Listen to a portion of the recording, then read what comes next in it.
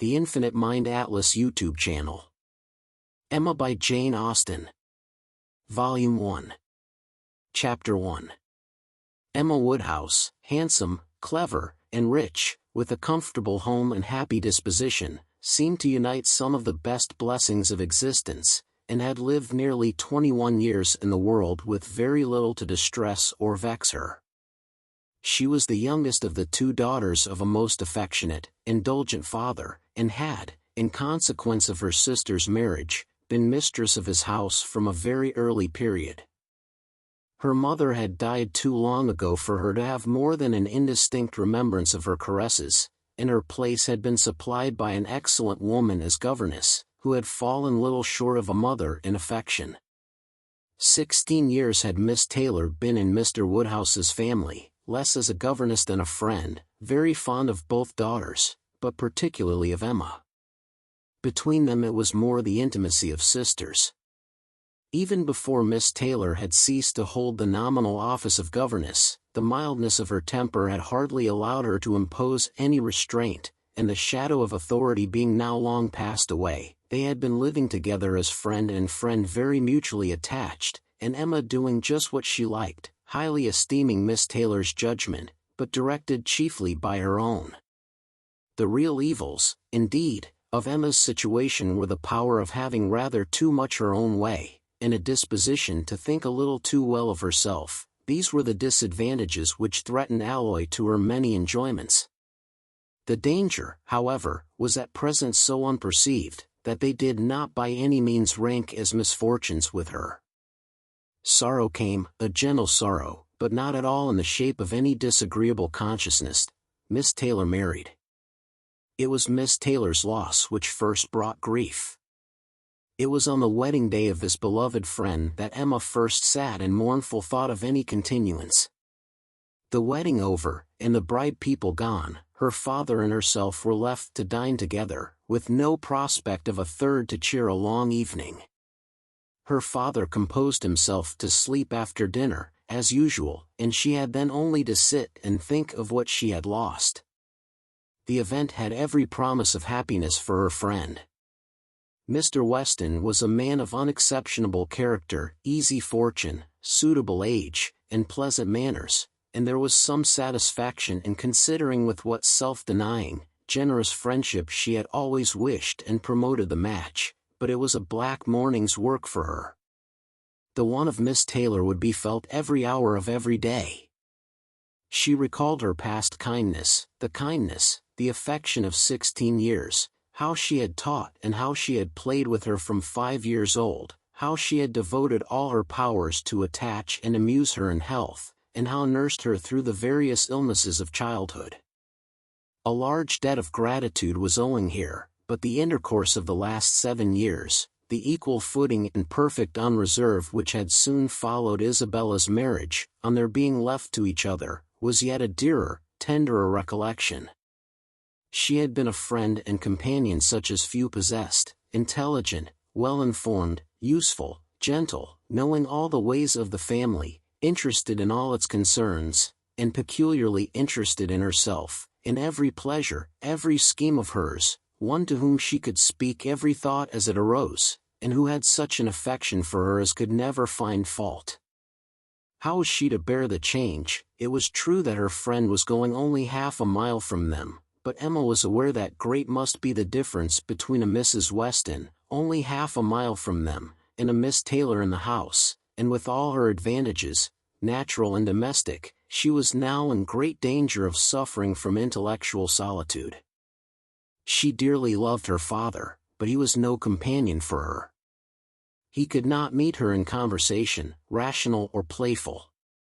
The evil of the actual disparity in their ages, and Mr. Woodhouse had not married early, was much increased by his constitution and habits, for having been a valetudinarian all his life, without activity of mind or body, he was a much older man in ways than in years, and though everywhere beloved for the friendliness of his heart and his amiable temper, his talents could not have recommended him at any time. Her sister, though comparatively but little removed by matrimony, being settled in London, only 16 miles off, was much beyond her daily reach, and many a long October and November evening must be struggled through at Hartfield, before Christmas brought the next visit from Isabella and her husband, and their little children, to fill the house, and give her pleasant society again. Highbury, the large and populous village, almost amounting to a town, to which Hartfield, in spite of its separate lawn, and shrubberies, and name, did really belong, afforded her no equals. The Woodhouses were first in consequence there. All looked up to them. She had many acquaintance in the place, for her father was universally civil, but not one among them who could be accepted in lieu of Miss Taylor for even half a day. It was a melancholy change, and Emma could not but sigh over it, and wish for impossible things, till her father awoke, and made it necessary to be cheerful. His spirits required support. He was a nervous man, easily depressed, fond of everybody that he was used to, and hating to part with them, hating change of every kind. Matrimony, as the origin of change, was always disagreeable, and he was by no means yet reconciled to his own daughter's marrying, nor could ever speak of her but with compassion, though it had been entirely a match of affection, when he was now obliged to part with Miss Taylor too, and from his habits of gentle selfishness, and of being never able to suppose that other people could feel differently from himself, he was very much disposed to think Miss Taylor had done as sad a thing for herself. As for them, it would have been a great deal happier if she had spent all the rest of her life at Hartfield. Emma smiled and chatted as cheerfully as she could, to keep him from such thoughts, but when tea came, it was impossible for him not to say exactly as he had said at dinner. Poor Miss Taylor, I wish she were here again. What a pity it is that Mr. Weston ever thought of her. I cannot agree with you, Papa, you know I cannot. Mr. Weston is such a good-humored, pleasant, excellent man, that he thoroughly deserves a good wife, and you would not have had Miss Taylor live with us forever, and bear all my odd humors, when she might have a house of her own? A house of her own, but where is the advantage of a house of her own? This is 3 times as large, and you have never any odd humors, my dear. How often we shall be going to see them, and they coming to see us, we shall be always meeting. We must begin, we must go and pay a wedding visit very soon. My dear, how am I to get so far? Randalls is such a distance. I could not walk half so far. No, Papa, nobody thought of your walking. We must go in the carriage, to be sure. The carriage! But James will not like to put the horses to for such a little way, and where are the poor horses to be while we are paying our visit? They are to be put into Mr. Weston's stable, Papa.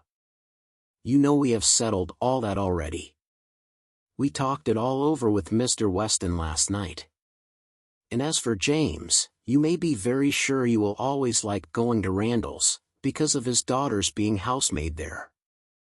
I only doubt whether he will ever take us anywhere else. That was your doing, Papa. You got Hannah that good place. Nobody thought of Hannah till you mentioned her. James is so obliged to you. I am very glad I did think of her. It was very lucky, for I would not have had poor James think himself slighted upon any account, and I am sure she will make a very good servant. She is a civil, pretty-spoken girl. I have a great opinion of her. Whenever I see her, she always curtsies and asks me how I do, in a very pretty manner, and when you have had her here to do needlework, I observe she always turns the lock of the door the right way and never bangs it. I am sure she will be an excellent servant, and it will be a great comfort to poor Miss Taylor to have somebody about her that she is used to see. Whenever James goes over to see his daughter, you know, she will be hearing of us. He will be able to tell her how we all are. Emma spared no exertions to maintain this happier flow of ideas, and hoped, by the help of backgammon, to get her father tolerably through the evening, and be attacked by no regrets but her own. The backgammon table was placed, but a visitor immediately afterwards walked in and made it unnecessary. Mr. Knightley, a sensible man about 7 or 8 and 30, was not only a very old and intimate friend of the family, but particularly connected with it, as the elder brother of Isabella's husband. He lived about a mile from Highbury, was a frequent visitor, and always welcome, and at this time more welcome than usual, as coming directly from their mutual connections in London.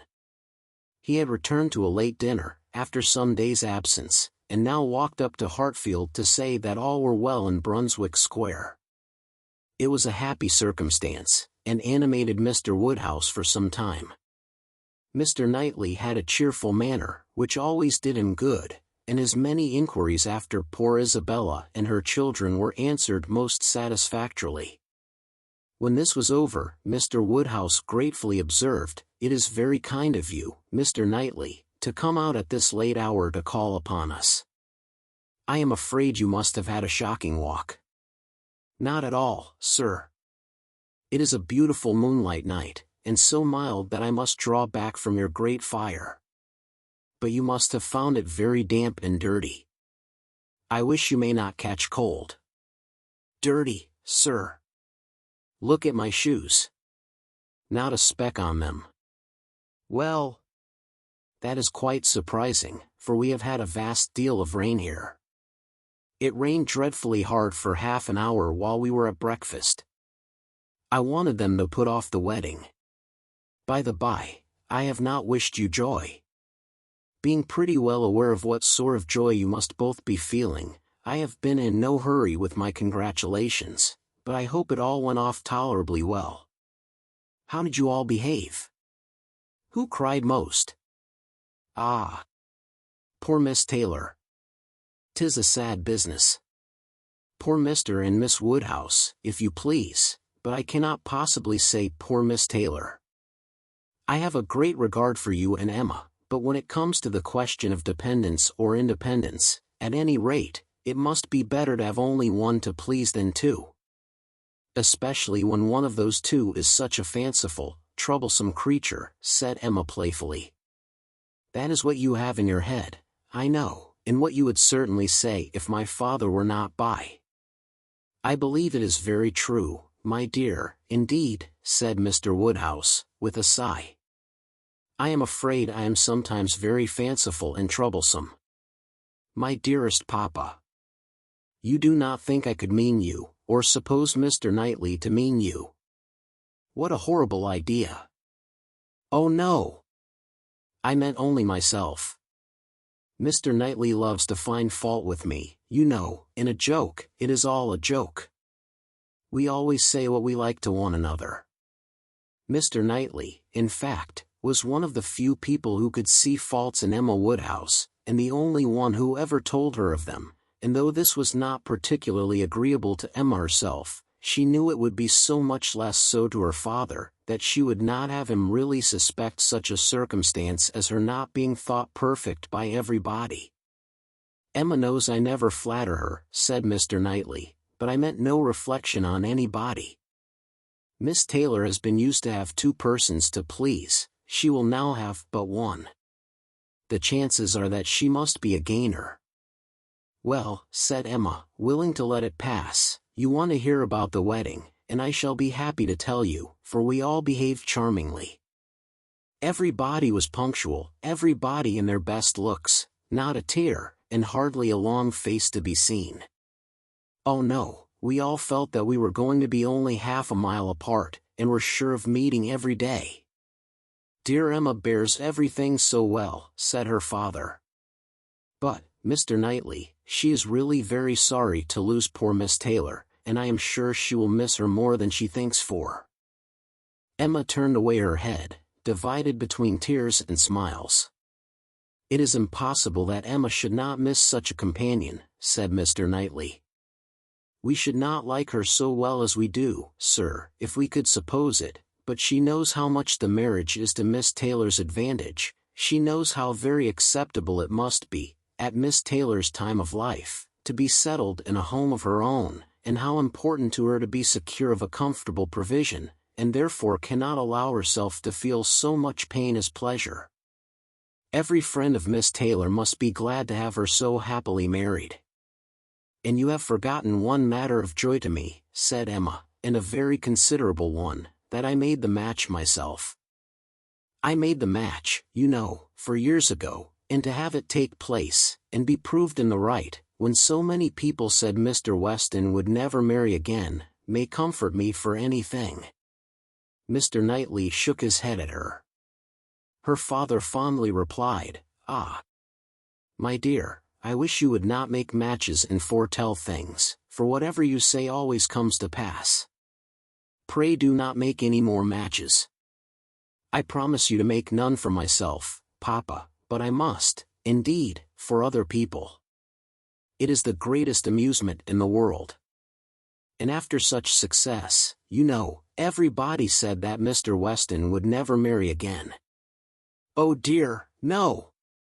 Mr. Weston, who had been a widower so long, and who seemed so perfectly comfortable without a wife, so constantly occupied either in his business in town or among his friends here, always acceptable wherever he went, always cheerful, Mr. Weston need not spend a single evening in the year alone if he did not like it. Oh no! Mr. Weston certainly would never marry again. Some people even talked of a promise to his wife on her deathbed, and others of the son and the uncle not letting him. All manner of solemn nonsense was talked on the subject, but I believed none of it. Ever since the day, about 4 years ago, that Miss Taylor and I met with him in Broadway Lane, when, because it began to drizzle, he darted away with so much gallantry, and borrowed 2 umbrellas for us from Farmer Mitchell's, I made up my mind on the subject. I planned the match from that hour, and when such success has blessed me in this instance, dear Papa, you cannot think that I shall leave off matchmaking. I do not understand what you mean by success, said Mr. Knightley. Success supposes endeavor. Your time has been properly and delicately spent, if you have been endeavoring for the last 4 years to bring about this marriage. A worthy employment for a young lady's mind. But if, which I rather imagine, you're making the match, as you call it, means only you're planning it, you're saying to yourself one idle day, I think it would be a very good thing for Miss Taylor if Mr. Weston were to marry her, and saying it again to yourself every now and then afterwards, why do you talk of success? Where is your merit? What are you proud of? You made a lucky guess, and that is all that can be said. And have you never known the pleasure and triumph of a lucky guess? I pity you. I thought you clever, for, depend upon it, a lucky guess is never merely luck. There's always some talent in it. And as to my poor word success, which you quarrel with, I do not know that I am so entirely without any claim to it. You have drawn 2 pretty pictures, but I think there may be a third, a something between the do-nothing and the do-all. If I had not promoted Mr. Weston's visits here, and given many little encouragements, and smoothed many little matters, it might not have come to anything after all. I think you must know Hartfield enough to comprehend that. A straightforward, open-hearted man like Weston, and a rational, unaffected woman like Miss Taylor, may be safely left to manage their own concerns. You are more likely to have done harm to yourself, than good to them, by interference. Emma never thinks of herself, if she can do good to others, rejoined Mr. Woodhouse, understanding but in part. But, my dear, pray do not make any more matches, they are silly things, and break up one's family circle grievously. Only one more, Papa, only for Mr. Elton. Poor Mr. Elton. You like Mr. Elton, Papa, I must look about for a wife for him.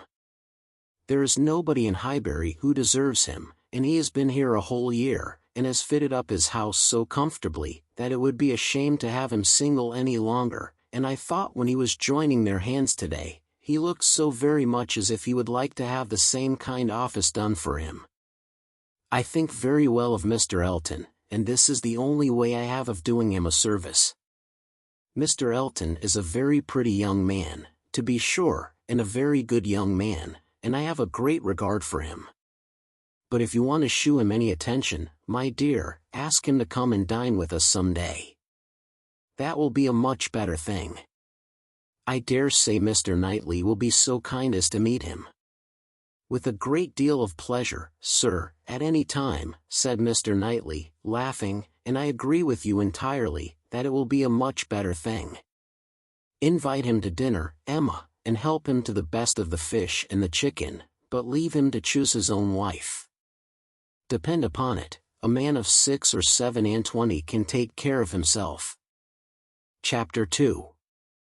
Mr. Weston was a native of Highbury, and born of a respectable family, which for the last 2 or 3 generations had been rising into gentility and property.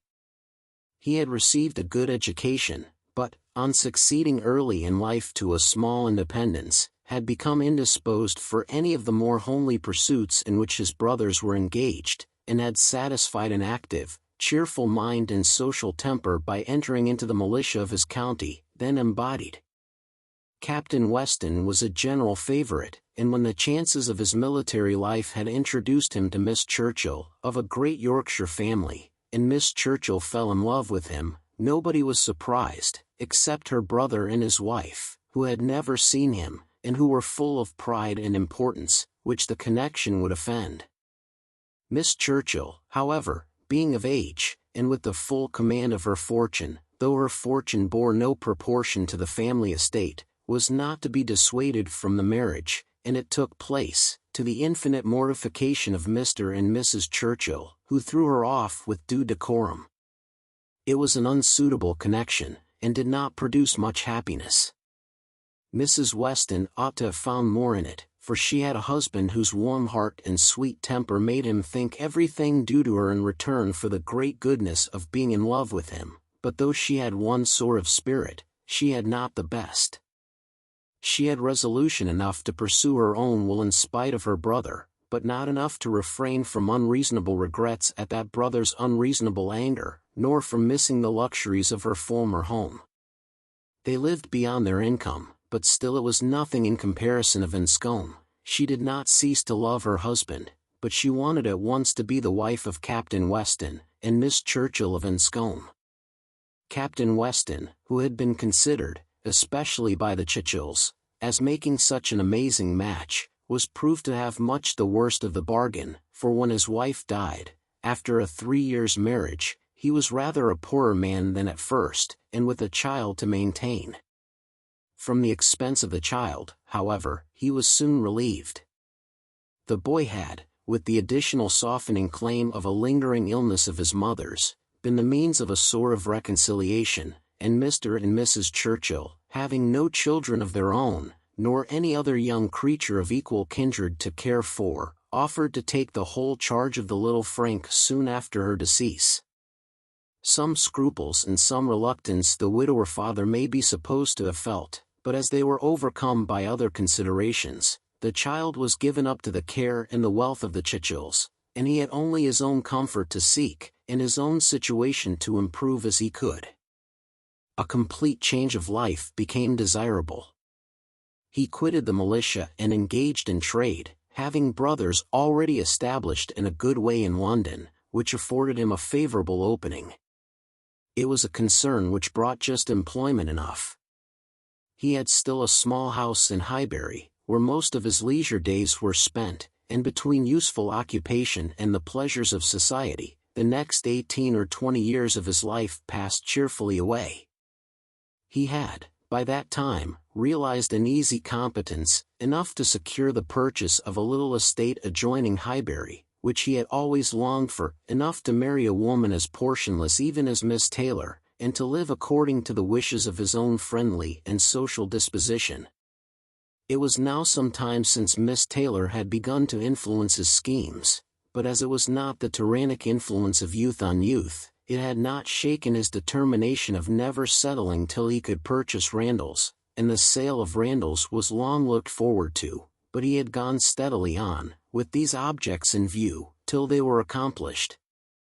He had made his fortune, bought his house, and obtained his wife, and was beginning a new period of existence, with every probability of greater happiness than in any yet passed through. He had never been an unhappy man. His own temper had secured him from that, even in his first marriage, but his second must shew him how delightful a well-judging and truly amiable woman could be, and must give him the pleasantest proof of its being a great deal better to choose than to be chosen, to excite gratitude than to feel it. He had only himself to please in his choice, his fortune was his own, for as to Frank, it was more than being tacitly brought up as his uncle's heir, it had become so avowed an adoption as to have him assume the name of Churchill on coming of age. It was most unlikely, therefore, that he should ever want his father's assistance. His father had no apprehension of it. The aunt was a capricious woman, and governed her husband entirely, but it was not in Mr. Weston's nature to imagine that any caprice could be strong enough to affect one so dear, and, as he believed, so deservedly dear. He saw his son every year in London, and was proud of him, and his fond report of him as a very fine young man had made Highbury feel a sort of pride in him too. He was looked on as sufficiently belonging to the place to make his merits and prospects a kind of common concern. Mr. Frank Churchill was one of the boasts of Highbury, and a lively curiosity to see him prevailed, though the compliment was so little returned that he had never been there in his life. His coming to visit his father had been often talked of, but never achieved. Now, upon his father's marriage, it was very generally proposed, as a most proper attention, that the visit should take place. There was not a dissentient voice on the subject, either when Mrs. Perry drank tea with Mrs. and Miss Bates, or when Mrs. and Miss Bates returned the visit. Now was the time for Mr. Frank Churchill to come among them, and the hope strengthened when it was understood that he had written to his new mother on the occasion. For a few days, every morning visit in Highbury included some mention of the handsome letter Mrs. Weston had received. "I suppose you have heard of the handsome letter Mr. Frank Churchill has written to Mrs. Weston? I understand it was a very handsome letter, indeed. Mr. Woodhouse told me of it. Mr. Woodhouse saw the letter, and he says he never saw such a handsome letter in his life. It was, indeed, a highly prized letter. Mrs. Weston had, of course, formed a very favorable idea of the young man, and such a pleasing attention was an irresistible proof of his great good sense, and a most welcome addition to every source and every expression of congratulation which her marriage had already secured. She felt herself a most fortunate woman, and she had lived long enough to know how fortunate she might well be thought, where the only regret was for a partial separation from friends whose friendship for her had never cooled, and who could ill bear to part with her. She knew that at times she must be missed, and could not think, without pain, of Emma's losing a single pleasure, or suffering an hour's ennui, from the want of her companionableness, but dear Emma was of no feeble character, she was more equal to her situation than most girls would have been, and had sense, and energy, and spirits that might be hoped would bear her well and happily through its little difficulties and privations. And then there was such comfort in the very easy distance of Randalls from Hartfield, so convenient for even solitary female walking, and in Mr. Weston's disposition and circumstances, which would make the approaching season no hindrance to their spending half the evenings in the week together. Her situation was altogether the subject of hours of gratitude to Mrs. Weston, and of moments only of regret, and her satisfaction, her more than satisfaction, her cheerful enjoyment, was so just and so apparent, that Emma, well as she knew her father, was sometimes taken by surprise at his being still able to pity poor Miss Taylor, when they left her at Randalls in the centre of every domestic comfort, or saw her go away in the evening attended by her pleasant husband to a carriage of her own. But never did she go without Mr. Woodhouse's giving a gentle sigh, and saying, "Ah, poor Miss Taylor! She would be very glad to stay." There was no recovering Miss Taylor, nor much likelihood of ceasing to pity her, but a few weeks brought some alleviation to Mr. Woodhouse. The compliments of his neighbors were over, he was no longer teased by being wished joy of so sorrowful an event, and the wedding cake, which had been a great distress to him, was all eat up. His own stomach could bear nothing rich, and he could never believe other people to be different from himself. What was unwholesome to him he regarded as unfit for any body, and he had, therefore, earnestly tried to dissuade them from having any wedding cake at all, and when that proved vain, as earnestly tried to prevent anybody's eating it. He had been at the pains of consulting Mr. Perry, the apothecary, on the subject. Mr. Perry was an intelligent, gentlemanlike man, whose frequent visits were one of the comforts of Mr. Woodhouse's life, and upon being applied to, he could not but acknowledge, though it seemed rather against the bias of inclination, that wedding cake might certainly disagree with many, perhaps with most people, unless taken moderately. With such an opinion, in confirmation of his own, Mr. Woodhouse hoped to influence every visitor of the newly married pair, but still the cake was eaten, and there was no rest for his benevolent nerves till it was all gone.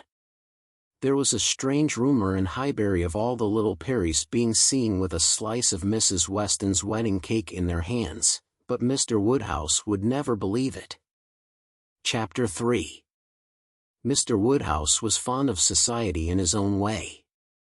He liked very much to have his friends come and see him, and from various united causes, from his long residence at Hartfield, and his good nature, from his fortune, his house, and his daughter, he could command the visits of his own little circle, in a great measure, as he liked.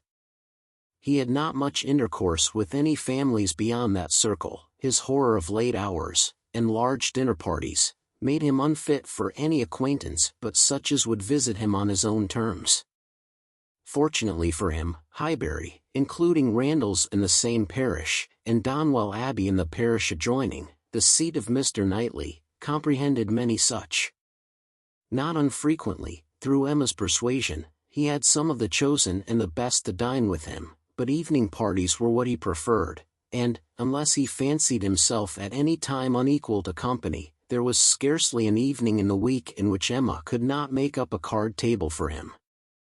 Real, long-standing regard brought the Westons and Mr. Knightley, and by Mr. Elton, a young man living alone without liking it, the privilege of exchanging any vacant evening of his own blank solitude for the elegancies and society of Mr. Woodhouse's drawing-room, and the smiles of his lovely daughter, was in no danger of being thrown away. After these came a second set, among the most commendable of whom were Mrs. and Miss Bates, and Mrs. Goddard, 3 ladies almost always at the service of an invitation from Hartfield, and who were fetched and carried home so often, that Mr. Woodhouse thought it no hardship for either James or the horses. Had it taken place only once a year, it would have been a grievance. Mrs. Bates, the widow of a former vicar of Highbury, was a very old lady, almost past everything but tea and quadrille. She lived with her single daughter in a very small way, and was considered with all the regard and respect which a harmless old lady, under such untoward circumstances, can excite. Her daughter enjoyed a most uncommon degree of popularity for a woman neither young, handsome, rich, nor married. Miss Bates stood in the very worst predicament in the world for having much of the public favor, and she had no intellectual superiority to make atonement to herself, or frighten those who might hate her into outward respect. She had never boasted either beauty or cleverness. Her youth had passed without distinction, and her middle of life was devoted to the care of a failing mother, and the endeavor to make a small income go as far as possible. And yet she was a happy woman, and a woman whom no one named without goodwill. It was her own universal goodwill and contented temper which worked such wonders. She loved everybody, was interested in everybody's happiness, quick-sighted to everybody's merits, thought herself a most fortunate creature, and surrounded with blessings and such an excellent mother, and so many good neighbors and friends, in a home that wanted for nothing. The simplicity and cheerfulness of her nature, her contented and grateful spirit, were a recommendation to everybody, and a mine of felicity to herself. She was a great talker upon little matters, which exactly suited Mr. Woodhouse, full of trivial communications and harmless gossip. Mrs. Goddard was the mistress of a school, not of a seminary, or an establishment, or anything which professed, in long sentences of refined nonsense, to combine liberal acquirements with elegant morality, upon new principles and new systems, and where young ladies for enormous pay might be screwed out of health and into vanity, but a real, honest, old-fashioned boarding school, where a reasonable quantity of accomplishments were sold at a reasonable price, and where girls might be sent to be out of the way, and scramble themselves into a little education, without any danger of coming back prodigies. Mrs. Goddard's school was in high repute, and very deservedly, for Highbury was reckoned a particularly healthy spot. She had an ample house and garden, gave the children plenty of wholesome food, let them run about a great deal in the summer, and in winter dressed their chilblains with her own hands. It was no wonder that a train of 20 young couple now walked after her to church. She was a plain, motherly kind of woman, who had worked hard in her youth, and now thought herself entitled to the occasional holiday of a tea visit, and having formerly owed much to Mr. Woodhouse's kindness, felt his particular claim on her to leave her neat parlor, hung round with fancy work, whenever she could, and win or lose a few sixpences by his fireside. These were the ladies whom Emma found herself very frequently able to collect, and happy was she, for her father's sake, in the power, though, as far as she was herself concerned, it was no remedy for the absence of Mrs. Weston. She was delighted to see her father look comfortable, and very much pleased with herself for contriving things so well, but the quiet prosings of 3 such women made her feel that every evening so spent was indeed one of the long evenings she had fearfully anticipated. As she sat one morning, looking forward to exactly such a close of the present day, a note was brought from Mrs. Goddard, requesting, in most respectful terms, to be allowed to bring Miss Smith with her, a most welcome request, for Miss Smith was a girl of 17, whom Emma knew very well by sight, and had long felt an interest in, on account of her beauty.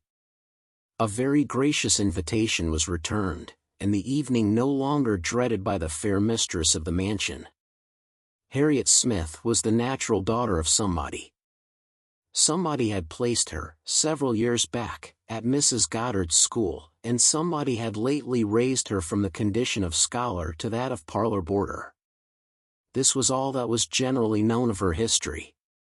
She had no visible friends but what had been acquired at Highbury, and was now just returned from a long visit in the country to some young ladies who had been at school there with her. She was a very pretty girl, and her beauty happened to be of a sort which Emma particularly admired.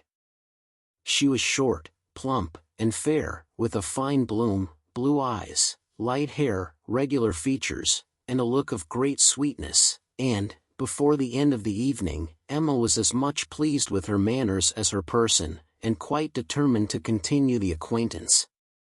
She was not struck by anything remarkably clever in Miss Smith's conversation, but she found her altogether very engaging, not inconveniently shy, not unwilling to talk, and yet so far from pushing, showing so proper and becoming a deference, seeming so pleasantly grateful for being admitted to Hartfield, and so artlessly impressed by the appearance of everything in so superior a style to what she had been used to, that she must have good sense, and deserve encouragement.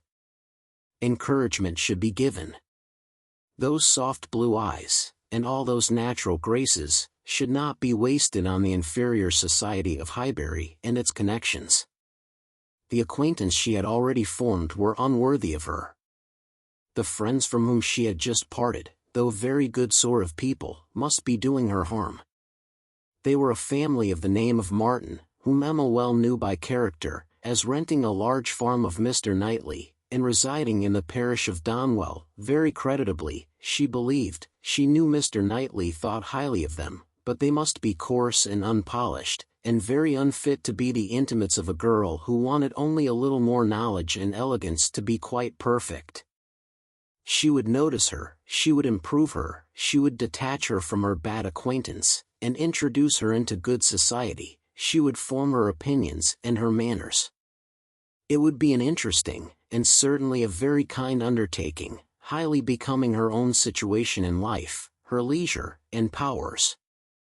She was so busy in admiring those soft blue eyes, in talking and listening, and forming all these schemes in the in-betweens, that the evening flew away at a very unusual rate, and the supper table, which always closed such parties, and for which she had been used to sit and watch the due time, was all set out and ready, and moved forwards to the fire, before she was aware.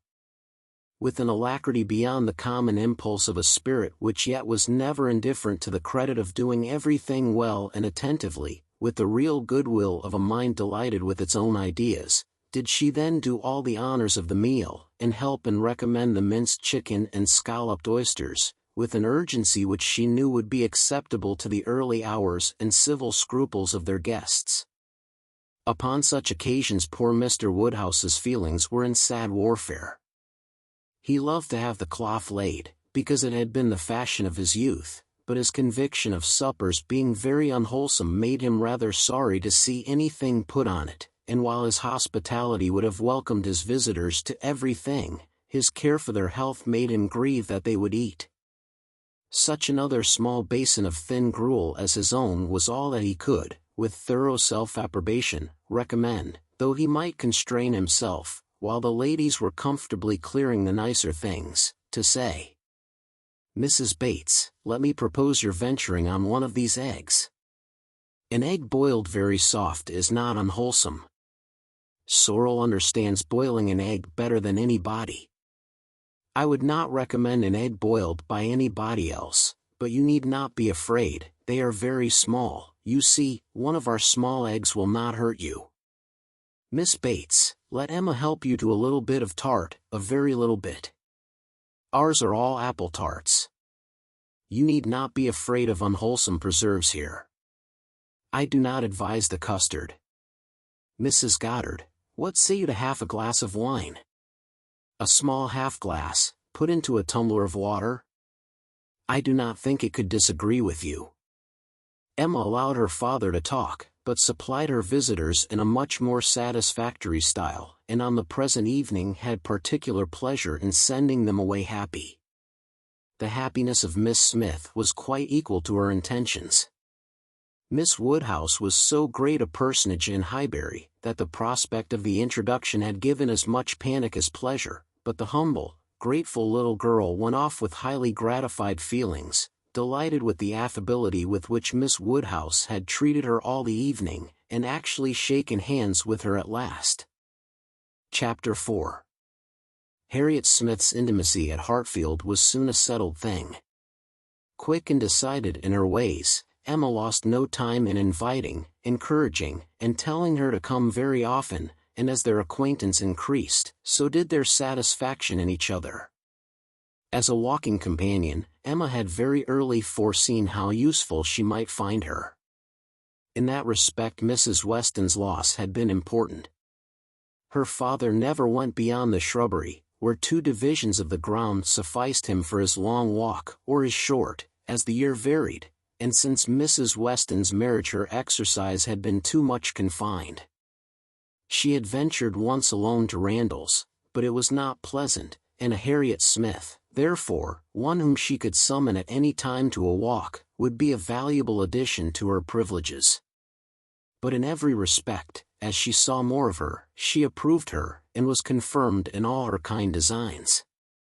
Harriet certainly was not clever, but she had a sweet, docile, grateful disposition, was totally free from conceit, and only desiring to be guided by anyone she looked up to. Her early attachment to herself was very amiable, and her inclination for good company, and power of appreciating what was elegant and clever, shewed that there was no want of taste, though strength of understanding must not be expected. Altogether she was quite convinced of Harriet Smith's being exactly the young friend she wanted, exactly the something which her home required. Such a friend as Mrs. Weston was out of the question. 2 such could never be granted. 2 such she did not want. It was quite a different sort of thing, a sentiment distinct and independent. Mrs. Weston was the object of a regard which had its basis in gratitude and esteem. Harriet would be loved as one to whom she could be useful. For Mrs. Weston there was nothing to be done, for Harriet everything. Her first attempts at usefulness were in an endeavor to find out who were the parents, but Harriet could not tell. She was ready to tell everything in her power, but on this subject questions were vain. Emma was obliged to fancy what she liked, but she could never believe that in the same situation she should not have discovered the truth. Harriet had no penetration. She had been satisfied to hear and believe just what Mrs. Goddard chose to tell her, and looked no farther. Mrs. Goddard, and the teachers, and the girls, and the affairs of the school in general, formed naturally a great part of the conversation, and but for her acquaintance with the Martins of Abbey Mill Farm, it must have been the whole. But the Martins occupied her thoughts a good deal. She had spent 2 very happy months with them, and now loved to talk of the pleasures of her visit, and describe the many comforts and wonders of the place. Emma encouraged her talkativeness, amused by such a picture of another set of beings, and enjoying the youthful simplicity which could speak with so much exultation of Mrs. Martin's having 2 parlors, 2 very good parlors, indeed, one of them quite as large as Mrs. Goddard's drawing-room, and of her having an upper maid who had lived 25 years with her, and of their having 8 cows, 2 of them Alderneys, and 1 a little Welch cow, a very pretty little Welch cow indeed, and of Mrs. Martin's saying as she was so fond of it, it should be called her cow, and of their having a very handsome summer house in their garden, where some day next year they were all to drink tea, a very handsome summer house, large enough to hold 12 people. For some time she was amused, without thinking beyond the immediate cause, but as she came to understand the family better, other feelings arose. She had taken up a wrong idea, fancying it was a mother and daughter, a son and son's wife, who all lived together, but when it appeared that the Mr. Martin, who bore a part in the narrative, and was always mentioned with approbation for his great good nature in doing something or other, was a single man, that there was no young Mrs. Martin, no wife in the case, she did suspect danger to her poor little friend from all this hospitality and kindness, and that, if she were not taken care of, she might be required to sink herself forever.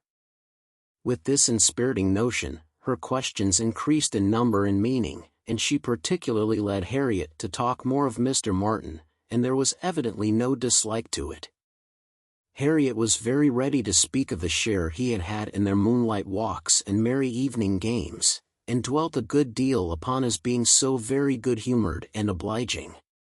He had gone 3 miles round one day in order to bring her some walnuts, because she had said how fond she was of them, and in everything else he was so very obliging.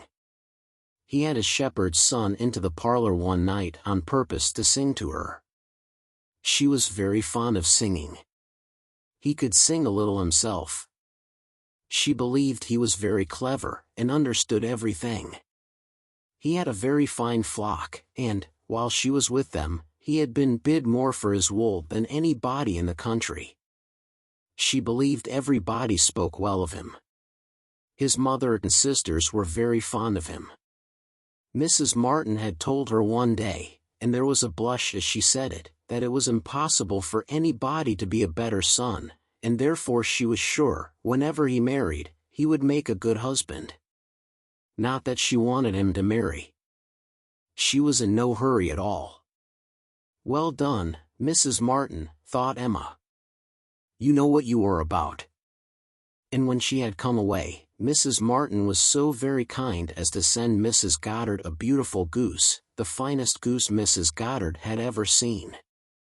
Mrs. Goddard had dressed it on a Sunday, and asked all the 3 teachers, Miss Nash, and Miss Prince, and Miss Richardson, to sup with her. Mr. Martin, I suppose, is not a man of information beyond the line of his own business? He does not read?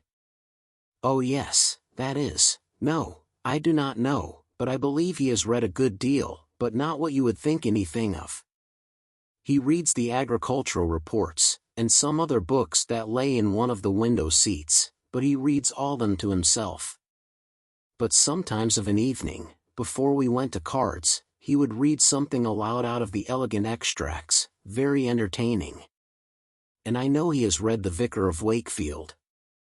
He never read The Romance of the Forest, nor The Children of the Abbey. He had never heard of such books before I mentioned them, but he is determined to get them now as soon as ever he can. The next question was, "What sort of looking man is Mr. Martin?"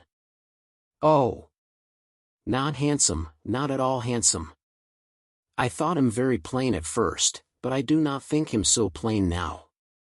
One does not, you know, after a time. But did you never see him? He is in Highbury every now and then, and he is sure to ride through every week in his way to Kingston. He has passed you very often." "That may be, and I may have seen him 50 times, but without having any idea of his name. A young farmer, whether on horseback or on foot, is the very last sort of person to raise my curiosity. The yeomanry are precisely the order of people with whom I feel I can have nothing to do. A degree or two lower, and a creditable appearance might interest me. I might hope to be useful to their families in some way or other. But a farmer can need none of my help, and is, therefore, in one sense, as much above my notice as in every other he is below it." "To be sure."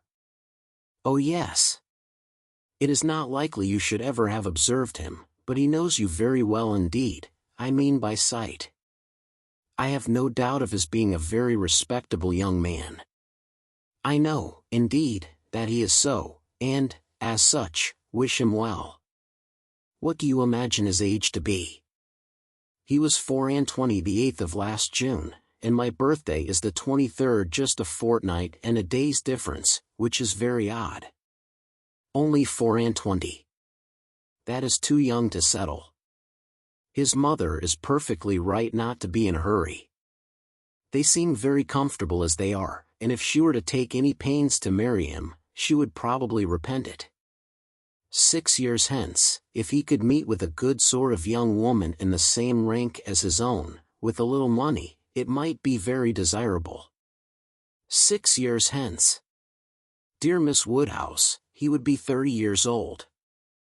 Well, and that is as early as most men can afford to marry, who are not born to an independence.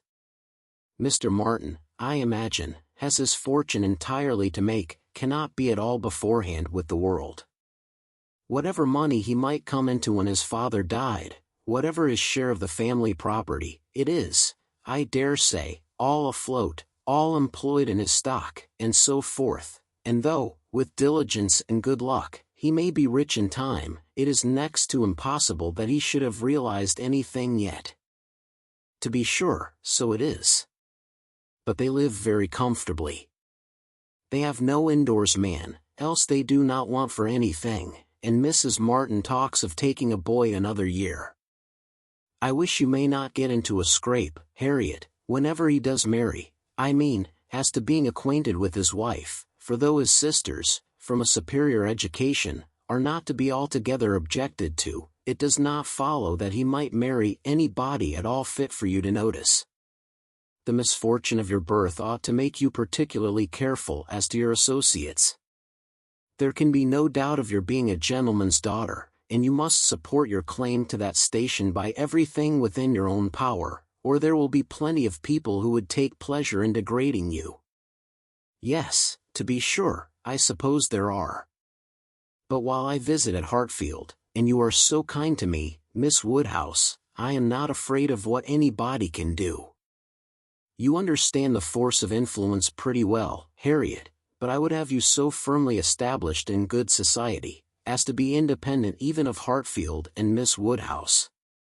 I want to see you permanently well connected, and to that end it will be advisable to have as few odd acquaintances as may be, and, therefore, I say that if you should still be in this country when Mr. Martin marries, I wish you may not be drawn in by your intimacy with the sisters, to be acquainted with the wife, who will probably be some mere farmer's daughter, without education." "To be sure." "Yes. Not that I think Mr. Martin would ever marry anybody but what had had some education, and been very well brought up. However, I do not mean to set up my opinion against yours, and I am sure I shall not wish for the acquaintance of his wife. I shall always have a great regard for the Miss Martins, especially Elizabeth, and should be very sorry to give them up, for they are quite as well educated as me. But if he marries a very ignorant, vulgar woman, certainly I had better not visit her, if I can help it. Emma watched her through the fluctuations of this speech, and saw no alarming symptoms of love.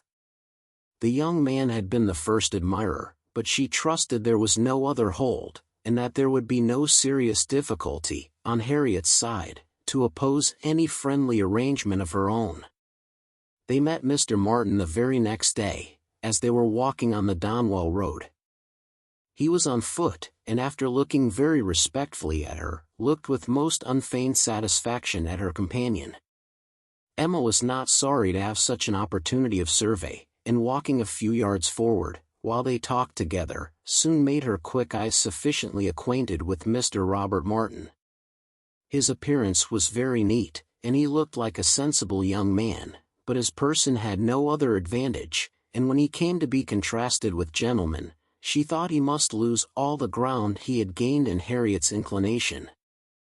Harriet was not insensible of manner. She had voluntarily noticed her father's gentleness with admiration as well as wonder. Mr. Martin looked as if he did not know what manner was. They remained but a few minutes together, as Miss Woodhouse must not be kept waiting, and Harriet then came running to her with a smiling face, and in a flutter of spirits, which Miss Woodhouse hoped very soon to compose. "Only think of our happening to meet him, how very odd." It was quite a chance, he said, that he had not gone round by Randall's. He did not think we ever walked this road. He thought we walked towards Randall's most days. He has not been able to get the romance of the forest yet. He was so busy the last time he was at Kingston that he quite forgot it, but he goes again tomorrow. So very odd we should happen to meet. Well, Miss Woodhouse, is he like what you expected? What do you think of him? Do you think him so very plain? He is very plain, undoubtedly, remarkably plain, but that is nothing compared with his entire want of gentility. I had no right to expect much, and I did not expect much, but I had no idea that he could be so very clownish, so totally without air. I had imagined him, I confess, a degree or two nearer gentility. To be sure, said Harriet, in a mortified voice, he is not so genteel as real gentlemen. I think, Harriet, since your acquaintance with us, you have been repeatedly in the company of some such very real gentlemen, that you must yourself be struck with the difference in Mr. Martin. At Hartfield, you have had very good specimens of well-educated, well-bred men. I should be surprised if, after seeing them, you could be in company with Mr. Martin again without perceiving him to be a very inferior creature, and rather wondering at yourself for having ever thought him at all agreeable before. Do not you begin to feel that now? Were not you struck? I am sure you must have been struck by his awkward look and abrupt manner, and the uncouthness of a voice which I heard to be wholly unmodulated as I stood here. Certainly, he is not like Mr. Knightley. He has not such a fine air and way of walking as Mr. Knightley.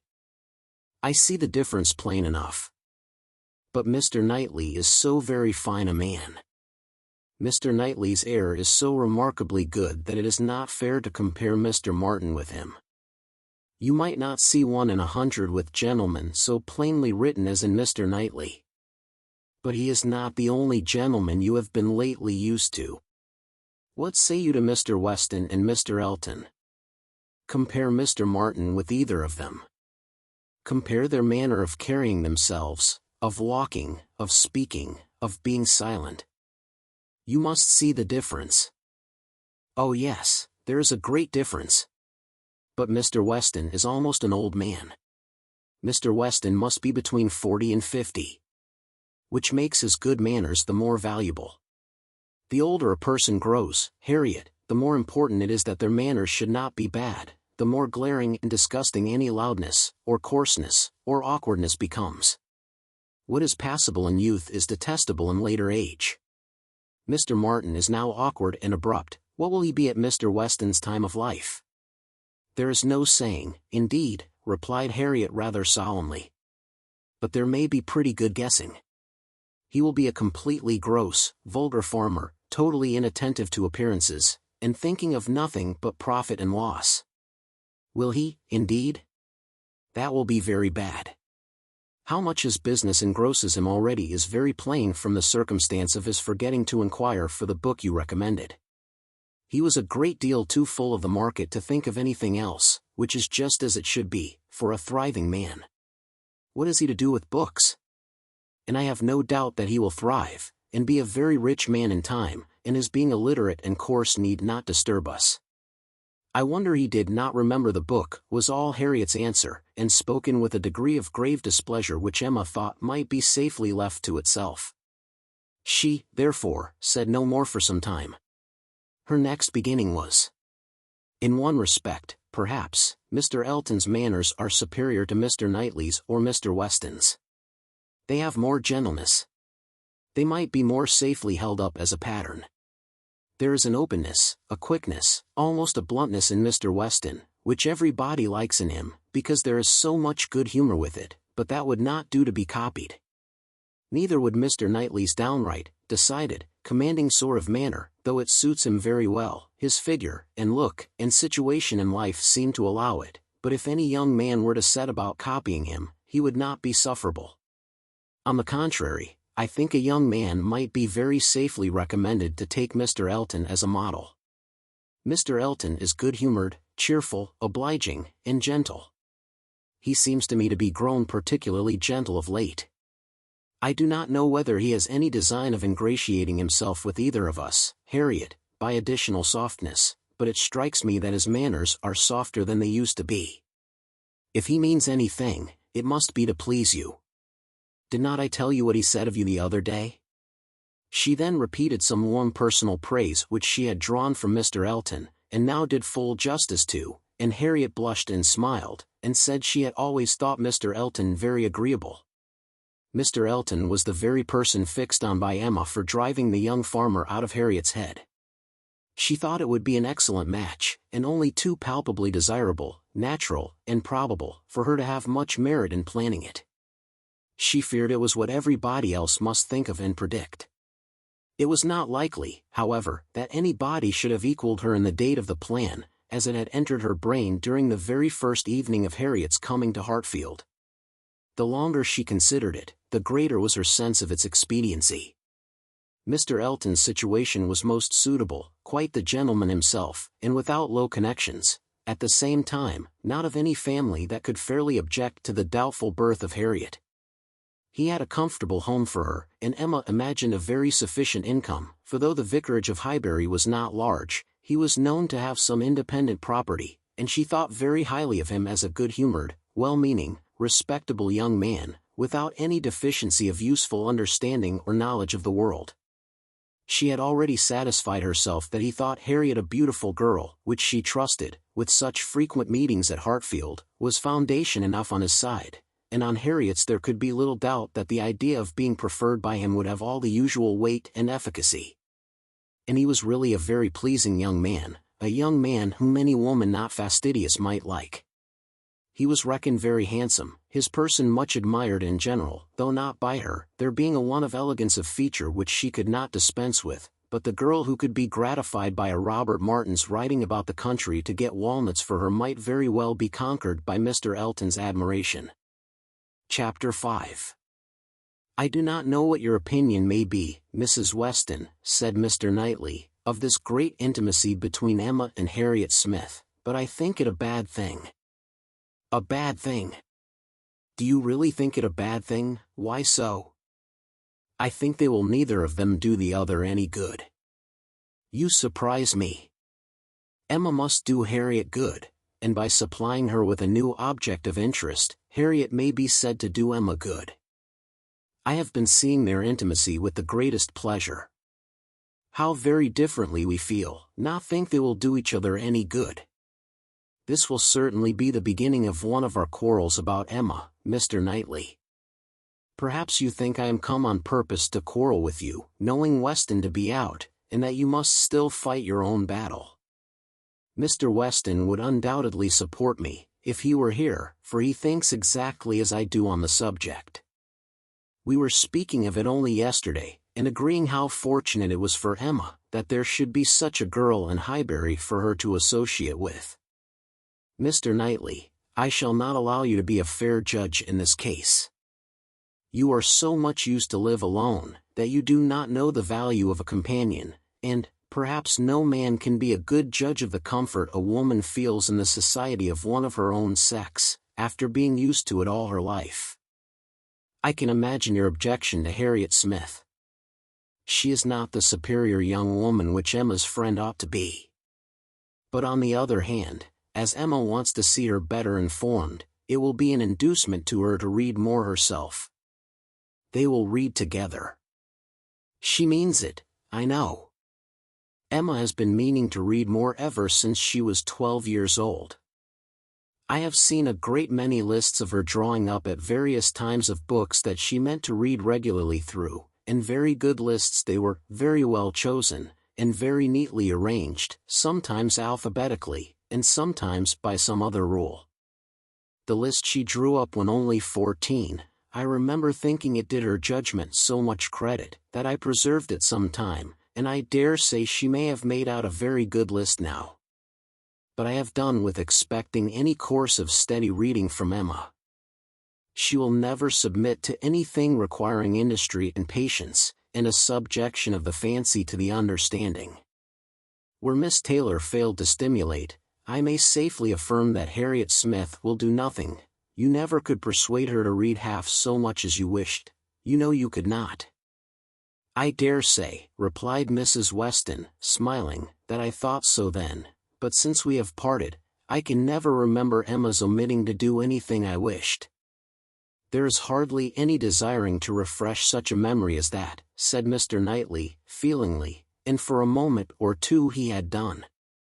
But I, he soon added, who have had no such charm thrown over my senses, must still see, hear, and remember. Emma is spoiled by being the cleverest of her family. At 10 years old, she had the misfortune of being able to answer questions which puzzled her sister at 17. She was always quick and assured, Isabella slow and diffident. And ever since she was 12, Emma has been mistress of the house and of you all. In her mother she lost the only person able to cope with her. She inherits her mother's talents, and must have been under subjection to her. I should have been sorry, Mr. Knightley, to be dependent on your recommendation, had I quitted Mr. Woodhouse's family and wanted another situation. I do not think you would have spoken a good word for me to anybody. I am sure you always thought me unfit for the office I held. Yes, said he, smiling. You are better placed here, very fit for a wife, but not at all for a governess. But you were preparing yourself to be an excellent wife all the time you were at Hartfield. You might not give Emma such a complete education as your powers would seem to promise, but you were receiving a very good education from her, on the very material matrimonial point of submitting your own will, and doing as you were bid, and if Weston had asked me to recommend him a wife, I should certainly have named Miss Taylor. Thank you. There will be very little merit in making a good wife to such a man as Mr. Weston. Why, to own the truth, I am afraid you are rather thrown away, and that with every disposition to bear, there will be nothing to be borne. We will not despair, however. Weston may grow cross from the wantonness of comfort, or his son may plague him. I hope not that, it is not likely. No, Mr. Knightley, do not foretell vexation from that quarter. Not I, indeed. I only name possibilities. I do not pretend to Emma's genius for foretelling and guessing. I hope, with all my heart, the young man may be a Weston in merit, and a Churchill in fortune, but Harriet Smith, I have not half done about Harriet Smith. I think her the very worst sort of companion that Emma could possibly have. She knows nothing herself, and looks upon Emma as knowing everything. She is a flatterer in all her ways, and so much the worse, because undesigned. Her ignorance is hourly flattery. How can Emma imagine she has anything to learn herself, while Harriet is presenting such a delightful inferiority? and as for Harriet, I will venture to say that she cannot gain by the acquaintance. Hartfield will only put her out of conceit with all the other places she belongs to. She will grow just refined enough to be uncomfortable with those among whom birth and circumstances have placed her home. I am much mistaken if Emma's doctrines give any strength of mind, or tend at all to make a girl adapt herself rationally to the varieties of her situation in life. They only give a little polish. I either depend more upon Emma's good sense than you do, or am more anxious for her present comfort, for I cannot lament the acquaintance. How well she looked last night. Oh! You would rather talk of her person than her mind, would you? Very well, I shall not attempt to deny Emma's being pretty. Pretty! Say beautiful rather. Can you imagine anything nearer perfect beauty than Emma altogether, face and figure? I do not know what I could imagine, but I confess that I have seldom seen a face or figure more pleasing to me than hers. But I am a partial old friend. Such an eye, the true hazel eye, and so brilliant. Regular features, open countenance, with a complexion. Oh! What a bloom of full health, and such a pretty height and size, such a firm and upright figure. There is health, not merely in her bloom, but in her air, her head, her glance. One hears sometimes of a child being the picture of health. Now, Emma always gives me the idea of being the complete picture of grown-up health. She is loveliness itself. Mr. Knightley, is not she? I have not a fault to find with her person, he replied. I think her all you describe. I love to look at her, and I will add this praise, that I do not think her personally vain. Considering how very handsome she is, she appears to be little occupied with it. Her vanity lies another way.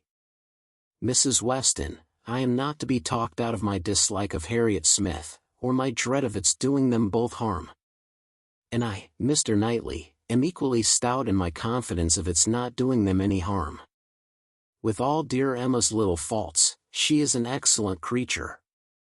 Where shall we see a better daughter, or a kinder sister, or a truer friend?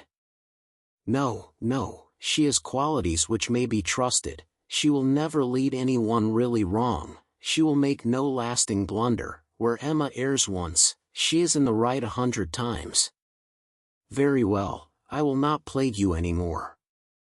Emma shall be an angel, and I will keep my spleen to myself till Christmas brings John and Isabella. John loves Emma with a reasonable and therefore not a blind affection, and Isabella always thinks as he does, except when he is not quite frightened enough about the children. I am sure of having their opinions with me. I know that you all love her really too well to be unjust or unkind, but excuse me, Mr. Knightley, if I take the liberty. I consider myself, you know, as having somewhat of the privilege of speech that Emma's mother might have had, the liberty of hinting that I do not think any possible good can arise from Harriet Smith's intimacy being made a matter of much discussion among you.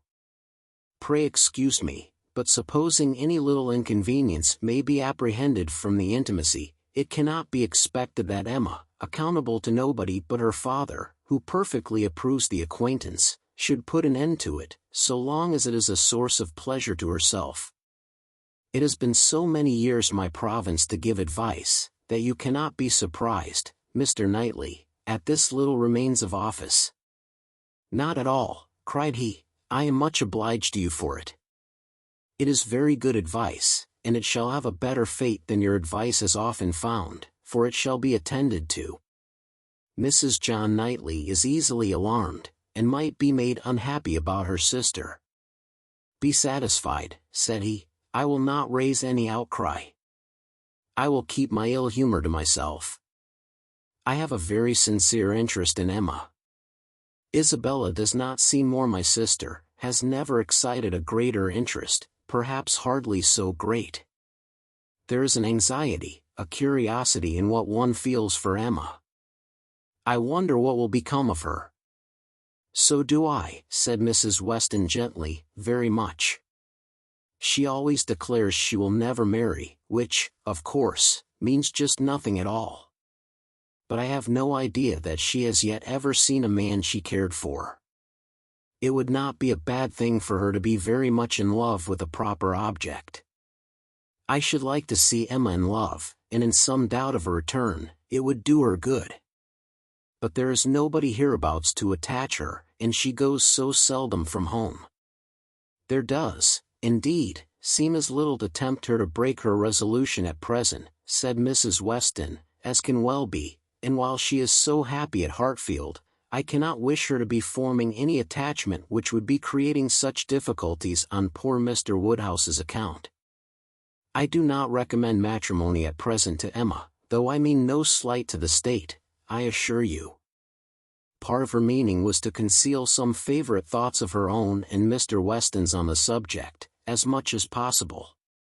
There were wishes at Randalls respecting Emma's destiny, but it was not desirable to have them suspected, and the quiet transition which Mr. Knightley soon afterwards made to "What does Weston think of the weather, shall we have rain?" convinced her that he had nothing more to say or surmise about Hartfield. Chapter 6.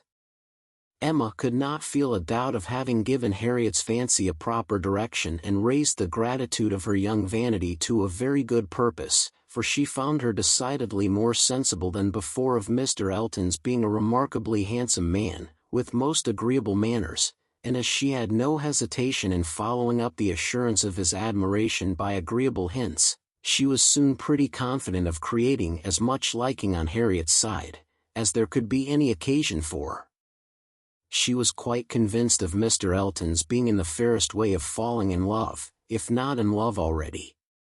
She had no scruple with regard to him. He talked of Harriet, and praised her so warmly, that she could not suppose anything wanting which a little time would not add. His perception of the striking improvement of Harriet's manner, since her introduction at Hartfield, was not one of the least agreeable proofs of his growing attachment.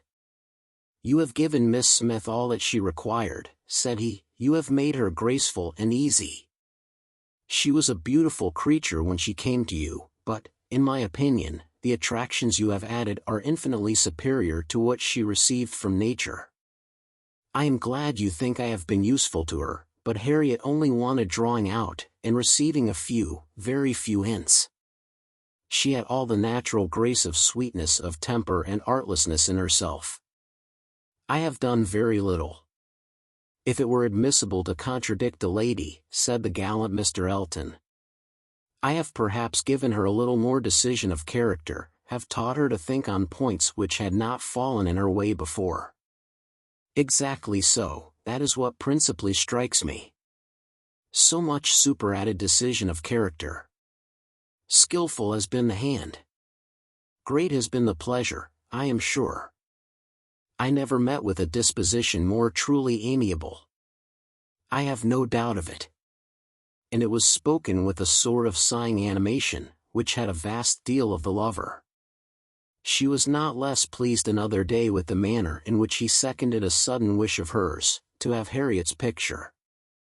"Did you ever have your likeness taken, Harriet?" said she. "Did you ever sit for your picture?" Harriet was on the point of leaving the room, and only stopped to say, with a very interesting naivete, "Oh, dear, no, never." No sooner was she out of sight, than Emma exclaimed, "What an exquisite possession a good picture of her would be! I would give any money for it. I almost long to attempt her likeness myself.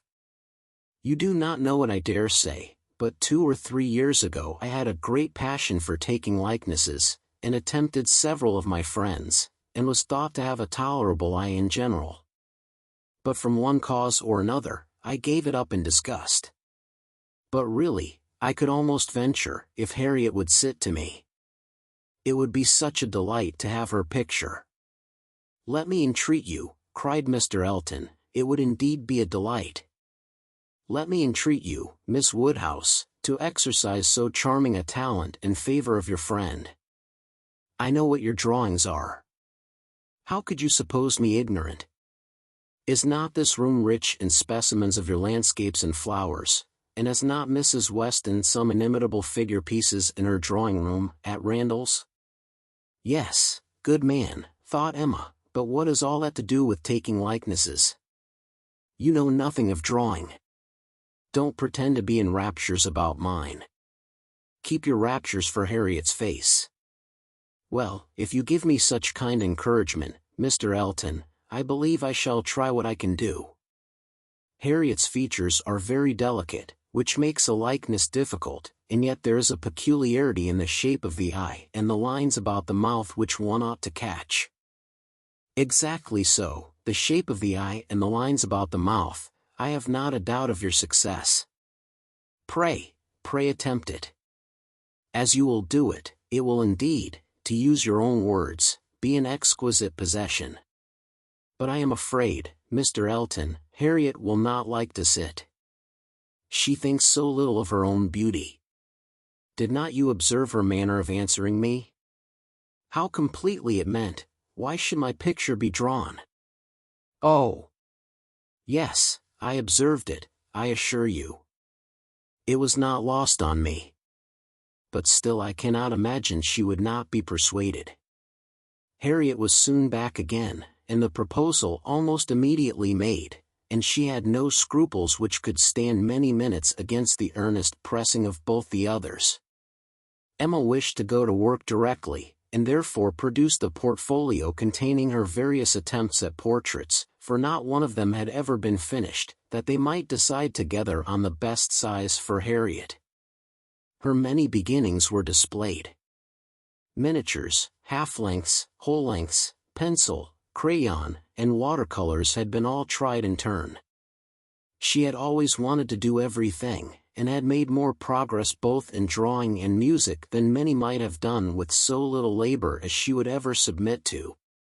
She played and sang, and drew in almost every style, but steadiness had always been wanting, and in nothing had she approached the degree of excellence which she would have been glad to command, and ought not to have failed of.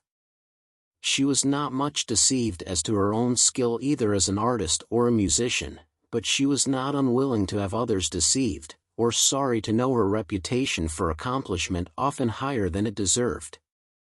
There was merit in every drawing, in the least finished, perhaps the most. Her style was spirited, but had there been much less, or had there been 10 times more, the delight and admiration of her two companions would have been the same. They were both in ecstasies. A likeness pleases everybody, and Miss Woodhouse's performances must be capital. No great variety of faces for you, said Emma. I had only my own family to study from. There is my father, another of my father, but the idea of sitting for his picture made him so nervous, that I could only take him by stealth, neither of them very like therefore. Mrs. Weston again, and again, and again, you see. Dear Mrs. Weston. Always my kindest friend on every occasion. She would sit whenever I asked her. There is my sister, and really quite her own little elegant figure, and the face not unlike. I should have made a good likeness of her, if she would have sat longer, but she was in such a hurry to have me draw her 4 children that she would not be quiet. Then, here come all my attempts at 3 of those 4 children, there they are, Henry and John and Bella, from one end of the sheet to the other, and any one of them might do for any one of the rest. She was so eager to have them drawn that I could not refuse, but there is no making children of 3 or 4 years old stand still, you know, nor can it be very easy to take any likeness of them, beyond the air and complexion, unless they are coarser featured than any of Mamma's children ever were. Here is my sketch of the 4th, who was a baby. I took him as he was sleeping on the sofa, and it is as strong a likeness of his cockade as you would wish to see.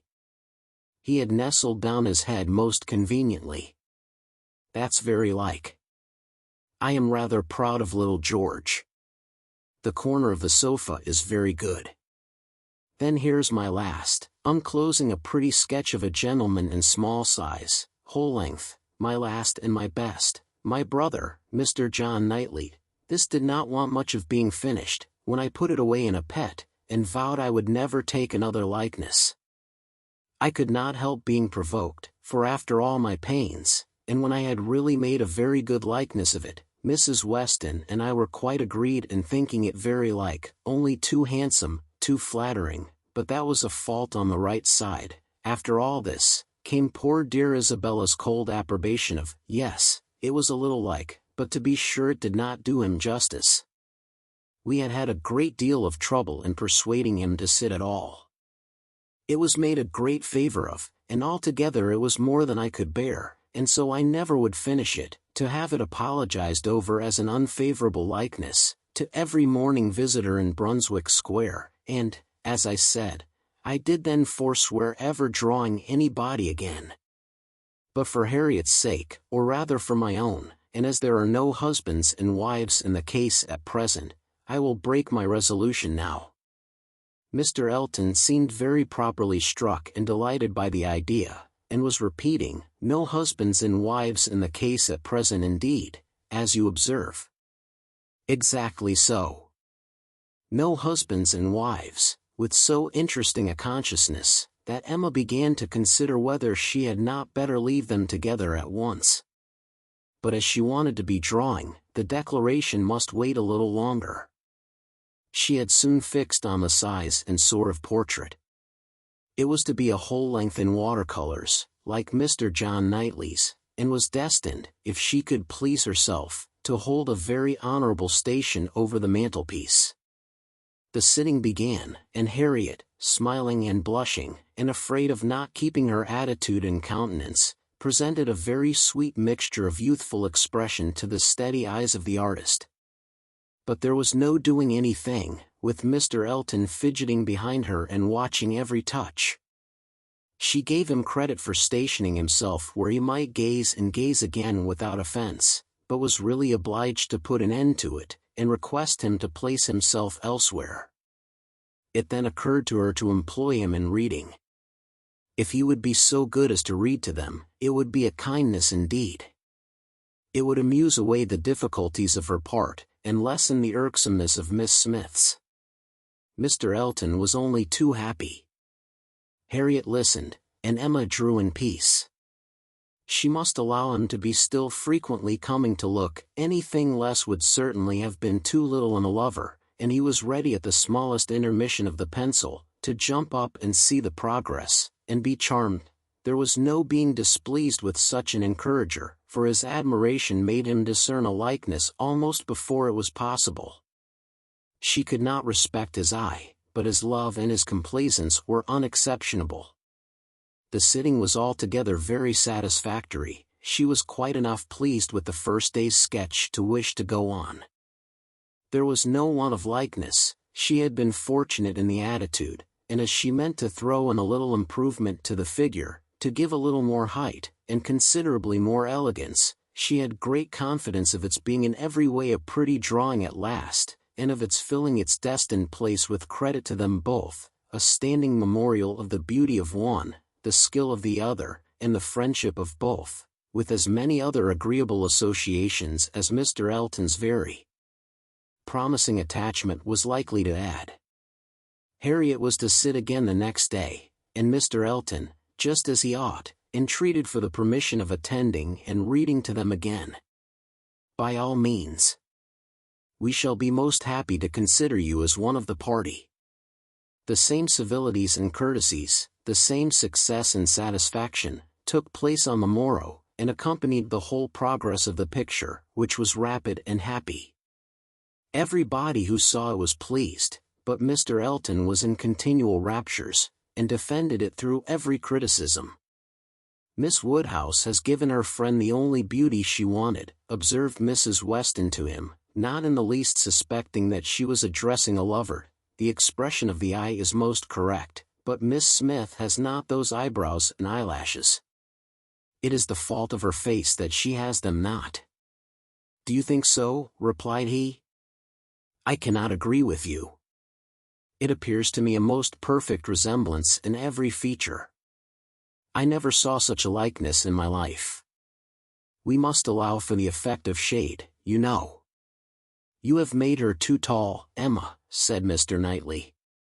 Emma knew that she had, but would not own it, and Mr. Elton warmly added, "Oh no! Certainly not too tall, not in the least too tall.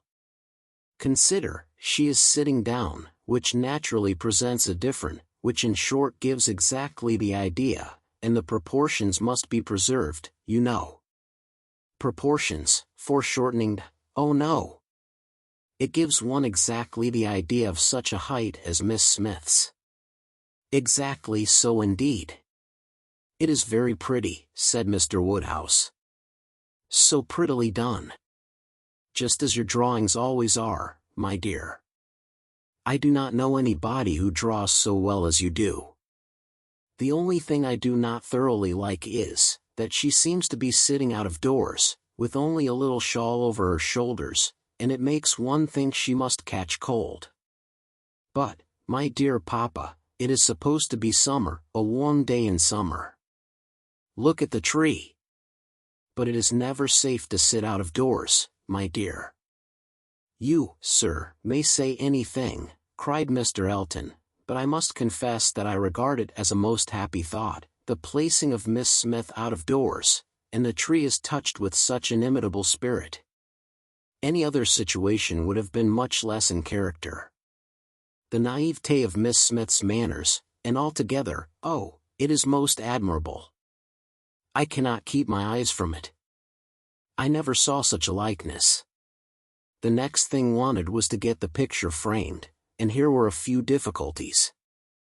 It must be done directly, it must be done in London, the order must go through the hands of some intelligent person whose taste could be depended on, and Isabella, the usual doer of all commissions, must not be applied to, because it was December, and Mr. Woodhouse could not bear the idea of her stirring out of her house in the fogs of December.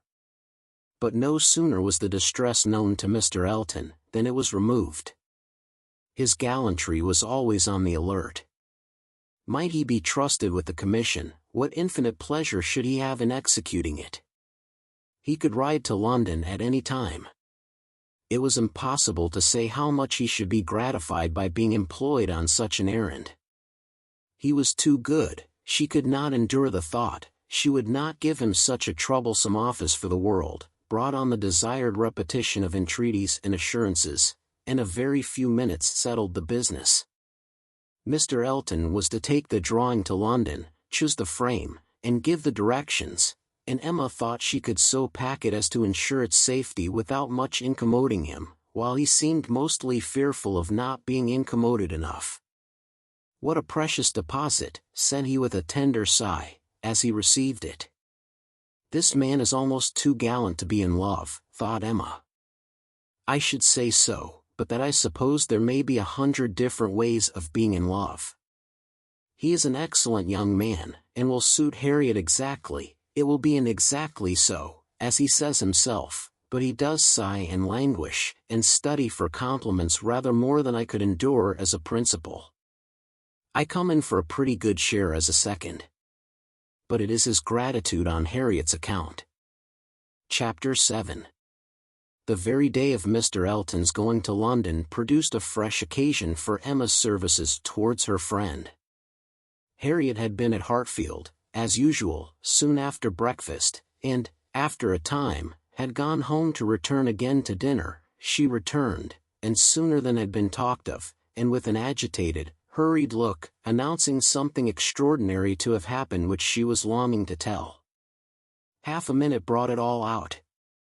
She had heard, as soon as she got back to Mrs. Goddard's, that Mr. Martin had been there an hour before, and finding she was not at home, nor particularly expected, had left a little parcel for her from one of his sisters, and gone away, and on opening this parcel, she had actually found, besides the 2 songs which she had lent Elizabeth to copy, a letter to herself, and this letter was from him, from Mr. Martin, and contained a direct proposal of marriage. Who could have thought it?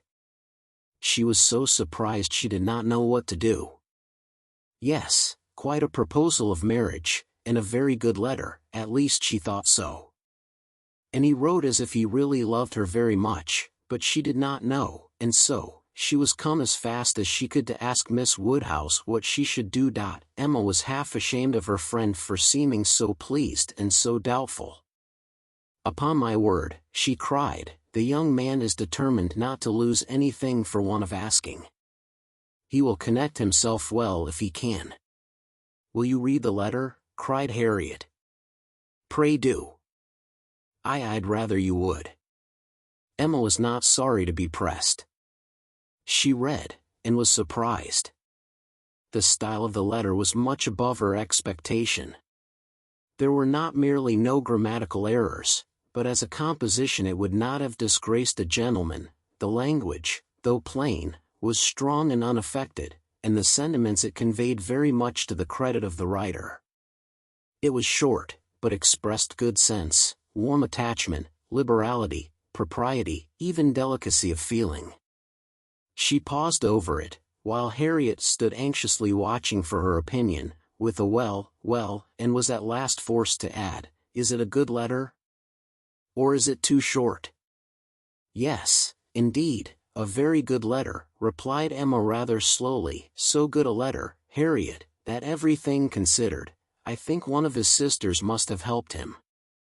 I can hardly imagine the young man whom I saw talking with you the other day could express himself so well, if left quite to his own powers, and yet it is not the style of a woman. No, certainly, it is too strong and concise, not diffuse enough for a woman. No doubt he is a sensible man, and I suppose may have a natural talent for, thinks strongly and clearly, and when he takes a pen in hand, his thoughts naturally find proper words. It is so with some men.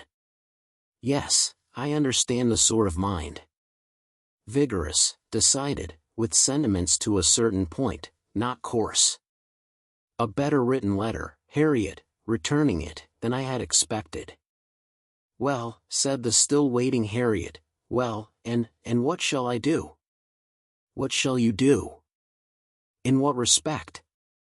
Do you mean with regard to this letter?" "Yes. But what are you in doubt of?" "You must answer it of course, and speedily." "Yes. But what shall I say?" "Dear Miss Woodhouse, do advise me." "Oh no, no. The letter had much better be all your own. You will express yourself very properly, I am sure. There is no danger of your not being intelligible, which is the first thing.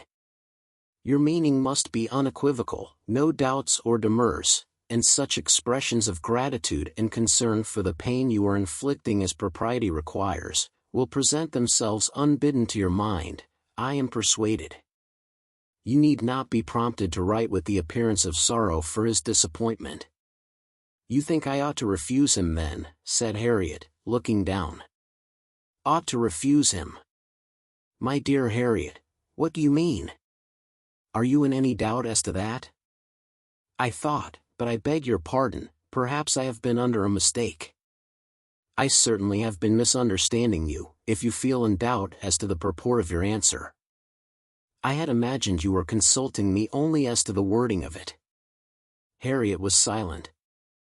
With a little reserve of manner, Emma continued. "You mean to return a favorable answer, I collect." "No, I do not, that is, I do not mean, what shall I do? What would you advise me to do? Pray, dear Miss Woodhouse, tell me what I ought to do." "I shall not give you any advice, Harriet. I will have nothing to do with it. This is a point which you must settle with your feelings." "I had no notion that he liked me so very much," said Harriet, contemplating the letter. For a little while Emma persevered in her silence, but beginning to apprehend the bewitching flattery of that letter might be too powerful, she thought it best to say, "I lay it down as a general rule, Harriet, that if a woman doubts as to whether she should accept a man or not, she certainly ought to refuse him. If she can hesitate as to yes, she ought to say no directly. It is not a state to be safely entered into with doubtful feelings, with half a heart. I thought it my duty as a friend, and older than yourself, to say thus much to you. But do not imagine that I want to influence you. Oh, no, I am sure you are a great deal too kind to, but if you would just advise me what I had best do. No, no, I do not mean that. As you say, one's mind ought to be quite made up, one should not be hesitating, it is a very serious thing. It will be safer to say no, perhaps. Do you think I had better say no? Not for the world, said Emma, smiling graciously, would I advise you either way. You must be the best judge of your own happiness. If you prefer Mr. Martin to every other person, if you think him the most agreeable man you have ever been in company with, why should you hesitate? You blush, Harriet. Does anybody else occur to you at this moment under such a definition? Harriet, Harriet, do not deceive yourself, do not be run away with by gratitude and compassion. At this moment who were you thinking of? The symptoms were favorable. Instead of answering, Harriet turned away confused, and stood thoughtfully by the fire, and though the letter was still in her hand, it was now mechanically twisted about without regard. Emma waited the result with impatience, but not without strong hopes.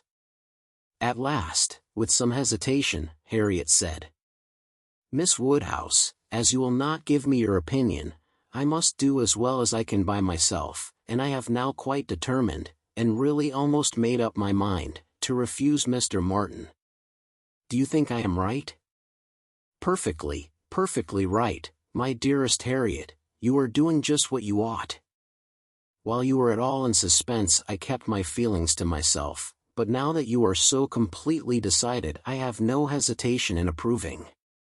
Dear Harriet, I give myself joy of this. It would have grieved me to lose your acquaintance, which must have been the consequence of your marrying Mr. Martin. While you were in the smallest degree wavering, I said nothing about it, because I would not influence, but it would have been the loss of a friend to me. I could not have visited Mrs. Robert Martin, of Abbey Mill Farm. Now I am secure of you forever. Harriet had not surmised her own danger, but the idea of it struck her forcibly. You could not have visited me, she cried, looking aghast. No, to be sure you could not, but I never thought of that before.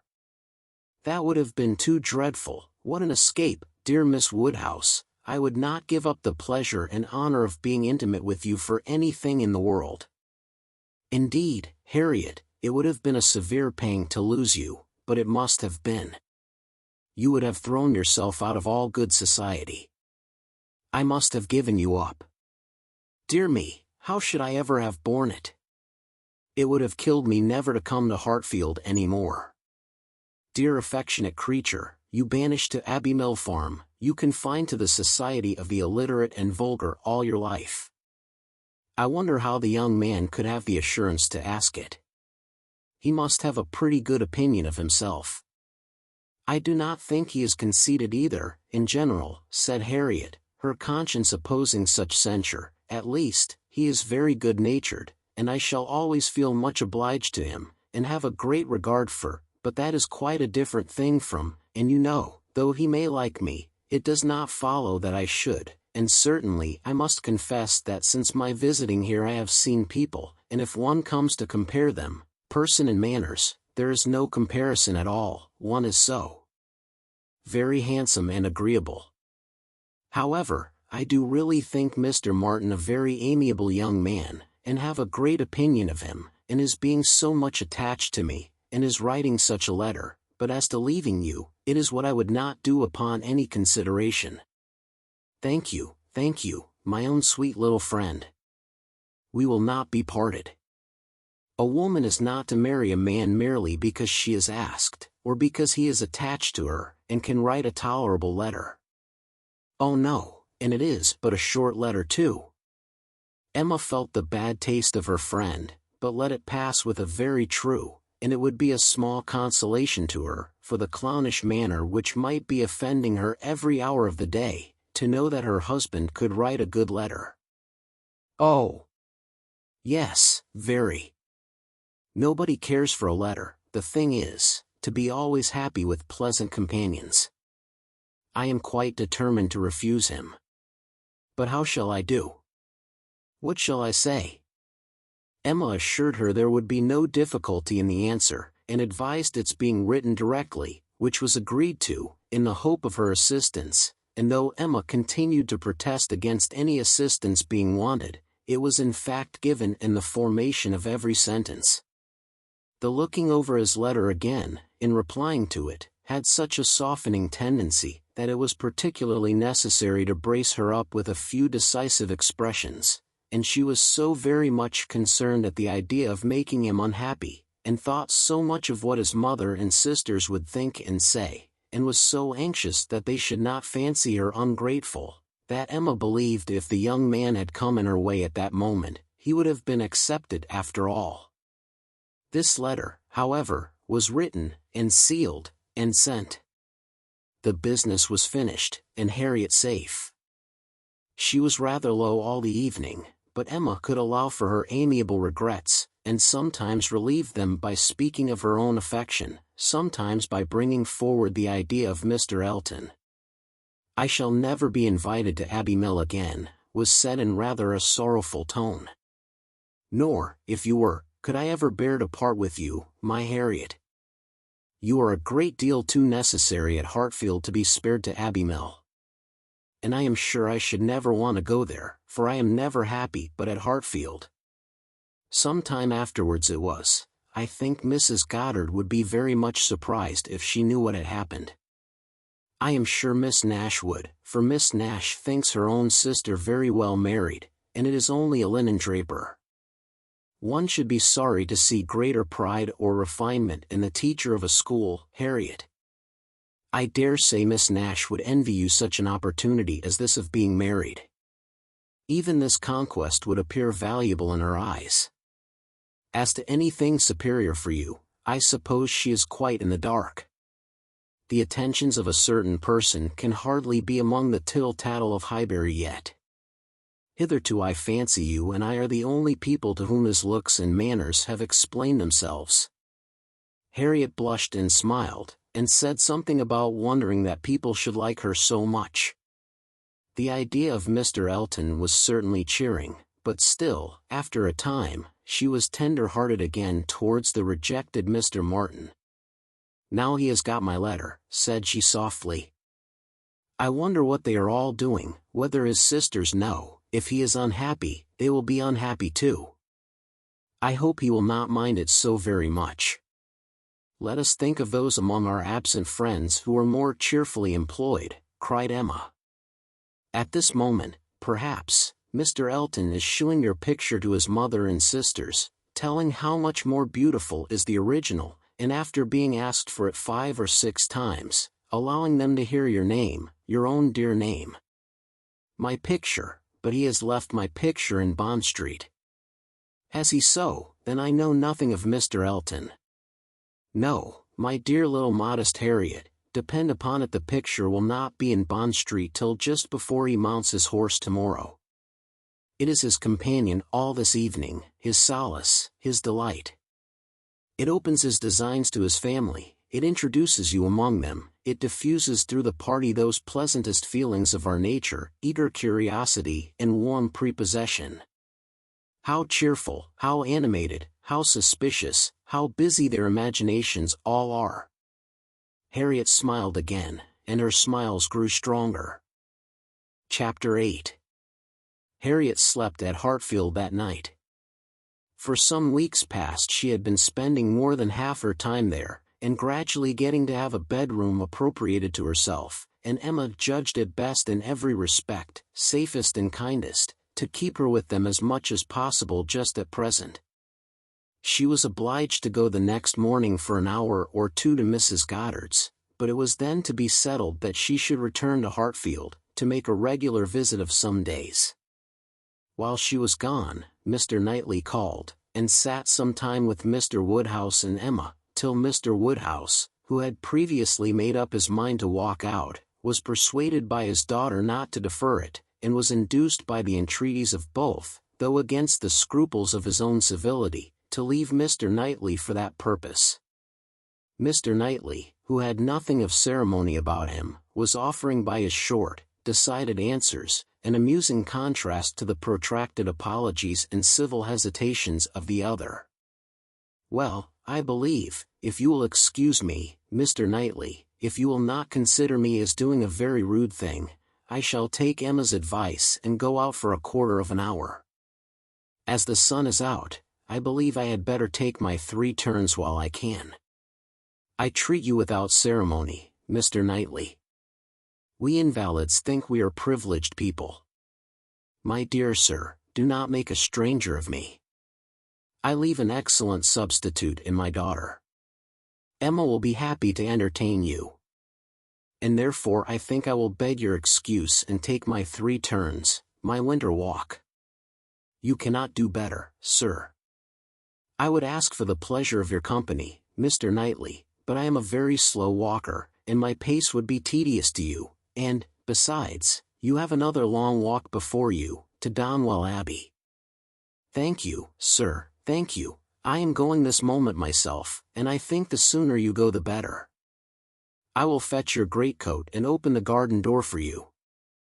Mr. Woodhouse at last was off, but Mr. Knightley, instead of being immediately off likewise, sat down again, seemingly inclined for more chat. He began speaking of Harriet, and speaking of her with more voluntary praise than Emma had ever heard before.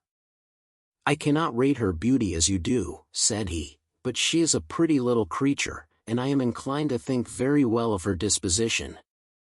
Her character depends upon those she is with, but in good hands she will turn out a valuable woman. I am glad you think so, and the good hands, I hope, may not be wanting.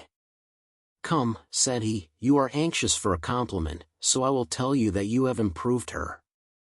You have cured her of her schoolgirl's giggle. She really does you credit. Thank you. I should be mortified indeed if I did not believe I had been of some use, but it is not everybody who will bestow praise where they may. You do not often overpower me with it. You are expecting her again, you say, this morning? Almost every moment. She has been gone longer already than she intended. Something has happened to delay her, some visitors perhaps. Highbury gossips, tiresome wretches. Harriet may not consider everybody tiresome that you would. Emma knew this was too true for contradiction, and therefore said nothing. He presently added, with a smile, I do not pretend to fix on times or places, but I must tell you that I have good reason to believe your little friend will soon hear of something to her advantage. Indeed. How so? Of what sort?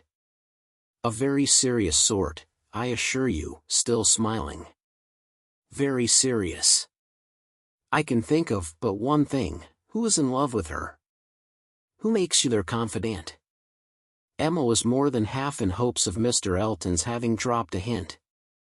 Mr. Knightley was a sort of general friend and adviser, and she knew Mr. Elton looked up to him. I have reason to think, he replied, that Harriet Smith will soon have an offer of marriage, and from a most unexceptionable quarter. Robert Martin is the man. Her visit to Abbey Mill, this summer, seems to have done his business. He is desperately in love and means to marry her. He is very obliging, said Emma, but is he sure that Harriet means to marry him? Well, means to make her an offer then. Will that do? He came to the Abbey 2 evenings ago, on purpose to consult me about it. He knows I have a thorough regard for him and all his family, and, I believe, considers me as one of his best friends.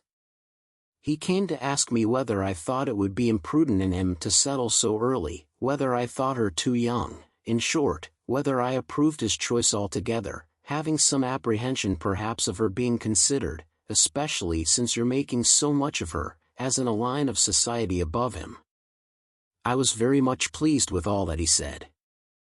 I never hear better sense from anyone than Robert Martin. He always speaks to the purpose, open, straightforward, and very well judging.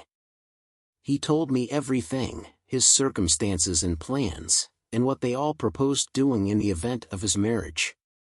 He is an excellent young man, both as son and brother. I had no hesitation in advising him to marry. He proved to me that he could afford it, and that being the case, I was convinced he could not do better. I praised the fair lady too, and altogether sent him away very happy. If he had never esteemed my opinion before, he would have thought highly of me then, and, I dare say, left the house thinking me the best friend and counselor man ever had. This happened the night before last. Now, as we may fairly suppose, he would not allow much time to pass before he spoke to the lady, and as he does not appear to have spoken yesterday, it is not unlikely that he should be at Mrs. Goddard's today, and she may be detained by a visitor, without thinking him at all a tiresome wretch. Pray, Mr. Knightley, said Emma, who had been smiling to herself through a great part of this speech, how do you know that Mr. Martin did not speak yesterday? Certainly, replied he, surprised, I do not absolutely know it, but it may be inferred. Was not she the whole day with you? Come, said she, I will tell you something, in return for what you have told me. He did speak yesterday, that is, he wrote, and was refused. This was obliged to be repeated before it could be believed, and Mr. Knightley actually looked red with surprise and displeasure, as he stood up, in tall indignation, and said, Then she is a greater simpleton than I ever believed her. What is the foolish girl about? Oh! To be sure, cried Emma, it is always incomprehensible to a man that a woman should ever refuse an offer of marriage. A man always imagines a woman to be ready for anybody who asks her. Nonsense. A man does not imagine any such thing. But what is the meaning of this? Harriet Smith refuse Robert Martin? Madness, if it is so, but I hope you are mistaken. I saw her answer, nothing could be clearer. You saw her answer, you wrote her answer too. Emma, this is your doing. You persuaded her to refuse him. And if I did, which, however, I am far from allowing, I should not feel that I had done wrong. Mr. Martin is a very respectable young man, but I cannot admit him to be Harriet's equal, and am rather surprised indeed that he should have ventured to address her. By your account, he does seem to have had some scruples. It is a pity that they were ever got over. Not Harriet's equal, exclaimed Mr. Knightley loudly and warmly, and with calmer asperity, added, a few moments afterwards, no, he is not her equal indeed, for he is as much her superior in sense as in situation. Emma, your infatuation about that girl blinds you. What are Harriet Smith's claims, either of birth, nature or education, to any connection higher than Robert Martin? She is the natural daughter of nobody knows whom, with probably no settled provision at all, and certainly no respectable relations. She is known only as parlor boarder at a common school. She is not a sensible girl, nor a girl of any information. She has been taught nothing useful, and is too young and too simple to have acquired anything herself. At her age she can have no experience, and with her little wit, is not very likely ever to have any that can avail her. She is pretty, and she is good-tempered, and that is all. My only scruple in advising the match was on his account, as being beneath his deserts, and a bad connection for him. I felt that, as to fortune, in all probability he might do much better, and that as to a rational companion or useful helpmate, he could not do worse. But I could not reason so to a man in love, and was willing to trust to there being no harm in her, to her having that sort of disposition, which, in good hands, like his, might be easily led aright and turn out very well. The advantage of the match I felt to be all on her side, and had not the smallest doubt, nor have I now, that there would be a general cry out upon her extreme good luck. Even your satisfaction I made sure of. It crossed my mind immediately that you would not regret your friend's leaving Highbury, for the sake of her being settled so well. I remember saying to myself, even Emma, with all her partiality for Harriet, will think this a good match. I cannot help wondering at your knowing so little of Emma as to say any such thing. What?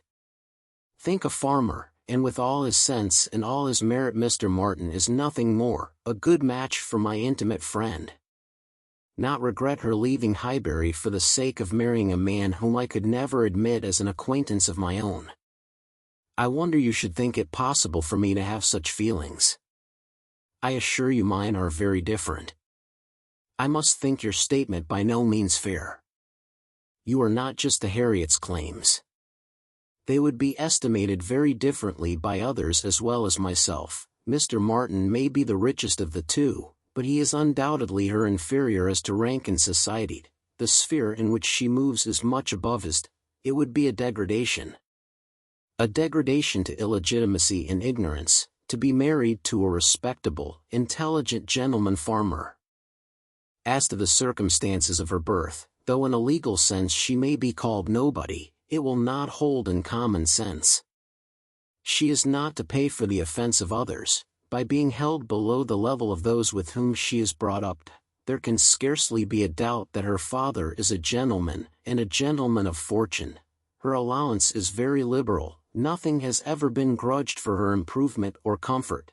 That she is a gentleman's daughter is indubitable to me. That she associates with gentlemen's daughters, no one, I apprehend, will deny it. She is superior to Mr. Robert Martin. Whoever might be her parents, said Mr. Knightley, whoever may have had the charge of her, it does not appear to have been any part of their plan to introduce her into what you would call good society. After receiving a very indifferent education, she is left in Mrs. Goddard's hands to shift as she can, to move, in short, in Mrs. Goddard's line, to have Mrs. Goddard's acquaintance. Her friends evidently thought this good enough for her, and it was good enough. She desired nothing better herself. Till you chose to turn her into a friend, her mind had no distaste for her own set, nor any ambition beyond it. She was as happy as possible with the Martins in the summer. She had no sense of superiority then. If she has it now, you have given it. You have been no friend to Harriet Smith, Emma. Robert Martin would never have proceeded so far, if he had not felt persuaded of her not being disinclined to him. I know him well. He has too much real feeling to address any woman on the haphazard of selfish passion. And as to conceit, he is the farthest from it of any man I know. Depend upon it he had encouragement. It was most convenient to Emma not to make a direct reply to this assertion. She chose rather to take up her own line of the subject again. You are a very warm friend to Mr. Martin, but, as I said before, are unjust to Harriet. Harriet's claims to marry well are not so contemptible as you represent them. She is not a clever girl, but she has better sense than you are aware of, and does not deserve to have her understanding spoken of so slightingly. Waiving that point, however, and supposing her to be, as you describe her, only pretty and good-natured, let me tell you, that in the degree she possesses them, they are not trivial recommendations to the world in general, for she is, in fact, a beautiful girl, and must be thought so by 99 people out of 100, until it appears that men are much more philosophic on the subject of beauty than they are generally supposed, till they do fall in love with well-informed minds instead of handsome faces. A girl, with such loveliness as Harriet, has a certainty of being admired and sought after, of having the power of choosing from among many, consequently a claim to be nice. Her good nature, too, is not so very slight a claim, comprehending, as it does, real, thorough sweetness of temper and manner, a very humble opinion of herself, and a great readiness to be pleased with other people. I am very much mistaken if your sex in general would not think such beauty, and such temper, the highest claims a woman could possess. Upon my word, Emma, to hear you abusing the reason you have, is almost enough to make me think so too. Better be without sense, than misapply it as you do. To be sure, cried she playfully. I know that is the feeling of you all. I know that such a girl as Harriet is exactly what every man delights in, what at once bewitches his senses and satisfies his judgment. Oh! Harriet may pick and choose. Were you, yourself, ever to marry, she is the very woman for you. And is she, at 17, just entering into life, just beginning to be known, to be wondered at because she does not accept the first offer she receives? No, pray let her have time to look about her. I have always thought it a very foolish intimacy, said Mr. Knightley presently, though I have kept my thoughts to myself, but I now perceive that it will be a very unfortunate one for Harriet. You will puff her up with such ideas of her own beauty, and of what she has a claim to, that, in a little while, nobody within her reach will be good enough for her. Vanity working on a weak head, produces every sort of mischief. Nothing so easy as for a young lady to raise her expectations too high. Miss Harriet Smith may not find offers of marriage flow in so fast, though she is a very pretty girl. Men of sense, whatever you may choose to say, do not want silly wives. Men of family would not be very fond of connecting themselves with a girl of such obscurity, and most prudent men would be afraid of the inconvenience and disgrace they might be involved in, when the mystery of her parentage came to be revealed. Let her marry Robert Martin, and she is safe, respectable, and happy forever, but if you encourage her to expect to marry greatly, and teach her to be satisfied with nothing less than a man of consequence and large fortune, she may be a parlor boarder at Mrs. Goddard's all the rest of her life, or, at least, for Harriet Smith is a girl who will marry somebody or other, till she grow desperate, and is glad to catch at the old writing-master's son. We think so very differently on this point, Mr. Knightley, that there can be no use in canvassing it. We shall only be making each other more angry. But as to my letting her marry Robert Martin, it is impossible. She has refused him, and so decidedly, I think, as must prevent any second application. She must abide by the evil of having refused him, whatever it may be, and as to the refusal itself, I will not pretend to say that I might not influence her a little, but I assure you there was very little for me or for anybody to do. His appearance is so much against him, and his manner so bad, that if she ever were disposed to favor him, she is not now. I can imagine, that before she had seen anybody superior, she might tolerate him. He was the brother of her friends, and he took pains to please her, and altogether, having seen nobody better, that must have been his great assistant, she might not, while she was at Abbey Mill, find him disagreeable. But the case is altered now. She knows now what gentlemen are, and nothing but a gentleman in education and manner has any chance with Harriet. Nonsense, arrant nonsense, as ever was talked, cried Mr. Knightley. Robert Martin's manners have sense, sincerity, and good humor to recommend them, and his mind has more true gentility than Harriet Smith could understand.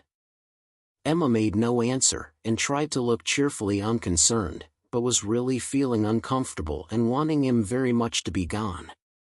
She did not repent what she had done. She still thought herself a better judge of such a point of female right and refinement than he could be, but yet she had a sort of habitual respect for his judgment in general, which made her dislike having it so loudly against her, and to have him sitting just opposite to her in angry state, was very disagreeable. Some minutes passed in this unpleasant silence, with only one attempt on Emma's side to talk of the weather, but he made no answer. He was thinking. The result of his thoughts appeared at last in these words. Robert Martin has no great loss, if he can but think so, and I hope it will not be long before he does. Your views for Harriet are best known to yourself, but as you make no secret of your love of matchmaking, it is fair to suppose that views, and plans, and projects you have, and as a friend I shall just hint to you that if Elton is the man, I think it will be all labor in vain. Emma laughed and disclaimed. He continued. Depend upon it, Elton will not do. Elton is a very good sort of man, and a very respectable vicar of Highbury, but not at all likely to make an imprudent match. He knows the value of a good income as well as anybody. Elton may talk sentimentally, but he will act rationally. He is as well acquainted with his own claims, as you can be with Harriet's. He knows that he is a very handsome young man, and a great favorite wherever he goes, and from his general way of talking in unreserved moments, when there are only men present, I am convinced that he does not mean to throw himself away. I have heard him speak with great animation of a large family of young ladies that his sisters are intimate with, who have all £20,000 apiece. I am very much obliged to you, said Emma, laughing again. If I had set my heart on Mr. Elton's marrying Harriet, it would have been very kind to open my eyes, but at present I only want to keep Harriet to myself. I have done with matchmaking indeed. I could never hope to equal my own doings at Randall's. I shall leave off while I am well. Good morning to you, said he, rising and walking off abruptly. He was very much vexed.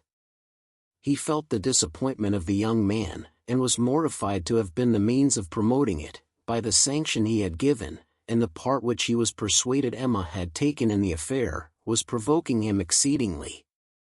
Emma remained in a state of vexation too, but there was more indistinctness in the causes of hers, than in his. She did not always feel so absolutely satisfied with herself, so entirely convinced that her opinions were right and her adversaries wrong, as Mr. Knightley.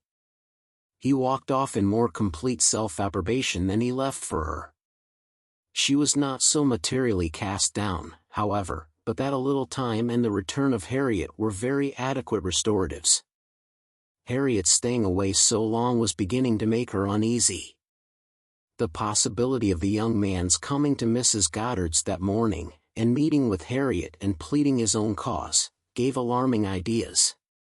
The dread of such a failure after all became the prominent uneasiness, and when Harriet appeared, and in very good spirits, and without having any such reason to give for her long absence, she felt a satisfaction which settled her with her own mind, and convinced her, that let Mr. Knightley think or say what he would, she had done nothing which woman's friendship and woman's feelings would not justify.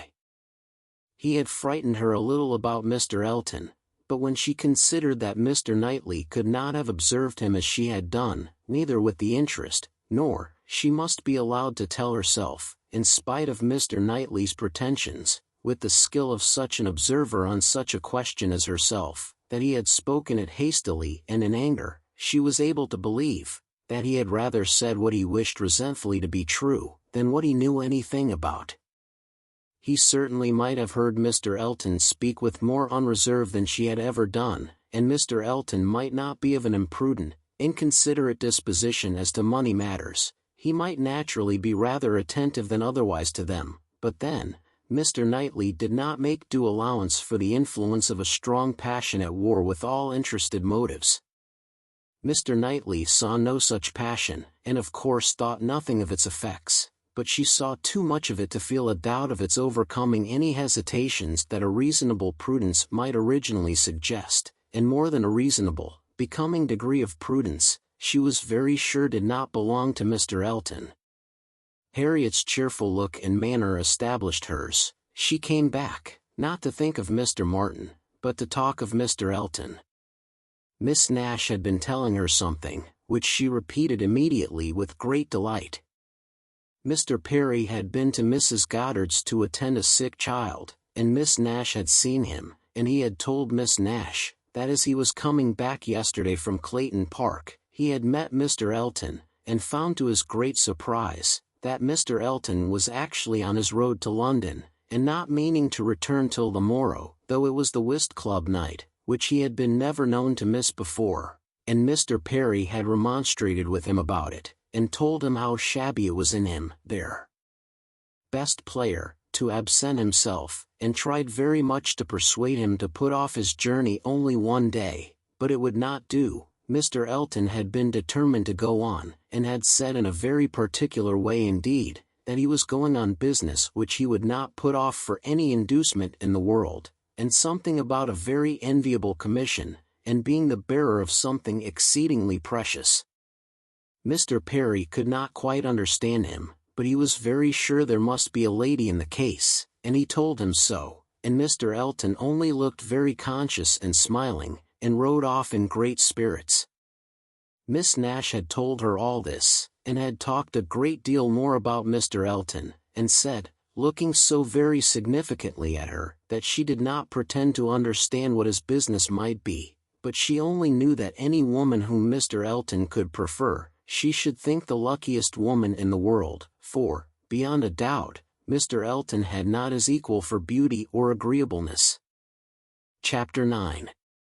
He had frightened her a little about Mr. Elton, but when she considered that Mr. Knightley could not have observed him as she had done, neither with the interest, nor, she must be allowed to tell herself, in spite of Mr. Knightley's pretensions, with the skill of such an observer on such a question as herself, that he had spoken it hastily and in anger, she was able to believe that he had rather said what he wished resentfully to be true, than what he knew anything about.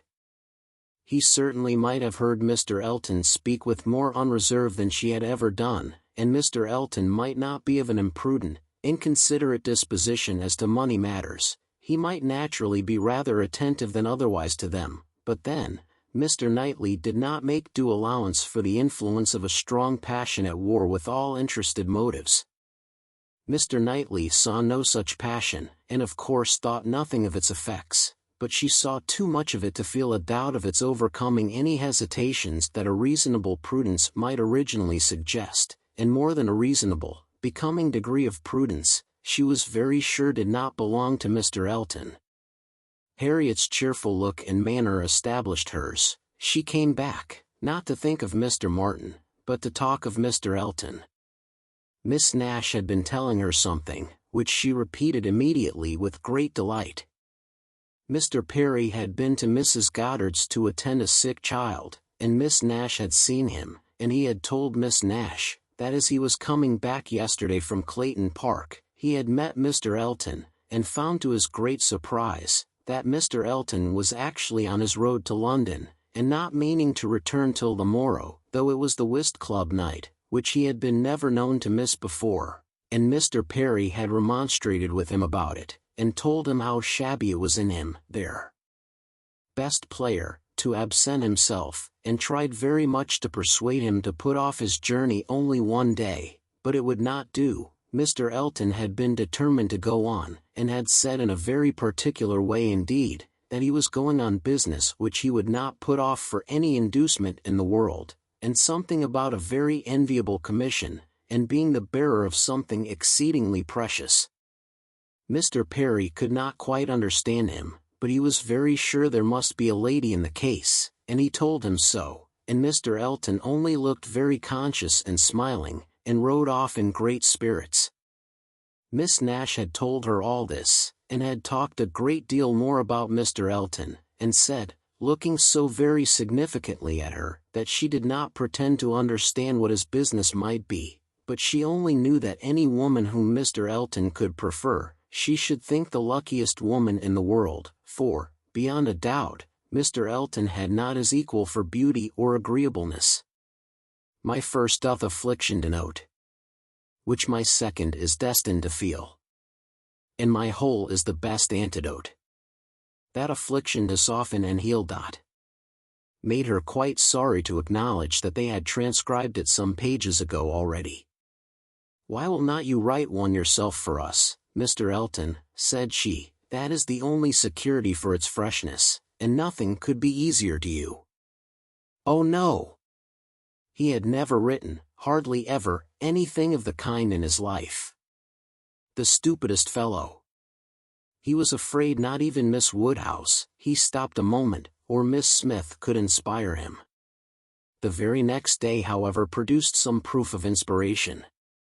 He called for a few moments, just to leave a piece of paper on the table containing, as he said, a charade, which a friend of his had addressed to a young lady, the object of his admiration, but which, from his manner, Emma was immediately convinced must be his own.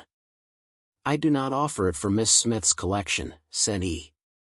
Being my friends, I have no right to expose it in any degree to the public eye, but perhaps you may not dislike looking at it. The speech was more to Emma than to Harriet, which Emma could understand. There was deep consciousness about him, and he found it easier to meet her eye than her friends. He was gone the next moment, after another moment's pause. Take it, said Emma, smiling, and pushing the paper towards Harriet, it is for you.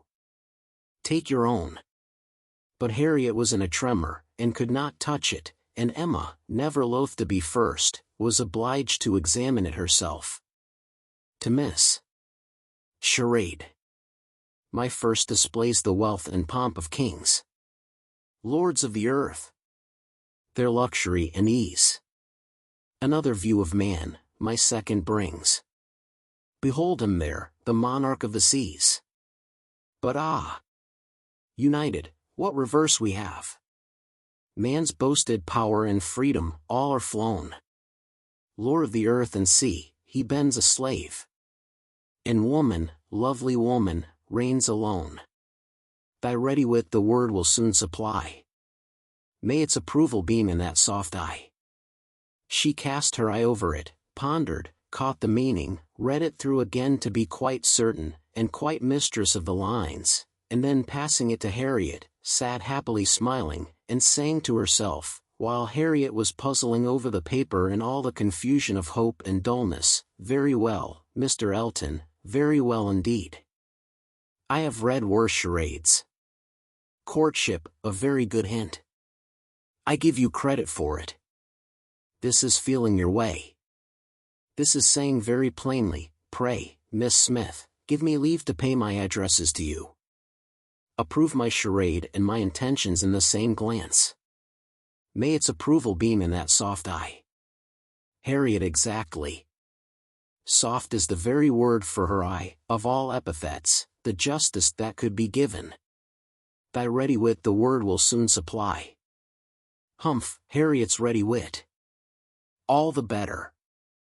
A man must be very much in love, indeed, to describe her so. Ah! Mr. Knightley, I wish you had the benefit of this. I think this would convince you. For once in your life you would be obliged to own yourself mistaken. An excellent charade indeed. And very much to the purpose. Things must come to a crisis soon now.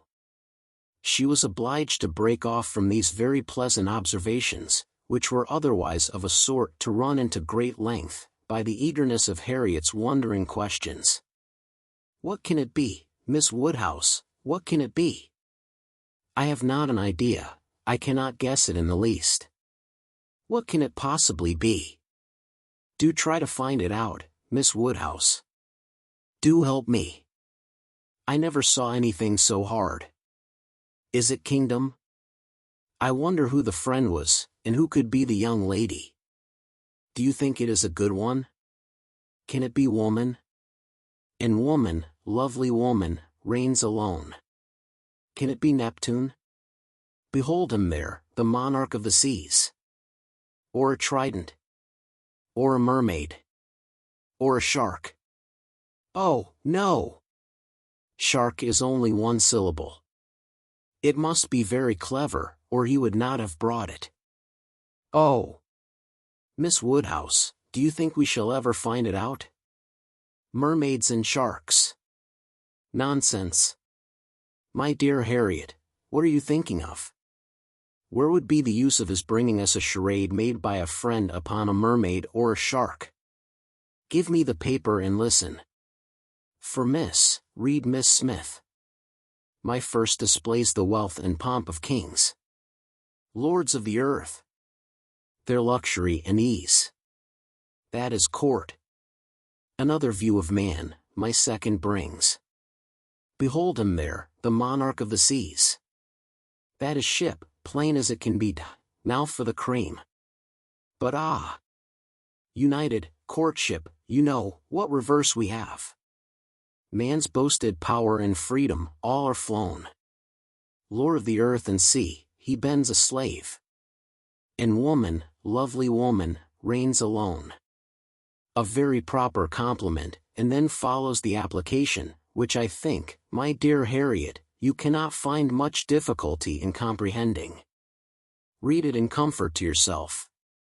There can be no doubt of its being written for you and to you. Harriet could not long resist so delightful a persuasion. She read the concluding lines, and was all flutter and happiness. She could not speak. But she was not wanted to speak.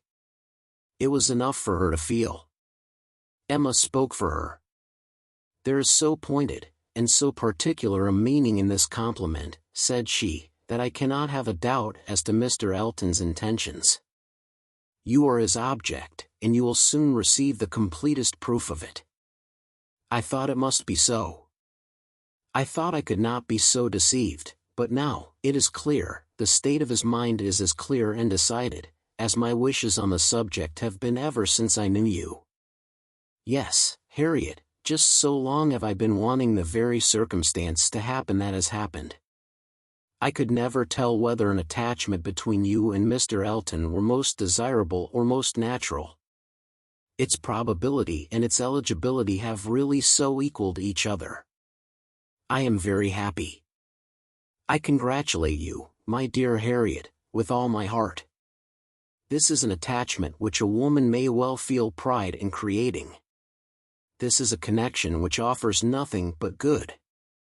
It will give you everything that you want: consideration, independence, a proper home. It will fix you in the center of all your real friends, close to Hartfield and to me, and confirm our intimacy forever. This, Harriet, is an alliance which can never raise a blush in either of us. Dear Miss Woodhouse.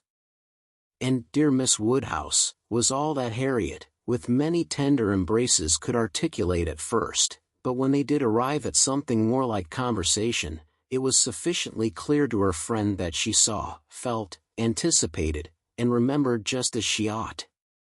Mr. Elton's superiority had very ample acknowledgment.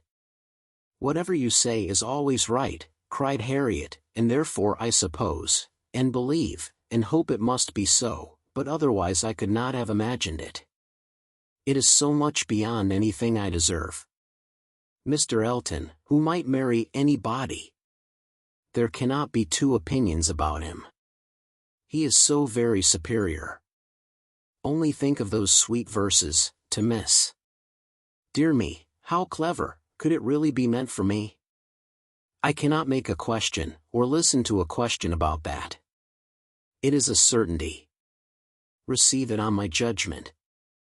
It is a sort of prologue to the play, a motto to the chapter, and will be soon followed by matter-of-fact prose. It is a sort of thing which nobody could have expected. I am sure, a month ago, I had no more idea myself. The strangest things do take place.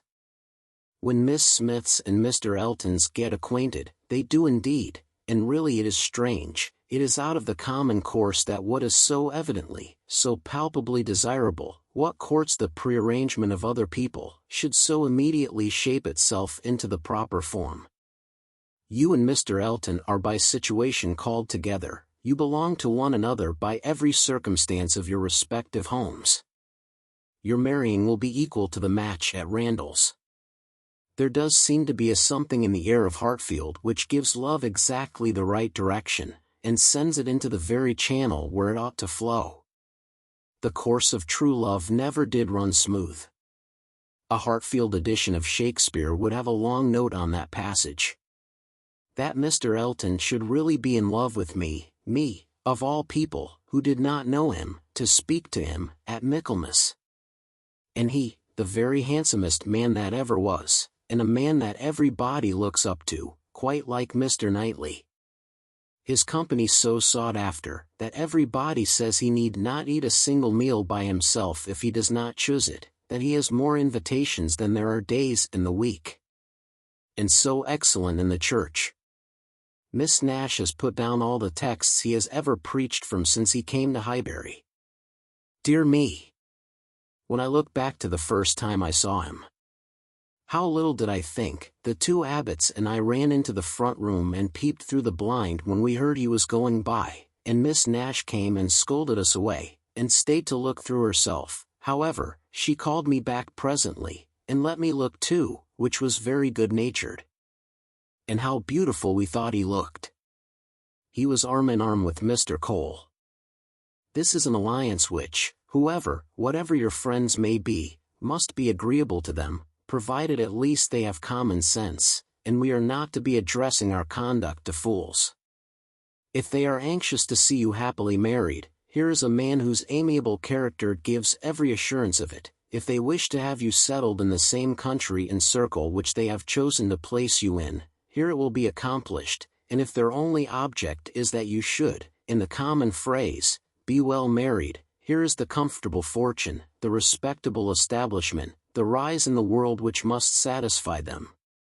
Yes, very true. How nicely you talk, I love to hear you. You understand everything. You and Mr. Elton are one as clever as the other. This charade, if I had studied a 12-month, I could never have made anything like it. I thought he meant to try his skill, by his manner of declining it yesterday. I do think it is, without exception, the best charade I ever read. I never read one more to the purpose, certainly. It is as long again as almost all we have had before. I do not consider its length as particularly in its favor. Such things in general cannot be too short. Harriet was too intent on the lines to hear. The most satisfactory comparisons were rising in her mind. It is one thing, said she, presently, her cheeks in a glow, to have very good sense in a common way, like everybody else, and if there's anything to say, to sit down and write a letter, and say just what you must, in a short way, and another, to write verses and charades like this. Emma could not have desired a more spirited rejection of Mr. Martin's prose. Such sweet lines, continued Harriet, these two last, but how shall I ever be able to return the paper, or say I have found it out? Oh! Miss Woodhouse, what can we do about that? Leave it to me. You do nothing. He will be here this evening, I dare say, and then I will give it him back, and some nonsense or other will pass between us, and you shall not be committed, your soft eyes shall choose their own time for beaming. Trust to me. Oh! Miss Woodhouse, what a pity that I must not write this beautiful charade into my book. I am sure I have not got one half so good.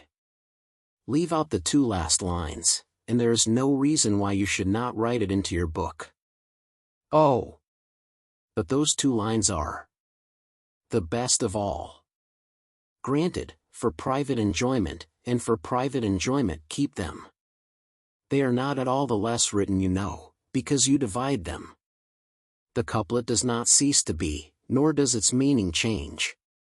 But take it away, and all appropriation ceases, and a very pretty gallant charade remains, fit for any collection. Depend upon it, he would not like to have his charade slighted, much better than his passion. A poet in love must be encouraged in both capacities, or neither. Give me the book, I will write it down, and then there can be no possible reflection on you. Harriet submitted, though her mind could hardly separate the parts, so as to feel quite sure that her friend were not writing down a declaration of love. It seemed too precious an offering for any degree of publicity. I shall never let that book go out of my own hands, said she. Very well, replied Emma, a most natural feeling, and the longer it lasts, the better I shall be pleased. But here's my father coming, you will not object to my reading the charade to him. It will be giving him so much pleasure. He loves anything of the sort, and especially anything that pays woman a compliment. He has the tenderest spirit of gallantry towards us all, you must let me read it to him. Harriet looked grave. My dear Harriet, you must not refine too much upon this charade, you will betray your feelings improperly, if you are too conscious and too quick, and appear to affix more meaning, or even quite all the meaning which may be affixed to it. Do not be overpowered by such a little tribute of admiration. If he had been anxious for secrecy, he would not have left the paper while I was by, but he rather pushed it towards me than towards you. Do not let us be too solemn on the business. He has encouragement enough to proceed, without our sighing out our souls over this charade. Oh! No, I hope I shall not be ridiculous about it. Do as you please. Mr. Woodhouse came in, and very soon led to the subject again, by the recurrence of his very frequent inquiry of, well, my dears, how does your book go on, have you got anything fresh? Yes, Papa, we have something to read you, something quite fresh. A piece of paper was found on the table this morning, dropped, we suppose, by a fairy, containing a very pretty charade, and we have just copied it in. She read it to him, just as he liked to have anything read, slowly and distinctly, and 2 or 3 times over, with explanations of every part as she proceeded, and he was very much pleased, and, as she had foreseen, especially struck with the complimentary conclusion. "Aye, that's very just, indeed, that's very properly said. Very true. Woman, lovely woman. It is such a pretty charade, my dear, that I can easily guess what fairy brought it. Nobody could have written so prettily, but you, Emma." Emma only nodded, and smiled. After a little thinking, and a very tender sigh, he added, "Ah! It is no difficulty to see who you take after. Your dear mother was so clever at all those things. If I had but her memory! But I can remember nothing, not even that particular riddle which you have heard me mention. I can only recollect the first stanza, and there are several. Kitty, a fair but frozen maid, kindled a flame I yet deplore. The hoodwinked boy I called to aid, though of his near approach afraid. So fatal to my suit before. And that is all that I can recollect of it, but it is very clever all the way through. But I think, my dear, you said you had got it." "Yes, Papa, it is written out in our second page. We copied it from the elegant extracts. It was Garrick's, you know." "Aye, very true, Dot. I wish I could recollect more of it. Kitty, a fair but frozen maid. The name makes me think of poor Isabella, for she was very near being christened Catherine after her grandmamma. I hope we shall have her here next week. Have you thought, my dear, where you shall put her, and what room there will be for the children?" "Oh!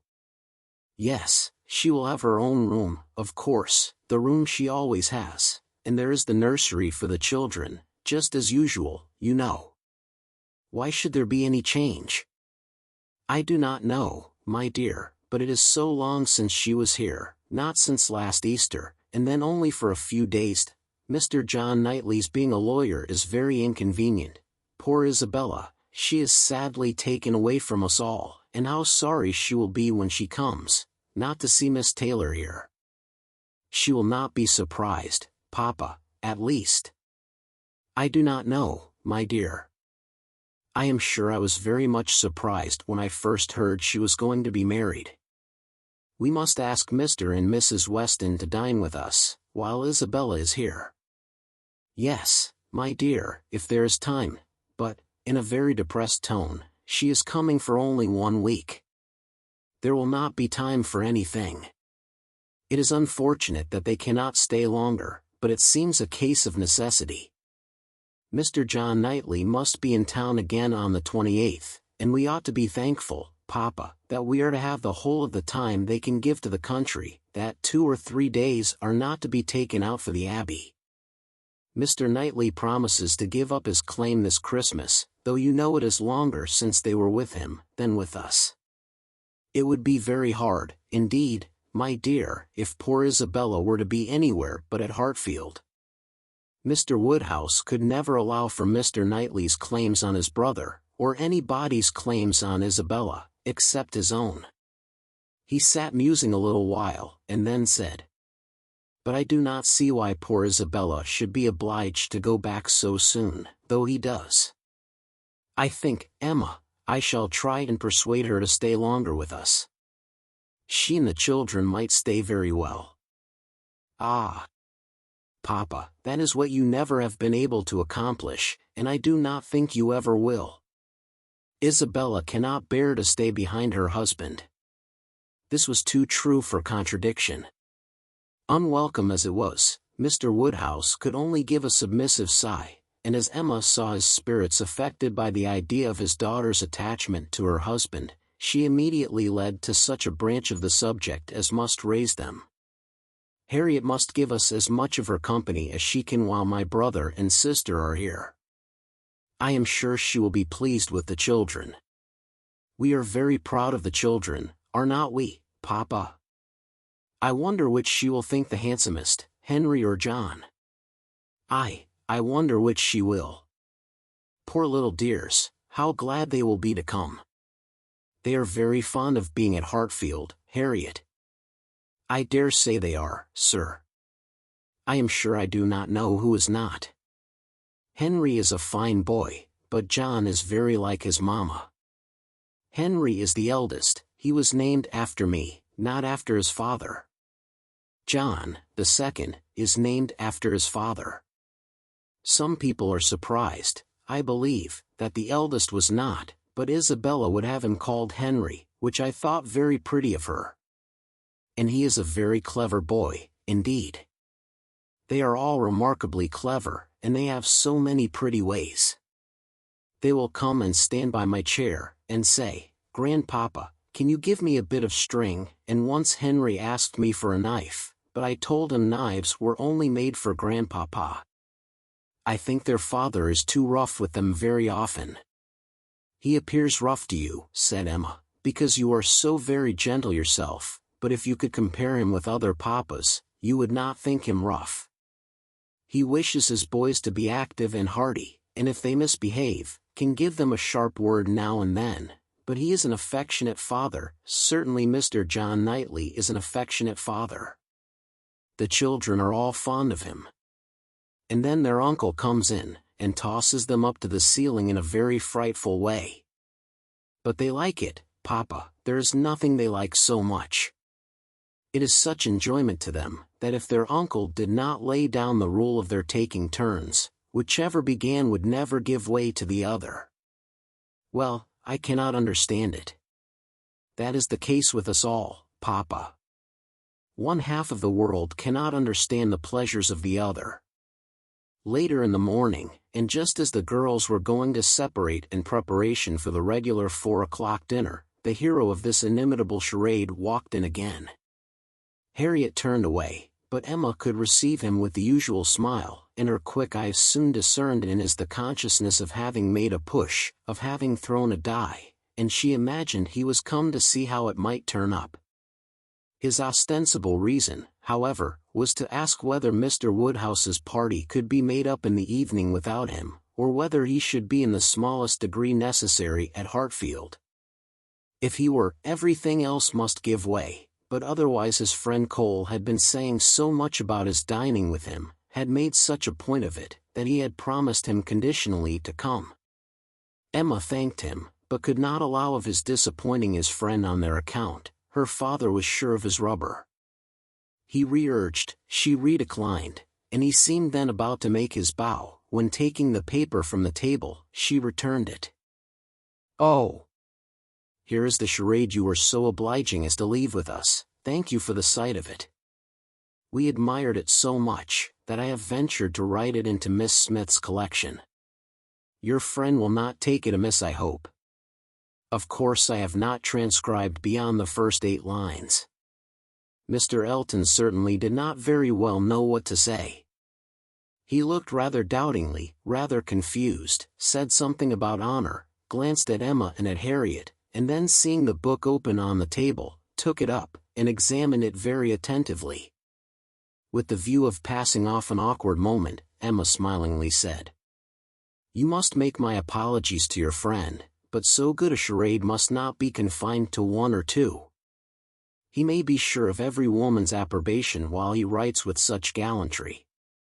"I have no hesitation in saying," replied Mr. Elton, though hesitating a good deal while he spoke, "I have no hesitation in saying, at least if my friend feels at all as I do, I have not the smallest doubt that, could he see his little effusion honored as I see it, looking at the book again, and replacing it on the table, he would consider it as the proudest moment of his life."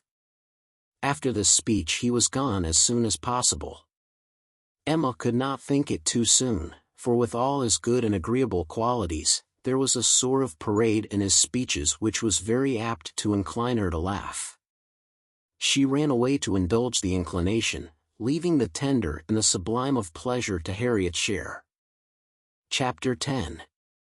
Though now the middle of December, there had yet been no weather to prevent the young ladies from tolerably regular exercise, and on the morrow, Emma had a charitable visit to pay to a poor sick family, who lived a little way out of Highbury.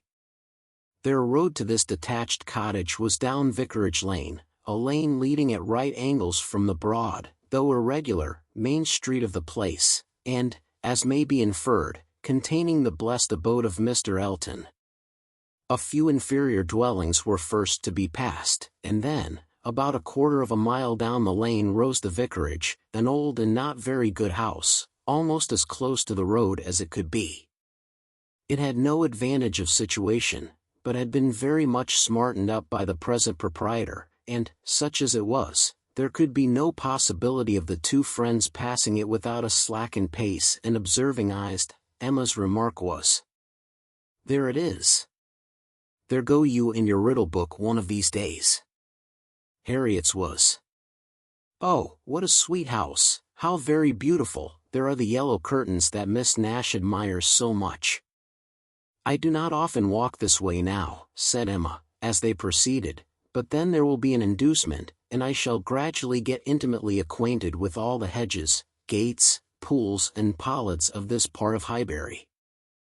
Harriet, she found, had never in her life been inside the vicarage, and her curiosity to see it was so extreme, that, considering exteriors and probabilities, Emma could only class it, as a proof of love, with Mr. Elton's seeing ready wit in her. "I wish we could contrive it," said she, "but I cannot think of any tolerable pretence for going in, no servant that I want to inquire about of his housekeeper, no message from my father." She pondered, but could think of nothing. After a mutual silence of some minutes, Harriet thus began again. "I do so wonder, Miss Woodhouse, that you should not be married, or going to be married.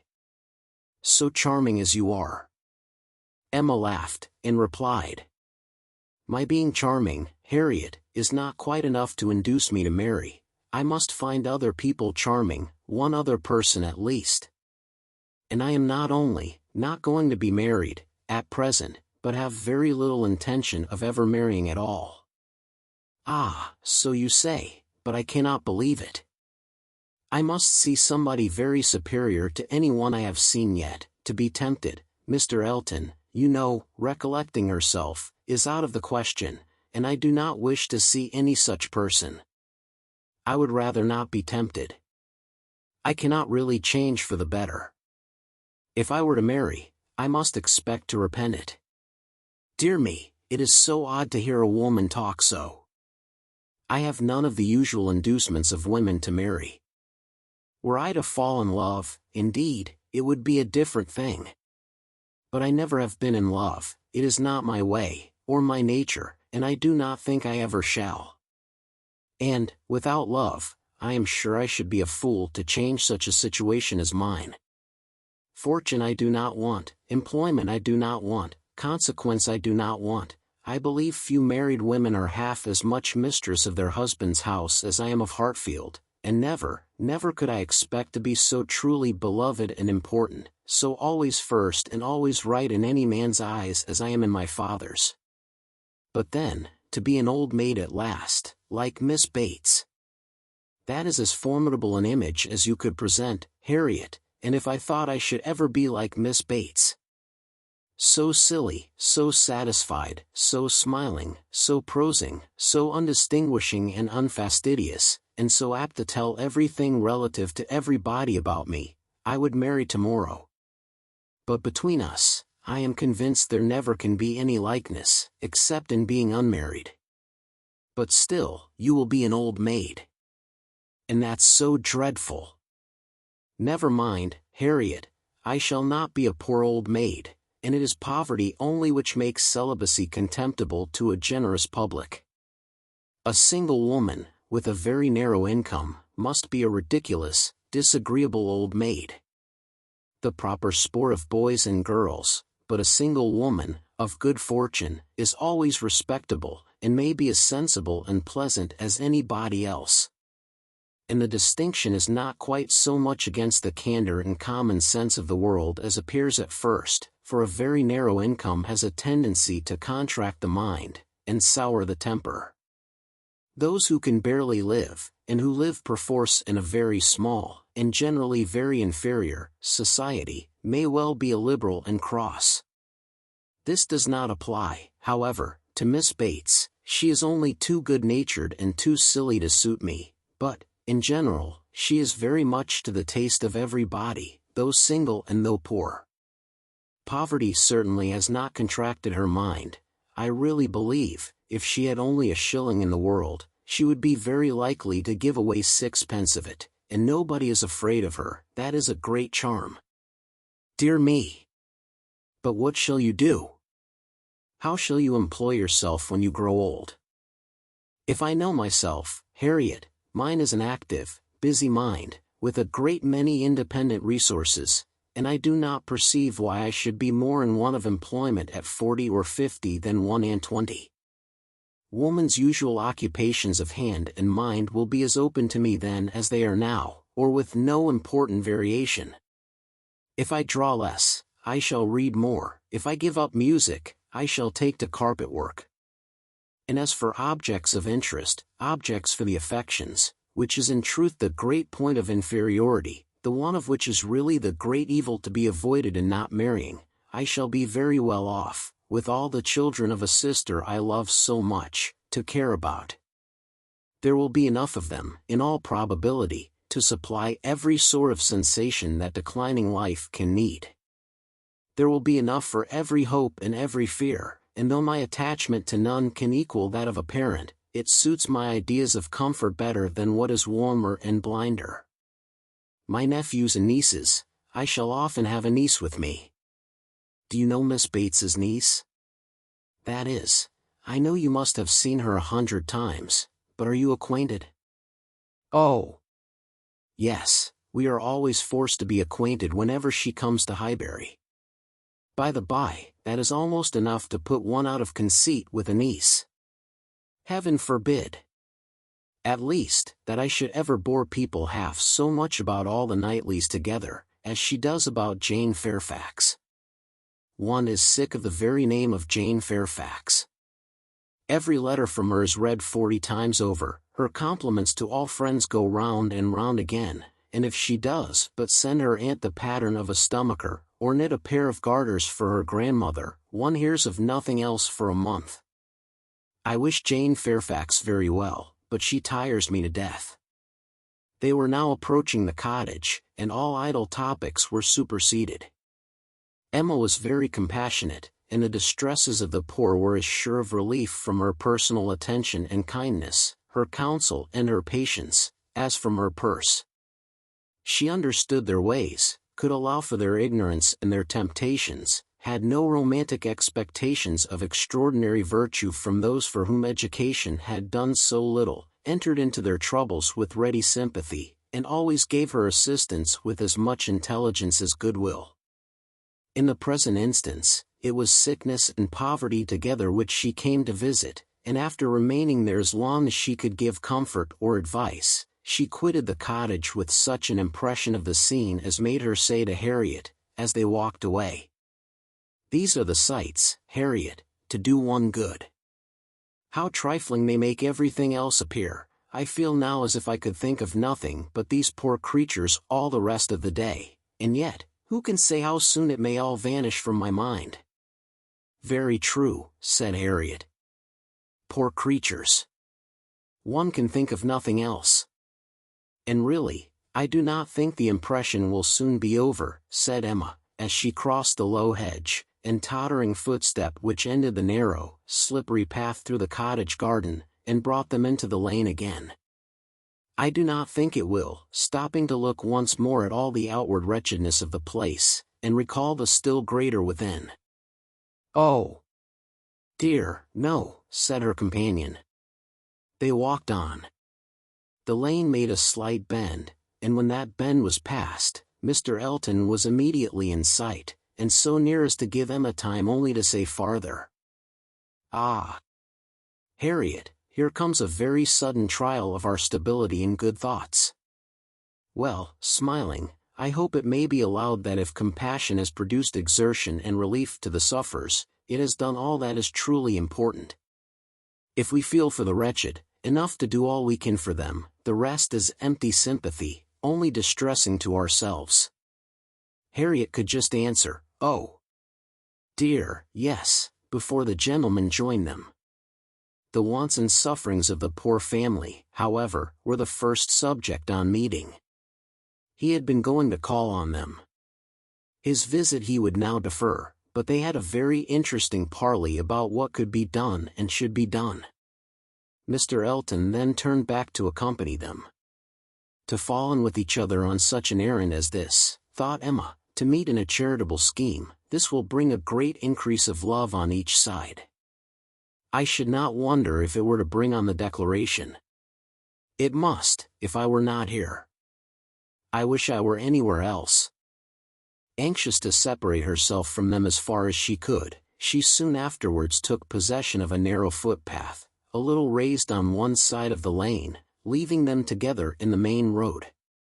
But she had not been there 2 minutes when she found that Harriet's habits of dependence and imitation were bringing her up too, and that, in short, they would both be soon after her.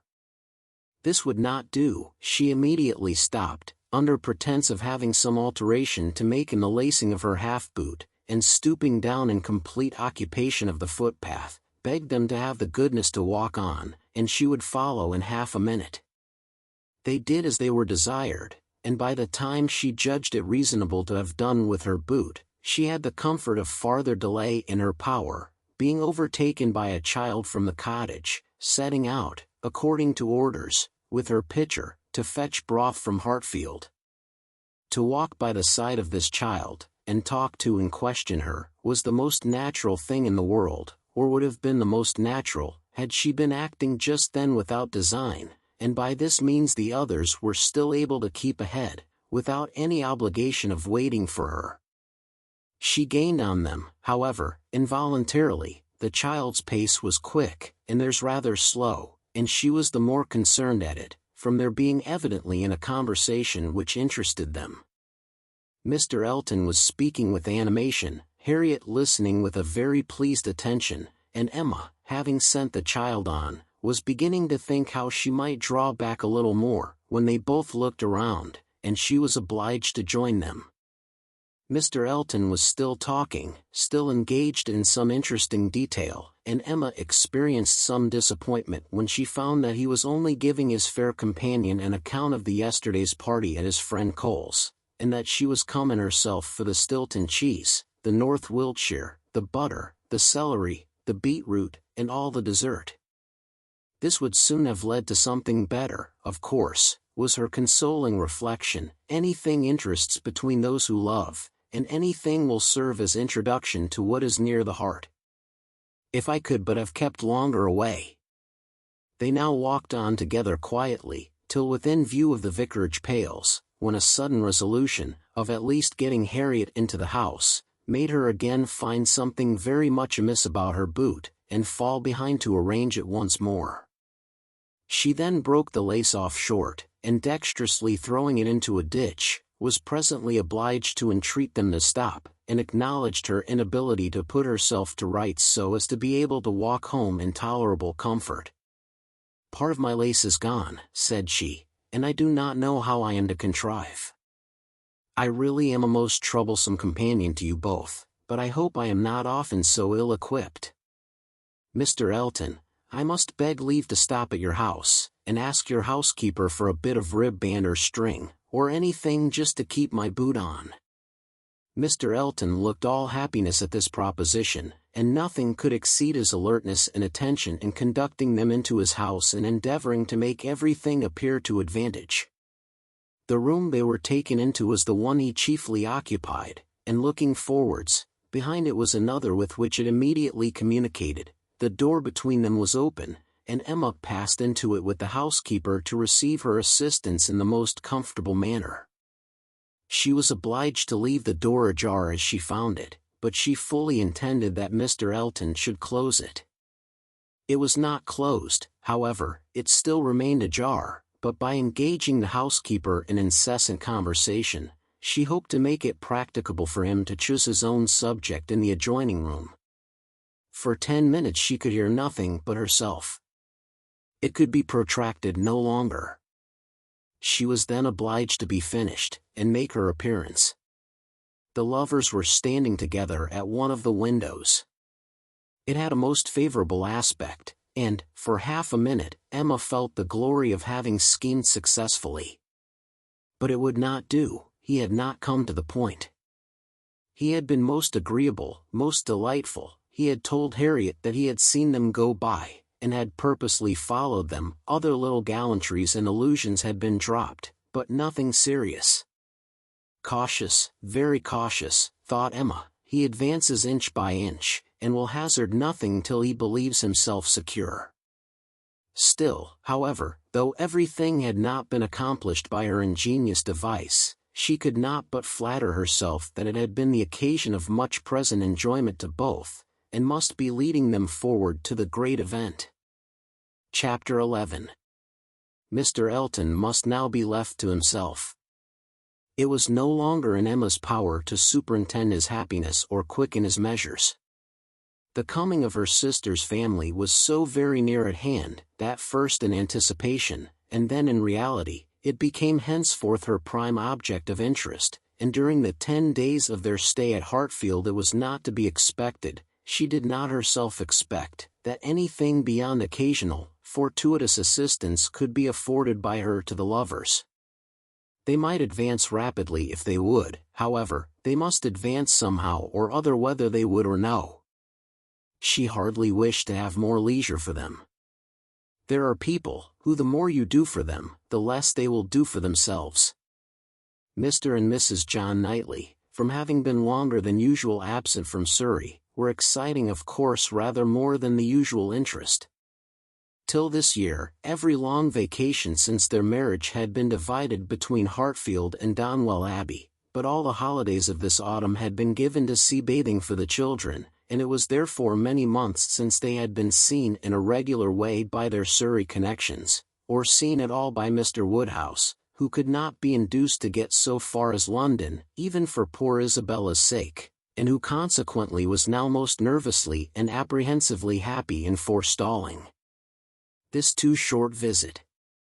He thought much of the evils of the journey for her, and not a little of the fatigues of his own horses and coachman who were to bring some of the party the last half of the way, but his alarms were needless, the 16 miles being happily accomplished, and Mr. and Mrs. John Knightley, their 5 children, and a competent number of nursery maids, all reaching Hartfield in safety. The bustle and joy of such an arrival, the many to be talked to, welcomed, encouraged, and variously dispersed and disposed of, produced a noise and confusion which his nerves could not have borne under any other cause, nor have endured much longer even for this, but the ways of Hartfield and the feelings of her father were so respected by Mrs. John Knightley, that in spite of maternal solicitude for the immediate enjoyment of her little ones, and for their having instantly all the liberty and attendance, all the eating and drinking, and sleeping and playing, which they could possibly wish for, without the smallest delay, the children were never allowed to be long a disturbance to him, either in themselves or in any restless attendance on them. Mrs. John Knightley was a pretty, elegant little woman, of gentle, quiet manners, and a disposition remarkably amiable and affectionate, wrapped up in her family, a devoted wife, a doting mother, and so tenderly attached to her father and sister that, but for these higher ties, a warmer love might have seemed impossible. She could never see a fault in any of them. She was not a woman of strong understanding or any quickness, and with this resemblance of her father, she inherited also much of his constitution, was delicate in her own health, over-careful of that of her children, had many fears and many nerves, and was as fond of her own Mr. Wingfield in town as her father could be of Mr. Perry. They were alike too, in a general benevolence of temper, and a strong habit of regard for every old acquaintance. Mr. John Knightley was a tall, gentlemanlike, and very clever man, rising in his profession, domestic, and respectable in his private character, but with reserved manners which prevented his being generally pleasing, and capable of being sometimes out of humor. He was not an ill-tempered man, not so often unreasonably cross as to deserve such a reproach, but his temper was not his great perfection, and, indeed, with such a worshipping wife, it was hardly possible that any natural defects in it should not be increased. The extreme sweetness of her temper must hurt his. He had all the clearness and quickness of mind which she wanted, and he could sometimes act an ungracious, or say a severe thing. He was not a great favorite with his fair sister-in-law. Nothing wrong in him escaped her. She was quick in feeling the little injuries to Isabella, which Isabella never felt herself. Perhaps she might have passed over more had his manners been flattering to Isabella's sister, but they were only those of a calmly kind brother and friend, without praise and without blindness, but hardly any degree of personal compliment could have made her regardless of that greatest fault of all in her eyes which he sometimes fell into, the want of respectful forbearance towards her father. There he had not always the patience that could have been wished. Mr. Woodhouse's peculiarities and fidgetiness were sometimes provoking him to irrational remonstrance or sharp retort equally ill-bestowed. It did not often happen, for Mr. John Knightley had really a great regard for his father-in-law, and generally a strong sense of what was due to him, but it was too often for Emma's charity, especially as there was all the pain of apprehension frequently to be endured, though the offense came not. The beginning, however, of every visit displayed none but the properest feelings, and this being of necessity so short might be hoped to pass away in unsullied cordiality. They had not been long seated and composed when Mr. Woodhouse, with a melancholy shake of the head and a sigh, called his daughter's attention to the sad change at Hartfield since she had been there last.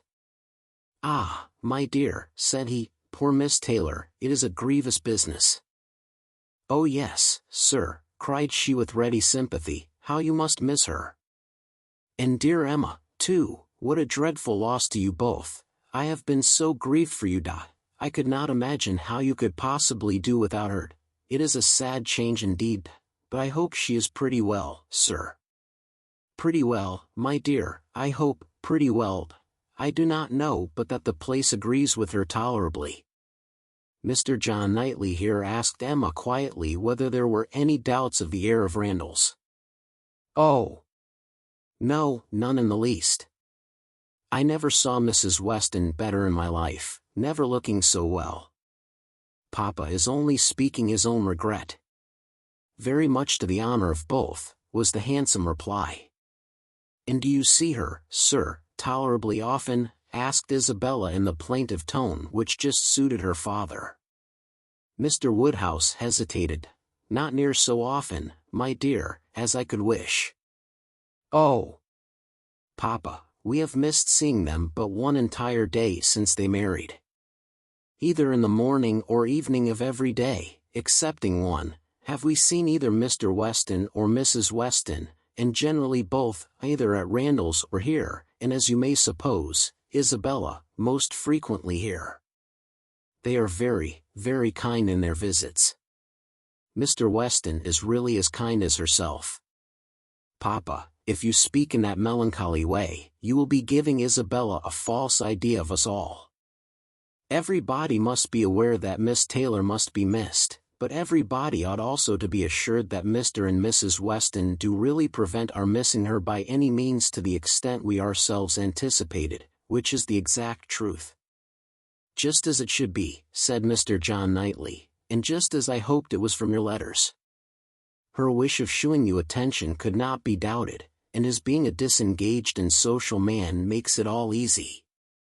I have been always telling you, my love, that I had no idea of the change being so very material to Hartfield as you apprehended, and now you have Emma's account, I hope you will be satisfied." "Why, to be sure," said Mr. Woodhouse, "yes, certainly, I cannot deny that Mrs. Weston, poor Mrs. Weston, does come and see us pretty often, but then, she is always obliged to go away again. It would be very hard upon Mr. Weston if she did not, Papa. You quite forget poor Mr. Weston."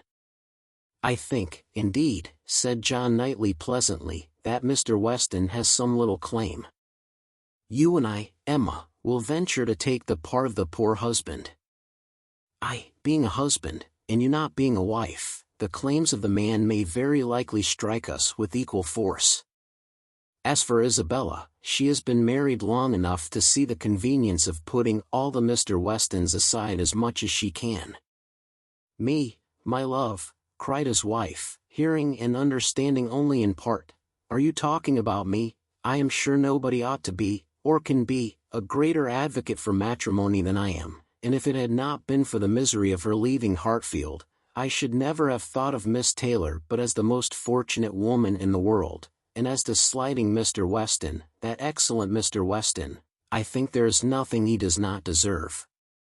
I believe he is one of the very best-tempered men that ever existed. Excepting yourself and your brother, I do not know his equal for temper.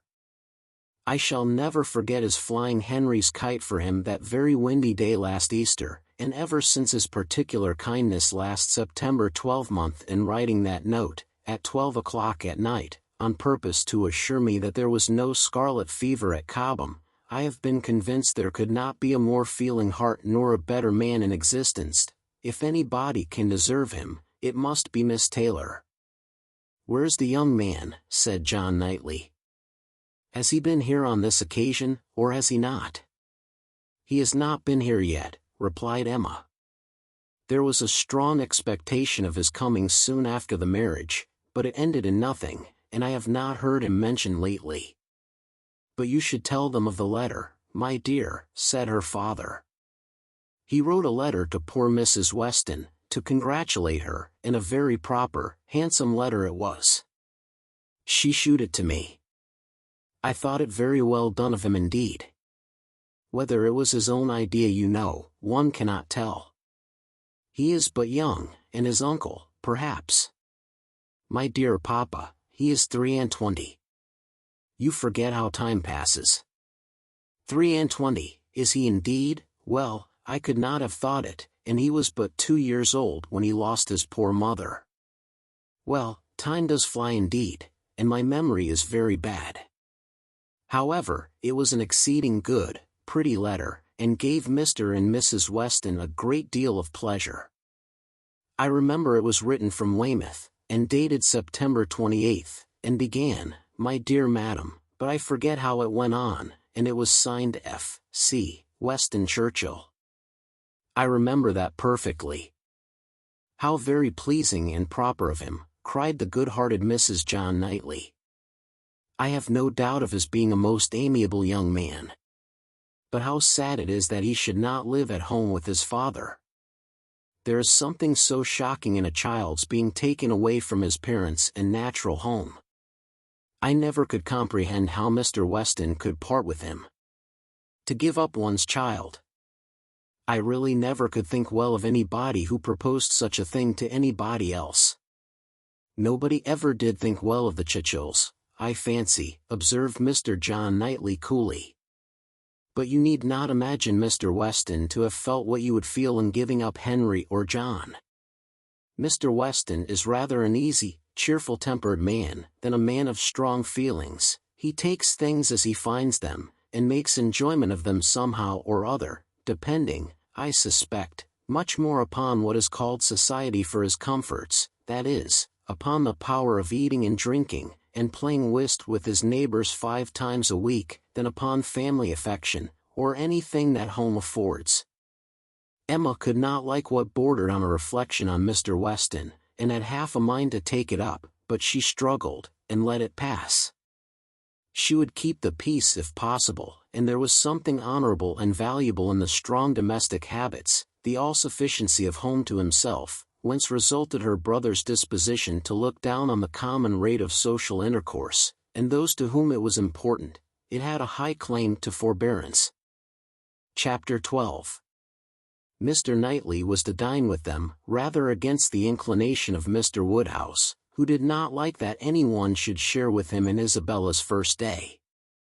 Emma's sense of right, however, had decided it, and besides the consideration of what was due to each brother, she had particular pleasure, from the circumstance of the late disagreement between Mr. Knightley and herself, in procuring him the proper invitation.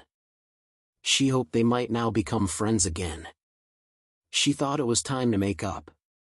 Making up indeed would not do. She certainly had not been in the wrong, and he would never own that he had. Concession must be out of the question, but it was time to appear to forget that they had ever quarreled, and she hoped it might rather assist the restoration of friendship, that when he came into the room she had one of the children with her, the youngest, a nice little girl about 8 months old, who was now making her first visit to Hartfield, and very happy to be danced about in her aunt's arms. It did assist, for though he began with grave looks and short questions, he was soon led on to talk of them all in the usual way, and to take the child out of her arms with all the unceremoniousness of perfect amity. Emma felt they were friends again, and the conviction giving her at first great satisfaction, and then a little sauciness, she could not help saying, as he was admiring the baby, "What a comfort it is, that we think alike about our nephews and nieces. As to men and women, our opinions are sometimes very different, but with regard to these children, I observe we never disagree. If you were as much guided by nature in your estimate of men and women, and as little under the power of fancy and whim in your dealings with them, as you are where these children are concerned, we might always think alike. To be sure, our discordancies must always arise from my being in the wrong." "Yes," said he, smiling, "and reason good. I was 16 years old when you were born." "A material difference then," she replied, "and no doubt you were much my superior in judgment at that period of our lives, but does not the lapse of 21 years bring our understandings a good deal nearer?" "Yes, a good deal nearer. But still, not near enough to give me a chance of being right, if we think differently. I have still the advantage of you by 16 years' experience, and by not being a pretty young woman and a spoiled child. Come, my dear Emma, let us be friends, and say no more about it. Tell your aunt, little Emma, that she ought to set you a better example than to be renewing old grievances, and that if she were not wrong before, she is now." "That's true," she cried, "very true. Little Emma, grow up a better woman than your aunt. Be infinitely cleverer and not half so conceited. Now, Mr. Knightley, a word or two more, and I have done. As far as good intentions went, we were both right, and I must say that no effects on my side of the argument have yet proved wrong. I only want to know that Mr. Martin is not very, very bitterly disappointed." "A man cannot be more so," was his short, full answer. "Ah, indeed I am very sorry. Come, shake hands with me."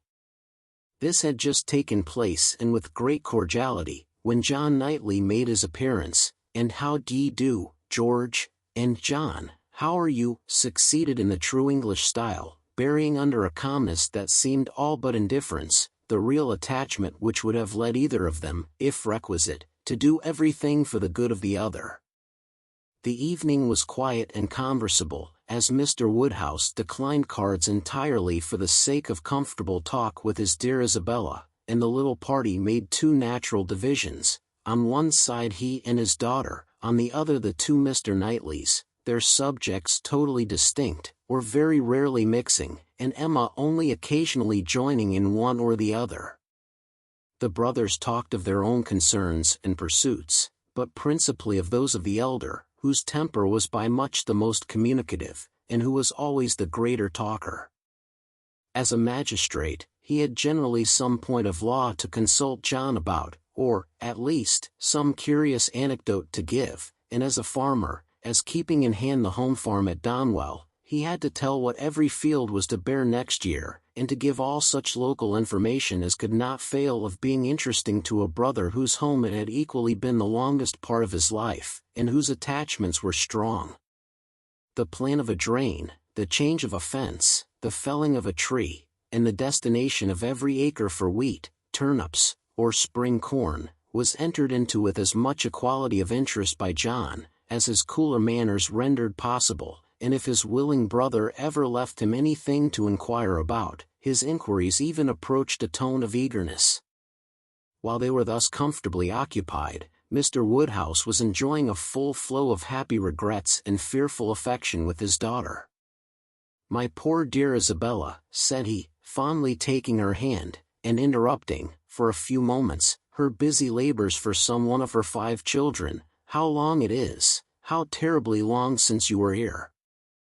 And how tired you must be after your journey. You must go to bed early, my dear, and I recommend a little gruel to you before you go. You and I will have a nice basin of gruel together. My dear Emma, suppose we all have a little gruel." Emma could not suppose any such thing, knowing as she did, that both the Mr. Knightleys were as unpersuadable on that article as herself, and 2 basins only were ordered. After a little more discourse in praise of gruel, with some wondering at its not being taken every evening by everybody, he proceeded to say, with an air of grave reflection, "It was an awkward business, my dear, your spending the autumn at Southend instead of coming here. I never had much opinion of the sea air. Mr. Wingfield most strenuously recommended it, sir, or we should not have gone.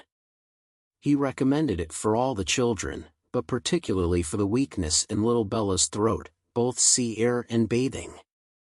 "Ah, my dear, but Perry had many doubts about the sea doing her any good, and as to myself, I have been long perfectly convinced, though perhaps I never told you so before, that the sea is very rarely of use to anybody. I am sure it almost killed me once." "Come, come," cried Emma, feeling this to be an unsafe subject, "I must beg you not to talk of the sea. It makes me envious and miserable, I who have never seen it. Southend is prohibited, if you please. My dear Isabella, I have not heard you make one inquiry about Mr. Perry yet, and he never forgets you." "Oh! Good Mr. Perry, how is he, sir?" "Why, pretty well, but not quite well. Poor Perry is bilious, and he has not time to take care of himself. He tells me he has not time to take care of himself, which is very sad, but he is always wanted all round the country. I suppose there is not a man in such practice anywhere. But then there is not so clever a man anywhere. And Mrs. Perry and the children, how are they? Do the children grow? I have a great regard for Mr. Perry. I hope he will be calling soon. He will be so pleased to see my little ones. I hope he will be here tomorrow, for I have a question or 2 to ask him about myself of some consequence. And, my dear, whenever he comes, you had better let him look at little Bella's throat." "Oh! My dear sir, her throat is so much better that I have hardly any uneasiness about it. Either bathing has been of the greatest service to her, or else it is to be attributed to an excellent embrocation of Mr. Wingfield's, which we have been applying at times ever since August. It is not very likely, my dear, that bathing should have been of use to her, and if I had known you were wanting an embrocation, I would have spoken to. You seem to me to have forgotten Mrs. and Miss Bates," said Emma. "I have not heard one inquiry after them." "Oh! The good Bateses, I am quite ashamed of myself, but you mention them in most of your letters. I hope they are quite well. Good old Mrs. Bates, I will call upon her tomorrow, and take my children. They are always so pleased to see my children, and that excellent Miss Bates, such thorough worthy people. How are they, sir?" "Why, pretty well, my dear, upon the whole. But poor Mrs. Bates had a bad cold about a month ago. How sorry I am. But colds were never so prevalent as they have been this autumn. Mr. Wingfield told me that he has never known them more general or heavy, except when it has been quite an influenza. That has been a good deal the case, my dear, but not to the degree you mention. Perry says that colds have been very general, but not so heavy as he has very often known them in November. Perry does not call it altogether a sickly season. No, I do not know that Mr. Wingfield considers it very sickly except. Ah! my poor dear child, the truth is, that in London it is always a sickly season. Nobody is healthy in London, nobody can be. It is a dreadful thing to have you forced to live there. So far off, and the air so bad. No, indeed, we are not at all in a bad air. Our part of London is very superior to most others. You must not confound us with London in general, my dear sir. The neighborhood of Brunswick Square is very different from almost all the rest. We are so very airy. I should be unwilling, I own, to live in any other part of the town. There is hardly any other that I could be satisfied to have my children in, but we are so remarkably airy. Mr. Wingfield thinks the vicinity of Brunswick Square decidedly the most favorable as to air. Ah! My dear, it is not like Hartfield. You make the best of it, but after you have been a week at Hartfield, you are all of you different creatures, you do not look like the same. Now I cannot say that I think you are any of you looking well at present. I am sorry to hear you say so, sir, but I assure you, excepting those little nervous headaches and palpitations which I am never entirely free from anywhere, I am quite well myself, and if the children were rather pale before they went to bed, it was only because they were a little more tired than usual, from their journey and the happiness of coming. I hope you will think better of their looks tomorrow, for I assure you Mr. Wingfield told me that he did not believe he had ever sent us off altogether, in such good case. I trust, at least, that you do not think Mr. Knightley looking ill, turning her eyes with affectionate anxiety towards her husband. Middling, my dear, I cannot compliment you. I think Mr. John Knightley very far from looking well. What is the matter, sir? Did you speak to me? Cried Mr. John Knightley, hearing his own name. I am sorry to find, my love, that my father does not think you looking well, but I hope it is only from being a little fatigued. I could have wished, however, as you know, that you had seen Mr. Wingfield before you left home. My dear Isabella, exclaimed he hastily, pray do not concern yourself about my looks. Be satisfied with doctoring and coddling yourself and the children, and let me look as I choose. I did not thoroughly understand what you were telling your brother, cried Emma, about your friend Mr. Graham's intending to have a bailiff from Scotland, to look after his new estate. What will it answer? Will not the old prejudice be too strong? And she talked in this way so long and successfully that, when forced to give her attention again to her father and sister, she had nothing worse to hear than Isabella's kind inquiry after Jane Fairfax, and Jane Fairfax, though no great favourite with her in general, she was at that moment very happy to assist in praising. That sweet, amiable Jane Fairfax, said Mrs. John Knightley. It is so long since I have seen her, except now and then for a moment accidentally in town. What happiness it must be to her good old grandmother and excellent aunt, when she comes to visit them. I always regret excessively on dear Emma's account that she cannot be more at Highbury, but now their daughter is married, I suppose Colonel and Mrs. Campbell will not be able to part with her at all. She would be such a delightful companion for Emma. Mr. Woodhouse agreed to it all, but added, our little friend Harriet Smith, however, is just such another pretty kind of young person. You will like Harriet. Emma could not have a better companion than Harriet. I am most happy to hear it, but only Jane Fairfax one knows to be so very accomplished and superior, and exactly Emma's age. This topic was discussed very happily, and others succeeded of similar moment, and passed away with similar harmony, but the evening did not close without a little return of agitation. The gruel came and supplied a great deal to be said, much praise and many comments, undoubting decision of its wholesomeness for every constitution, and pretty severe philippics upon the many houses where it was never met with tolerably, but, unfortunately, among the failures which the daughter had to instance, the most recent, and therefore most prominent, was in her own cook at Southend, a young woman hired for the time, who never had been able to understand what she meant by a basin of nice, smooth gruel, thin, but not too thin. Often as she had wished for and ordered it, she had never been able to get anything tolerable. Here was a dangerous opening. "Ah," said Mr. Woodhouse, shaking his head and fixing his eyes on her with tender concern. The ejaculation in Emma's ear expressed, "Ah! There is no end of the sad consequences of your going to Southend. It does not bear talking of." And for a little while she hoped he would not talk of it, and that a silent rumination might suffice to restore him to the relish of his own smooth gruel. After an interval of some minutes, however, he began with, "I shall always be very sorry that you went to the sea this autumn, instead of coming here.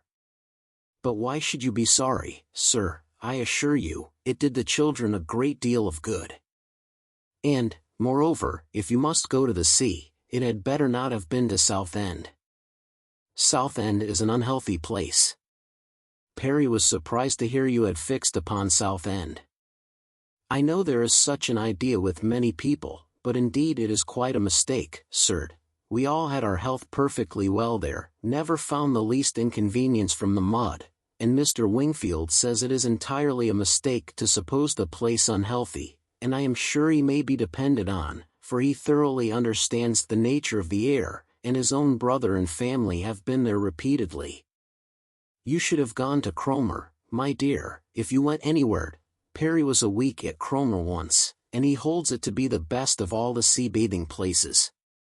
A fine open sea, he says, and very pure air.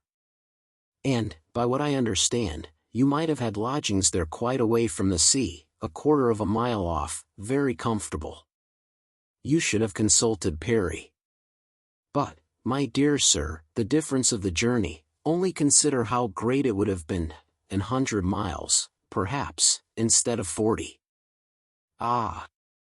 My dear, as Perry says, where health is at stake, nothing else should be considered, and if one is to travel, there is not much to choose between 40 miles and 100. Better not move at all, better stay in London altogether than travel 40 miles to get into a worse air." This is just what Perry said. It seemed to him a very ill-judged measure. Emma's attempts to stop her father had been vain, and when he had reached such a point as this, she could not wonder at her brother-in-law's breaking out. "Mr. Perry," said he, in a voice of very strong displeasure, "would do as well to keep his opinion till it is asked for. Why does he make it any business of his, to wonder at what I do, at my taking my family to one part of the coast or another? I may be allowed, I hope, the use of my judgment as well as Mr. Perry'd. I want his directions no more than his drugs." He paused, and growing cooler in a moment, added, with only sarcastic dryness, "If Mr. Perry can tell me how to convey a wife and 5 children a distance of 130 miles with no greater expense or inconvenience than a distance of 40, I should be as willing to prefer Cromer to Southend as he could himself." "True, true," cried Mr. Knightley, with most ready interposition, "very true. That's a consideration indeed. But John, as to what I was telling you of my idea of moving the path to Langham, of turning it more to the right that it may not cut through the home meadows, I cannot conceive any difficulty.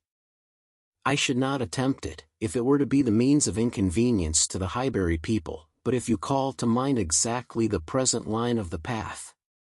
The only way of proving it, however, will be to turn to our maps. I shall see you at the Abbey tomorrow morning, I hope, and then we will look them over, and you shall give me your opinion." Mr. Woodhouse was rather agitated by such harsh reflections on his friend Perry, to whom he had, in fact, though unconsciously, been attributing many of his own feelings and expressions, but the soothing attentions of his daughters gradually removed the present evil, and the immediate alertness of one brother, and better recollections of the other, prevented any renewal of it. Chapter 13. There could hardly be a happier creature in the world than Mrs. John Knightley, in this short visit to Hartfield, going about every morning among her old acquaintance with her 5 children, and talking over what she had done every evening with her father and sister. She had nothing to wish otherwise, but that the days did not pass so swiftly. It was a delightful visit, perfect, in being much too short. In general their evenings were less engaged with friends than their mornings, but one complete dinner engagement, and out of the house too, there was no avoiding, though at Christmas. Mr. Weston would take no denial, they must all dine at Randall's one day. Even Mr. Woodhouse was persuaded to think it a possible thing in preference to a division of the party. How they were all to be conveyed, he would have made a difficulty if he could, but as his son and daughter's carriage and horses were actually at Hartfield, he was not able to make more than a simple question on that head. It hardly amounted to a doubt, nor did it occupy Emma long to convince him that they might in one of the carriages find room for Harriet also. Harriet, Mr. Elton, and Mr. Knightley, their own especial set, were the only persons invited to meet them. The hours were to be early, as well as the numbers few, Mr. Woodhouse's habits and inclination being consulted in everything. The evening before this great event, for it was a very great event that Mr. Woodhouse should dine out, on the 24th of December, had been spent by Harriet at Hartfield, and she had gone home so much indisposed with a cold, that, but for her own earnest wish of being nursed by Mrs. Goddard, Emma could not have allowed her to leave the house. Emma called on her the next day, and found her doom already signed with regard to Randall's. She was very feverish and had a bad sore throat. Mrs. Goddard was full of care and affection, Mr. Perry was talked of, and Harriet herself was too ill and low to resist the authority which excluded her from this delightful engagement, though she could not speak of her loss without many tears. Emma sat with her as long as she could, to attend her in Mrs. Goddard's unavoidable absences, and raise her spirits by representing how much Mr. Elton's would be depressed when he knew her state, and left her at last tolerably comfortable, in the sweet dependence of his having a most comfortless visit, and of their all missing her very much. She had not advanced many yards from Mrs. Goddard's door, when she was met by Mr. Elton himself, evidently coming towards it, and as they walked on slowly together in conversation about the invalid, of whom he, on the rumor of considerable illness, had been going to inquire, that he might carry some report of her to Hartfield, they were overtaken by Mr. John Knightley returning from the daily visit to Donwell, with his two eldest boys, whose healthy, glowing faces shewed all the benefit of a country run, and seemed to ensure a quick dispatch of the roast mutton and rice pudding they were hastening home for. They joined company and proceeded together. Emma was just describing the nature of her friend's complaint, a throat very much inflamed, with a great deal of heat about her, a quick, low pulse, and she was sorry to find from Mrs. Goddard that Harriet was liable to very bad sore throats, and had often alarmed her with them. Mr. Elton looked all alarm on the occasion, as he exclaimed, "A sore throat, I hope not infectious." "I hope not of a putrid infectious sort. Has Perry seen her?" "Indeed you should take care of yourself as well as of your friend. Let me entreat you to run no risks. Why does not Perry see her?" Emma, who was not really at all frightened herself, tranquilized this excess of apprehension by assurances of Mrs. Goddard's experience and care, but as there must still remain a degree of uneasiness which she could not wish to reason away, which she would rather feed and assist than not, she added soon afterwards, as if quite another subject, "It is so cold, so very cold, and looks and feels so very much like snow, that if it were to any other place or with any other party, I should really try not to go out today, and dissuade my father from venturing, but as he has made up his mind, and does not seem to feel the cold himself, I do not like to interfere, as I know it would be so great a disappointment to Mr. and Mrs. Weston. But, upon my word, Mr. Elton, in your case, I should certainly excuse myself. You appear to me a little hoarse already, and when you consider what demand of voice and what fatigues tomorrow will bring, I think it would be no more than common prudence to stay at home and take care of yourself tonight."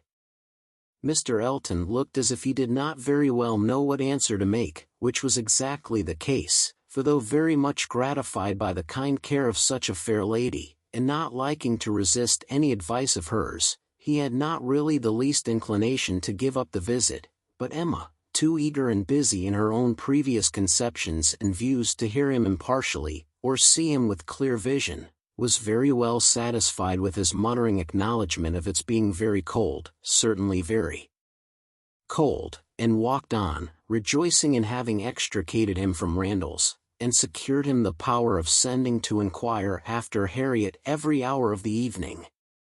"You do quite right," said she. "We will make your apologies to Mr. and Mrs. Weston."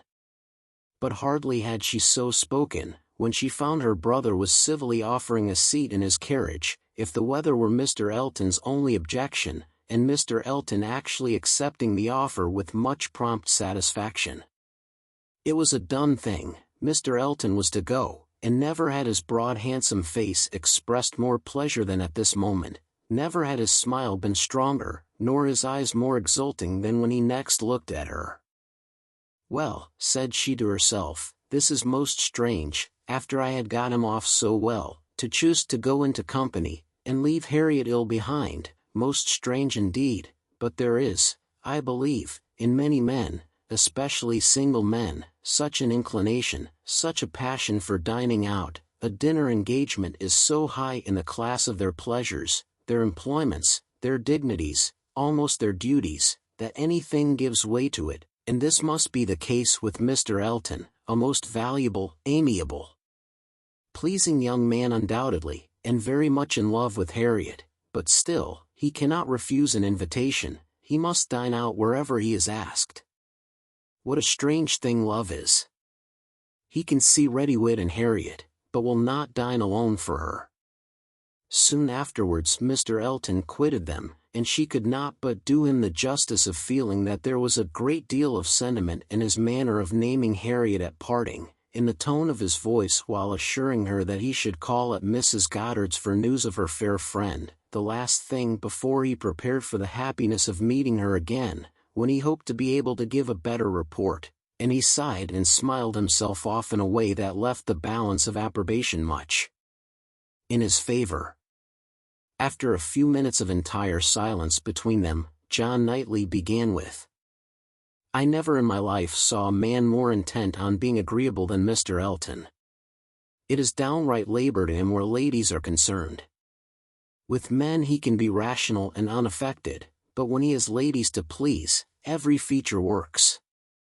"Mr. Elton's manners are not perfect," replied Emma, "but where there is a wish to please, one ought to overlook, and one does overlook a great deal. Where a man does his best with only moderate powers, he will have the advantage over negligent superiority. There is such perfect good temper and goodwill in Mr. Elton as one cannot but value." "Yes," said Mr. John Knightley presently, with some slyness, "he seems to have a great deal of goodwill towards you." "Me," she replied with a smile of astonishment, "are you imagining me to be Mr. Elton's object?" "Such an imagination has crossed me, I own, Emma, and if it never occurred to you before, you may as well take it into consideration now. Mr. Elton in love with me, what an idea! I do not say it is so, but you will do well to consider whether it is so or not, and to regulate your behavior accordingly. I think your manners to him encouraging. I speak as a friend, Emma. You had better look about you, and ascertain what you do, and what you mean to do. I thank you, but I assure you you are quite mistaken. Mr. Elton and I are very good friends, and nothing more," and she walked on, amusing herself in the consideration of the blunders which often arise from a partial knowledge of circumstances, of the mistakes which people of high pretensions to judgment are forever falling into, and not very well pleased with her brother for imagining her blind and ignorant, and in want of counsel. He said no more. Mr. Woodhouse had so completely made up his mind to the visit, that in spite of the increasing coldness, he seemed to have no idea of shrinking from it, and set forward at last most punctually with his eldest daughter in his own carriage, with less apparent consciousness of the weather than either of the others, too full of the wonder of his own going, and the pleasure it was to afford at Randall's to see that it was cold, and too well wrapped up to feel it. The cold, however, was severe, and by the time the second carriage was in motion, a few flakes of snow were finding their way down, and the sky had the appearance of being so overcharged as to want only a milder air to produce a very white world in a very short time. Emma soon saw that her companion was not in the happiest humor. The preparing and the going abroad in such weather, with the sacrifice of his children after dinner, were evils, were disagreeables at least, which Mr. John Knightley did not by any means like. He anticipated nothing in the visit that could be at all worth the purchase, and the whole of their drive to the vicarage was spent by him in expressing his discontent. "A man," said he, "must have a very good opinion of himself when he asks people to leave their own fireside, and encounter such a day as this, for the sake of coming to see him. He must think himself a most agreeable fellow. I could not do such a thing. It is the greatest absurdity, actually snowing at this moment, the folly of not allowing people to be comfortable at home, and the folly of people's not staying comfortably at home when they can. If we were obliged to go out such an evening as this, by any call of duty or business, what a hardship we should deem it, and here are we, probably with rather thinner clothing than usual, setting forward voluntarily, without excuse, in defiance of the voice of nature, which tells man, in everything given to his view or his feelings, to stay at home himself, and keep all under shelter that he can. Here are we setting forward to spend 5 dull hours in another man's house, with nothing to say, or to hear that was not said and heard yesterday, and may not be said and heard again tomorrow. Going in dismal weather, to return probably in worse, for horses and 4 servants taken out for nothing but to convey 5 idle, shivering creatures into colder rooms and worse company than they might have had at home." Emma did not find herself equal to give the pleased assent, which no doubt he was in the habit of receiving, to emulate the very true "my love," which must have been usually administered by his traveling companion, but she had resolution enough to refrain from making any answer at all.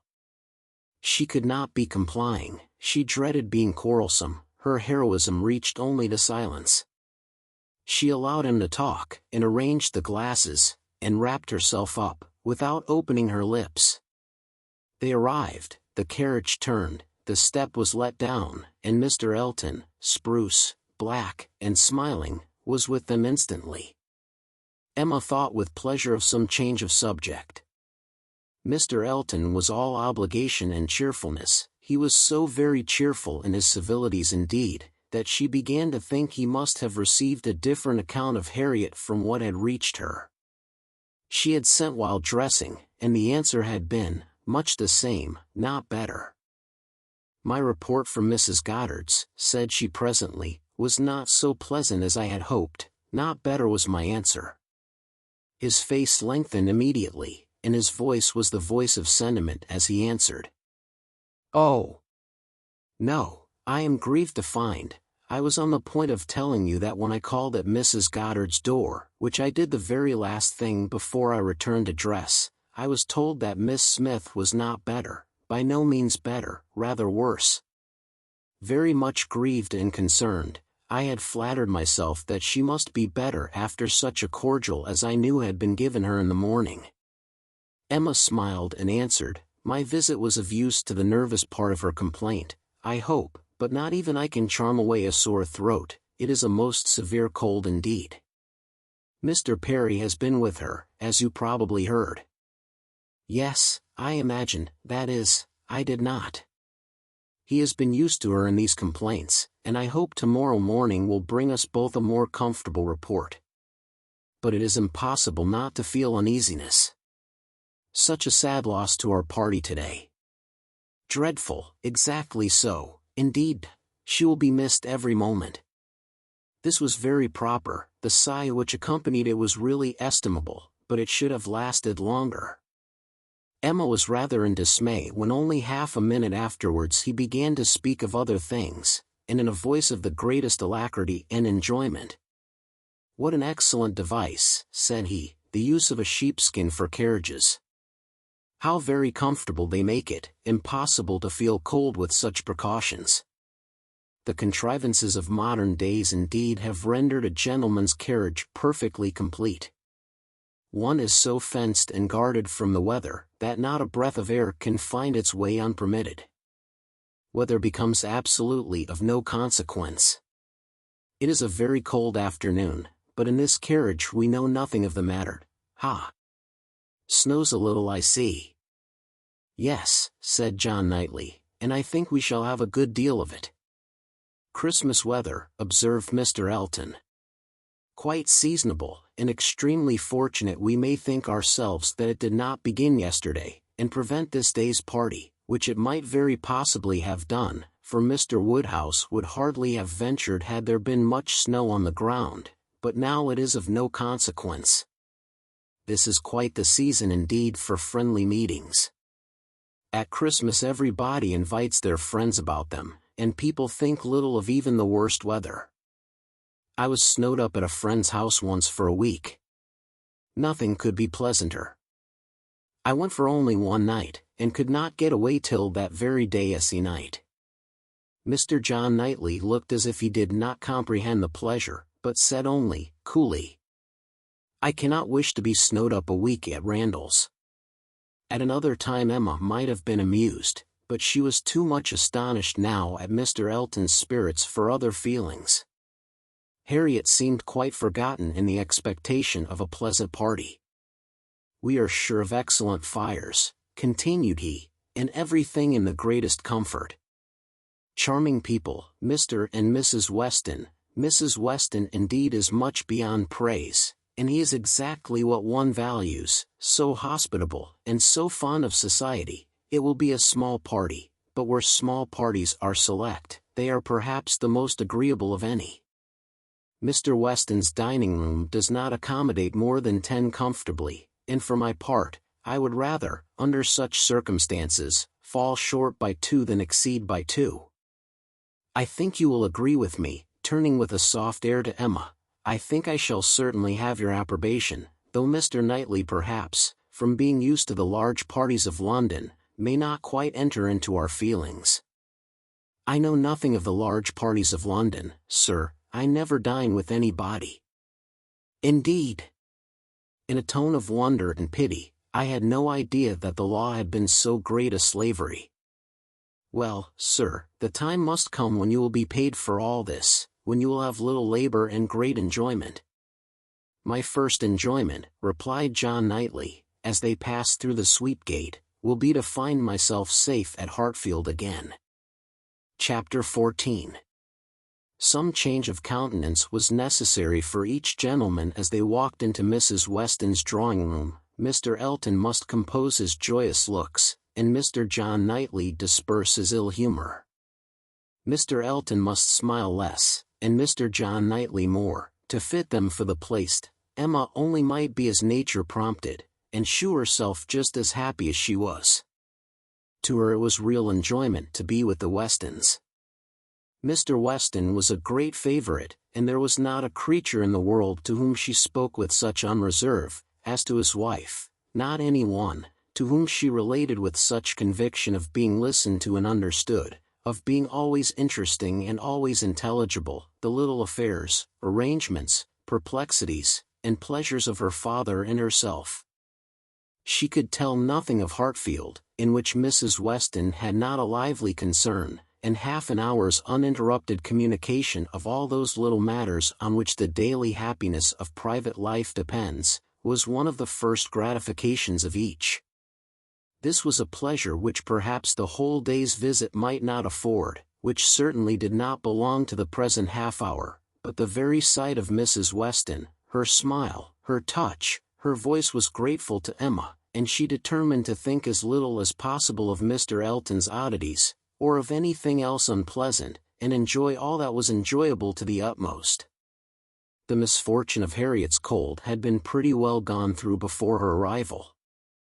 Mr. Woodhouse had been safely seated long enough to give the history of it, besides all the history of his own and Isabella's coming, and of Emma's being to follow, and had indeed just got to the end of his satisfaction that James should come and see his daughter, when the others appeared, and Mrs. Weston, who had been almost wholly engrossed by her attentions to him, was able to turn away and welcome her dear Emma.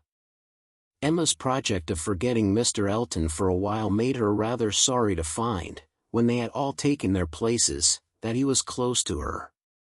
The difficulty was great of driving his strange insensibility towards Harriet, from her mind, while he not only sat at her elbow, but was continually obtruding his happy countenance on her notice, and solicitously addressing her upon every occasion. Instead of forgetting him, his behavior was such that she could not avoid the internal suggestion of, can it really be as my brother imagined? Can it be possible for this man to be beginning to transfer his affections from Harriet to me? Absurd and insufferable. Yet he would be so anxious for her being perfectly warm, would be so interested about her father, and so delighted with Mrs. Weston, and at last would begin admiring her drawings with so much zeal and so little knowledge as seemed terribly like a would-be lover, and made it some effort with her to preserve her good manners. For her own sake she could not be rude, and for Harriet's, in the hope that all would yet turn out right, she was even positively civil, but it was an effort, especially as something was going on amongst the others, in the most overpowering period of Mr. Elton's nonsense, which she particularly wished to listen to. She heard enough to know that Mr. Weston was giving some information about his son. She heard the words "my son," and "Frank," and "my son," repeated several times over, and, from a few other half-syllables very much suspected that he was announcing an early visit from his son, but before she could quiet Mr. Elton, the subject was so completely past that any reviving question from her would have been awkward. Now, it so happened that in spite of Emma's resolution of never marrying, there was something in the name, in the idea of Mr. Frank Churchill, which always interested her. She had frequently thought, especially since his father's marriage with Miss Taylor, that if she were to marry, he was the very person to suit her in age, character and condition. He seemed by this connection between the families, quite to belong to her. She could not but suppose it to be a match that everybody who knew them must think of.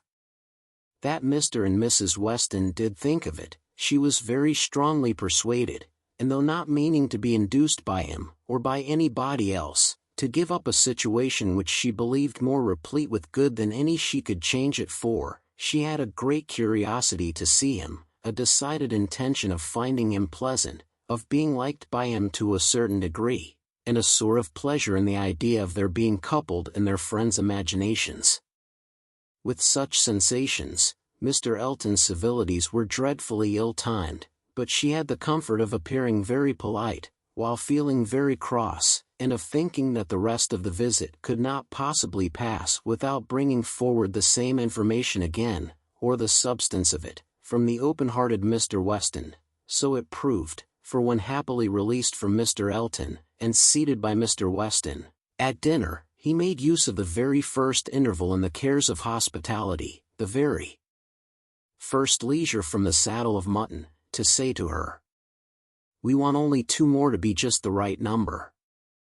I should like to see 2 more here, your pretty little friend, Miss Smith, and my son, and then I should say we were quite complete.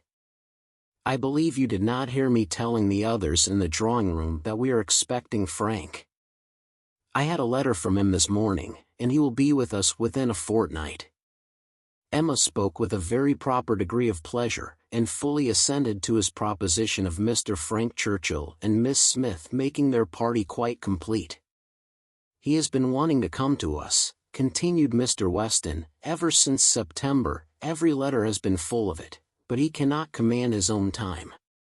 He has those to please who must be pleased, and who, between ourselves, are sometimes to be pleased only by a good many sacrifices. But now I have no doubt of seeing him here about the 2nd week in January. What a very great pleasure it will be to you. And Mrs. Weston is so anxious to be acquainted with him, that she must be almost as happy as yourself." "Yes, she would be, but that she thinks there will be another put off. She does not depend upon his coming so much as I do, but she does not know the parties so well as I do. The case, you see, is, but this is quite between ourselves, I did not mention a syllable of it in the other room. There are secrets in all families, you know. The case is, that a party of friends are invited to pay a visit at Enscombe in January, and that Frank's coming depends upon their being put off. If they are not put off, he cannot stir. But I know they will, because it is a family that a certain lady, of some consequence, at Enscombe, has a particular dislike to, and though it is thought necessary to invite them once in 2 or 3 years, they always are put off when it comes to the point. I have not the smallest doubt of the issue. I am as confident of seeing Frank here before the middle of January, as I am of being here myself, but your good friend there, nodding towards the upper end of the table, has so few vagaries herself, and has been so little used to them at Hartfield, that she cannot calculate on their effects, as I have been long in the practice of doing. I am sorry there should be anything like doubt in the case, replied Emma, but am disposed to side with you, Mr. Weston. If you think he will come, I shall think so too, for you know Enscombe. Yes, I have some right to that knowledge, though I have never been at the place in my life. She is an odd woman, but I never allow myself to speak ill of her, on Frank's account, for I do believe her to be very fond of him. I used to think she was not capable of being fond of anybody, except herself, but she has always been kind to him, in her way, allowing for little whims and caprices, and expecting everything to be as she likes. And it is no small credit, in my opinion, to him, that he should excite such an affection, for, though I would not say it to anybody else, she has no more heart than a stone to people in general, and the devil of a temper. Emma liked the subject so well, that she began upon it, to Mrs. Weston, very soon after their moving into the drawing-room, wishing her joy, yet observing, that she knew the first meeting must be rather alarming. Mrs. Weston agreed to it, but added, that she should be very glad to be secure of undergoing the anxiety of a first meeting at the time talked of, for I cannot depend upon his coming. I cannot be so sanguine as Mr. Weston. I am very much afraid that it will all end in nothing. Mr. Weston, I dare say, has been telling you exactly how the matter stands? Yes, it seems to depend upon nothing but the ill humor of Mrs. Churchill, which I imagine to be the most certain thing in the world. My Emma, replied Mrs. Weston, smiling, what is the certainty of caprice? Then turning to Isabella, who had not been attending before, you must know, my dear Mrs. Knightley, that we are by no means so sure of seeing Mr. Frank Churchill, in my opinion, as his father thinks. It depends entirely upon his aunt's spirits and pleasure, in short, upon her temper. To you, to my 2 daughters, I may venture on the truth. Mrs. Churchill rules at Enscombe, and is a very odd-tempered woman, and his coming now, depends upon her being willing to spare him. Oh, Mrs. Churchill, everybody knows Mrs. Churchill, replied Isabella, and I am sure I never think of that poor young man without the greatest compassion. To be constantly living with an ill-tempered person, must be dreadful. It is what we happily have never known anything of, but it must be a life of misery. What a blessing, that she never had any children. Poor little creatures, how unhappy she would have made them. Emma wished she had been alone with Mrs. Weston. She should then have heard more. Mrs. Weston would speak to her, with a degree of unreserve which she would not hazard with Isabella, and, she really believed, would scarcely try to conceal anything relative to the Churchills from her, excepting those views on the young man, of which her own imagination had already given her such instinctive knowledge. But at present there was nothing more to be said. Mr. Woodhouse very soon followed them into the drawing-room. To be sitting long after dinner, was a confinement that he could not endure. Neither wine nor conversation was anything to him, and gladly did he move to those with whom he was always comfortable. While he talked to Isabella, however, Emma found an opportunity of saying, "And so you do not consider this visit from your son as by any means certain? I am sorry for it. The introduction must be unpleasant, whenever it takes place, and the sooner it could be over, the better." Yes, and every delay makes one more apprehensive of other delays. Even if this family, the Braithwaites, are put off, I am still afraid that some excuse may be found for disappointing us. I cannot bear to imagine any reluctance on his side, but I am sure there is a great wish on the Churchills to keep him to themselves. There is jealousy. They are jealous even of his regard for his father. In short, I can feel no dependence on his coming, and I wish Mr. Weston were less sanguine. He ought to come, said Emma. If he could stay only a couple of days, he ought to come, and one can hardly conceive a young man's not having it in his power to do as much as that. A young woman, if she fall into bad hands, may be teased, and kept at a distance from those she wants to be with, but one cannot comprehend a young man's being under such restraint, as not to be able to spend a week with his father, if he likes it. One ought to be at Enscombe, and know the ways of the family, before one decides upon what he can do, replied Mrs. Weston. One ought to use the same caution, perhaps, in judging of the conduct of any one individual of any one family, but Enscombe, I believe, certainly must not be judged by general rules. She is so very unreasonable, and everything gives way to her. But she is so fond of the nephew, he is so very great a favorite. Now, according to my idea of Mrs. Churchill, it would be most natural, that while she makes no sacrifice for the comfort of the husband, to whom she owes everything, while she exercises incessant caprice towards him, she should frequently be governed by the nephew, to whom she owes nothing at all. My dearest Emma, do not pretend, with your sweet temper, to understand a bad one, or to lay down rules for it. You must let it go its own way. I have no doubt of his having, at times, considerable influence, but it may be perfectly impossible for him to know beforehand when it will be. Emma listened, and then coolly said, I shall not be satisfied, unless he comes. He may have a great deal of influence on some points, continued Mrs. Weston, and on others, very little, and among those, on which she is beyond his reach, it is but too likely, may be this very circumstance of his coming away from them to visit us. Chapter 15. Mr. Woodhouse was soon ready for his tea, and when he had drank his tea he was quite ready to go home, and it was as much as his three companions could do, to entertain away his notice of the lateness of the hour, before the other gentlemen appeared. Mr. Weston was chatty and convivial, and no friend to early separations of any sort, but at last the drawing-room party did receive an augmentation. Mr. Elton, in very good spirits, was one of the first to walk in. Mrs. Weston and Emma were sitting together on a sofa. He joined them immediately, and, with scarcely an invitation, seated himself between them.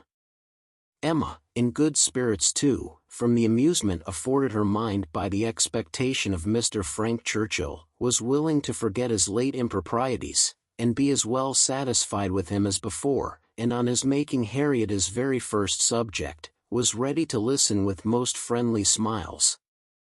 He professed himself extremely anxious about her fair friend, her fair, lovely, amiable friend. Did she know, had she heard anything about her, since their being at Randall's? He felt much anxiety. He must confess that the nature of her complaint alarmed him considerably. And in this style he talked on for some time very properly, not much attending to any answer, but altogether sufficiently awake to the terror of a bad sore throat, and Emma was quite in charity with him. But at last there seemed a perverse turn. It seemed all at once as if he were more afraid of its being a bad sore throat on her account, than on Harriet's, more anxious that she should escape the infection, than that there should be no infection in the complaint. He began with great earnestness to entreat her to refrain from visiting the sick chamber again, for the present, to entreat her to promise him not to venture into such hazard till he had seen Mr. Perry and learned his opinion, and though she tried to laugh it off and bring the subject back into its proper course, there was no putting an end to his extreme solicitude about her. She was vexed. It did appear, there was no concealing it, exactly like the pretense of being in love with her, instead of Harriet, an inconstancy, if real, the most contemptible and abominable. And she had difficulty in behaving with temper. He turned to Mrs. Weston to implore her assistance. Would not she give him her support? Would not she add her persuasions to his, to induce Miss Woodhouse not to go to Mrs. Goddard's till it were certain that Miss Smith's disorder had no infection? He could not be satisfied without a promise. Would not she give him her influence in procuring it? So scrupulous for others, he continued, and yet so careless for herself. She wanted me to nurse my cold by staying at home today, and yet will not promise to avoid the danger of catching an ulcerated sore throat herself. Is this fair, Mrs. Weston? Judge between us. Have not I some right to complain? I am sure of your kind support and aid. Emma saw Mrs. Weston's surprise, and felt that it must be great, at an address which, in words and manner, was assuming to himself the right of first interest in her, and as for herself, she was too much provoked and offended to have the power of directly saying anything to the purpose. She could only give him a look, but it was such a look as she thought must restore him to his senses, and then left the sofa, removing to a seat by her sister, and giving her all her attention. She had not time to know how Mr. Elton took the reproof, so rapidly did another subject succeed, for Mr. John Knightley now came into the room from examining the weather, and opened on them all with the information of the ground being covered with snow, and of it still snowing fast, with a strong drifting wind, concluding with these words to Mr. Woodhouse. This will prove a spirited beginning of your winter engagements, sir. Something new for your coachman and horses to be making their way through a storm of snow. Poor Mr. Woodhouse was silent from consternation, but everybody else had something to say. Everybody was either surprised or not surprised, and had some question to ask, or some comfort to offer. Mrs. Weston and Emma tried earnestly to cheer him and turn his attention from his son-in-law, who was pursuing his triumph rather unfeelingly. I admired your resolution very much, sir, said he, in venturing out in such weather, for of course you saw there would be snow very soon. Everybody must have seen the snow coming on. I admired your spirit, and I dare say we shall get home very well. Another hour or two's snow can hardly make the road impassable, and we are two carriages. If one is blown over in the bleak part of the common field there will be the other at hand.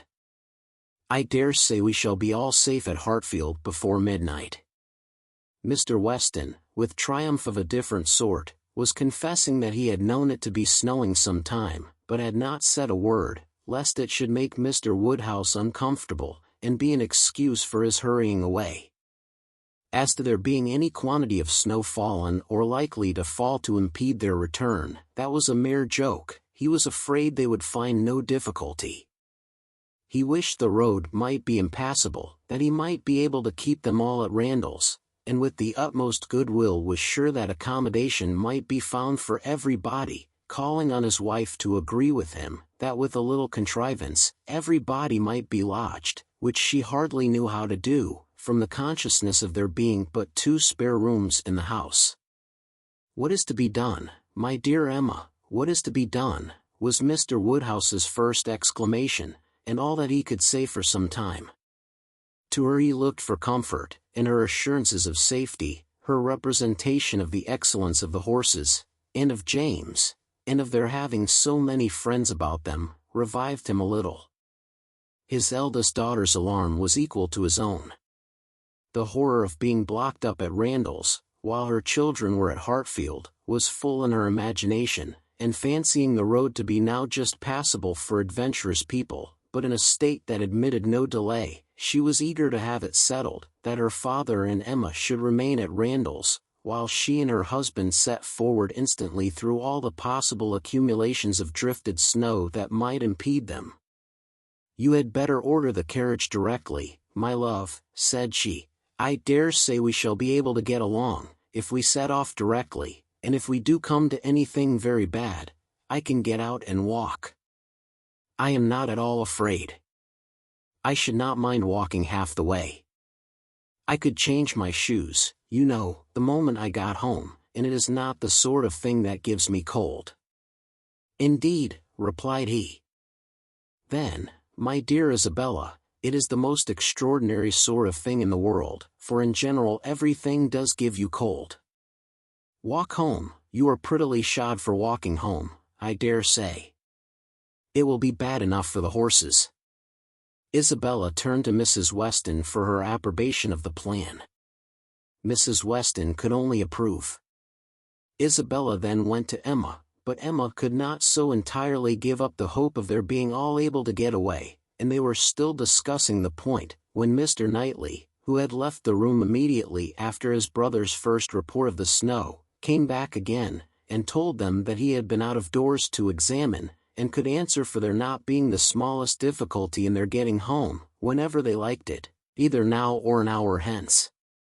He had gone beyond the sweep, some way along the Highbury road. The snow was nowhere above half an inch deep, in many places hardly enough to whiten the ground. A very few flakes were falling at present, but the clouds were parting, and there was every appearance of its being soon over. He had seen the coachman, and they both agreed with him in there being nothing to apprehend. To Isabella, the relief of such tidings was very great, and they were scarcely less acceptable to Emma on her father's account, who was immediately set as much at ease on the subject as his nervous constitution allowed, but the alarm that had been raised could not be appeased so as to admit of any comfort for him while he continued at Randalls.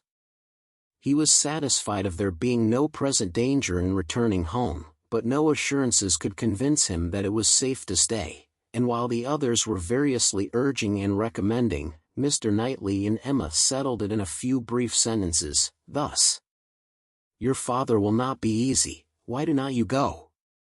I am ready, if the others are. Shall I ring the bell?" "Yes, do." And the bell was rung, and the carriages spoken for. A few minutes more, and Emma hoped to see one troublesome companion deposited in his own house, to get sober and cool, and the other recover his temper and happiness when this visit of hardship were over. The carriage came, and Mr. Woodhouse, always the first object on such occasions, was carefully attended to his own by Mr. Knightley and Mr. Weston, but not all that either could say could prevent some renewal of alarm at the sight of the snow which had actually fallen, and the discovery of a much darker night than he had been prepared for. He was afraid they should have a very bad drive.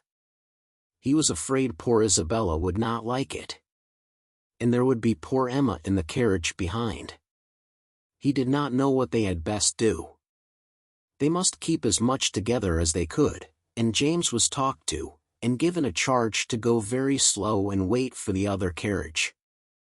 Isabella stepped in after her father, John Knightley, forgetting that he did not belong to their party, stepped in after his wife very naturally, so that Emma found, on being escorted and followed into the second carriage by Mr. Elton, that the door was to be lawfully shut on them, and that they were to have a tete-a-tete drive. It would not have been the awkwardness of a moment, it would have been rather a pleasure. Previous to the suspicions of this very day, she could have talked to him of Harriet, and the 3/4 of a mile would have seemed but one. But now, she would rather it had not happened. She believed he had been drinking too much of Mr. Weston's good wine, and felt sure that he would want to be talking nonsense.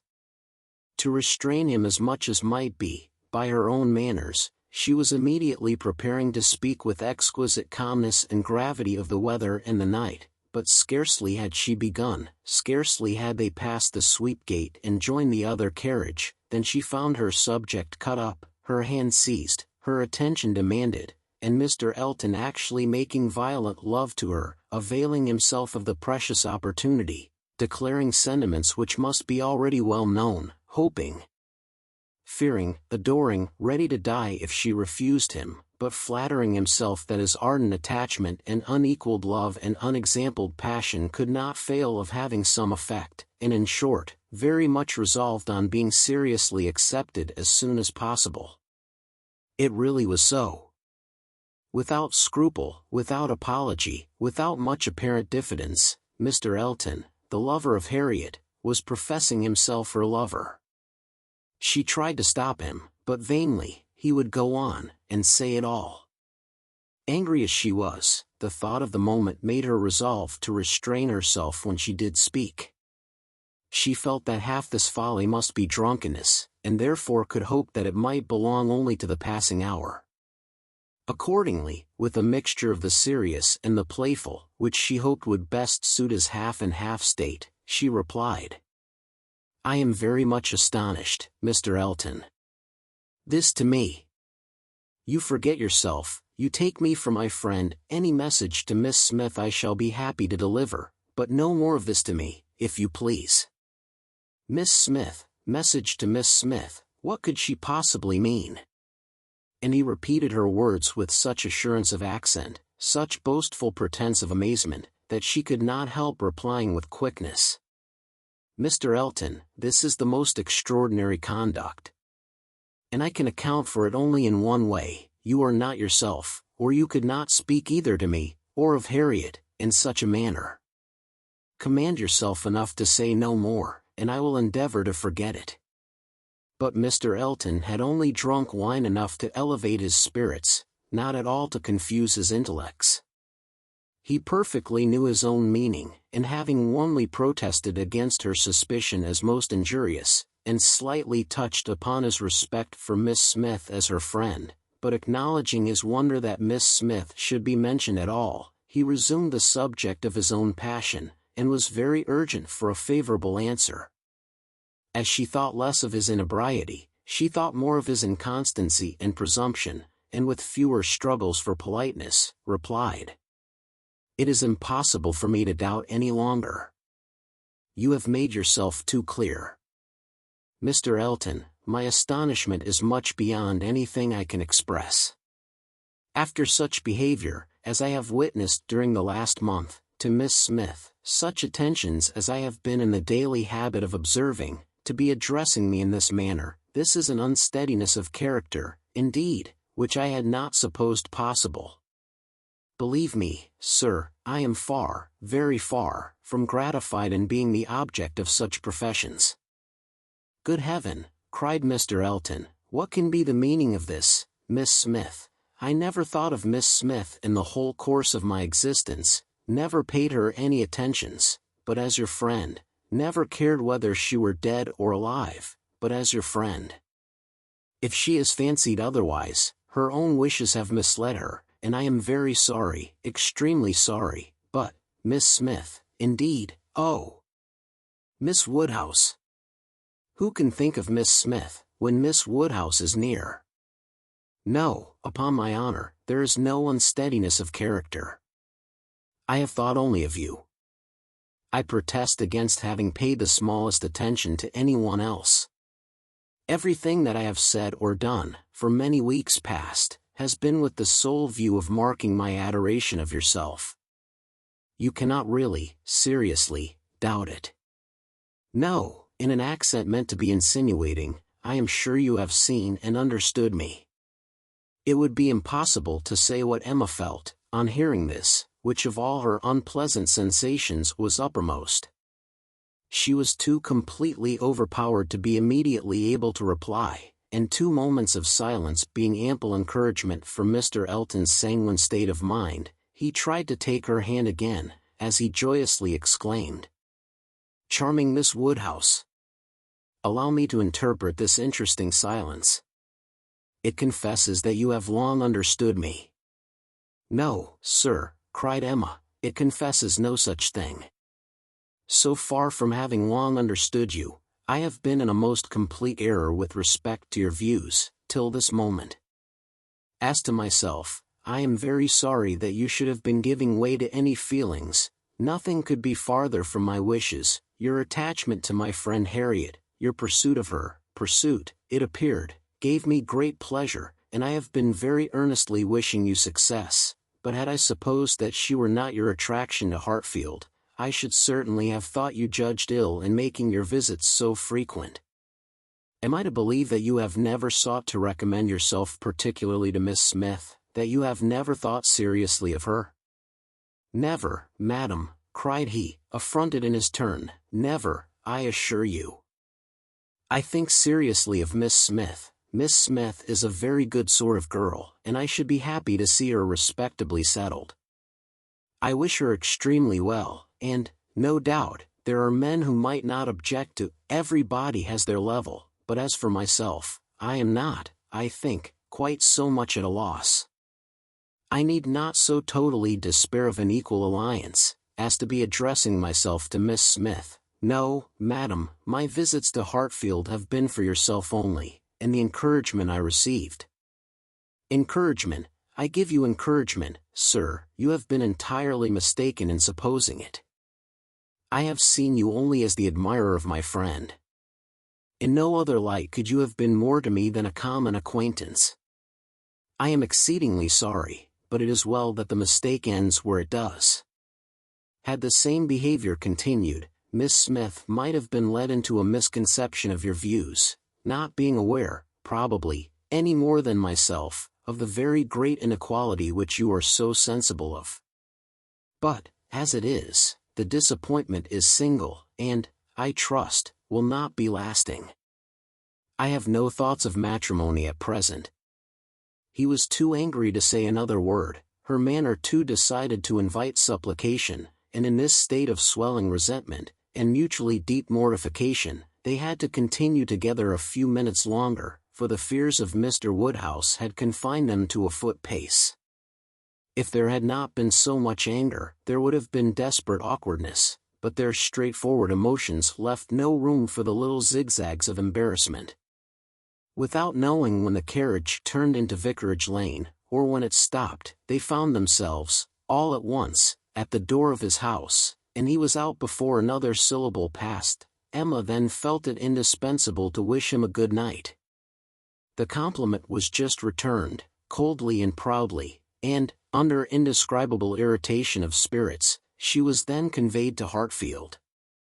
There she was welcomed, with the utmost delight, by her father, who had been trembling for the dangers of a solitary drive from Vicarage Lane, turning a corner which he could never bear to think of, and in strange hands, a mere common coachman, no James, and there it seemed as if her return only were wanted to make everything go well, for Mr. John Knightley, ashamed of his ill humor, was now all kindness and attention, and so particularly solicitous for the comfort of her father, as to seem, if not quite ready to join him in a basin of gruel, perfectly sensible of its being exceedingly wholesome, and the day was concluding in peace and comfort to all their little party, except herself.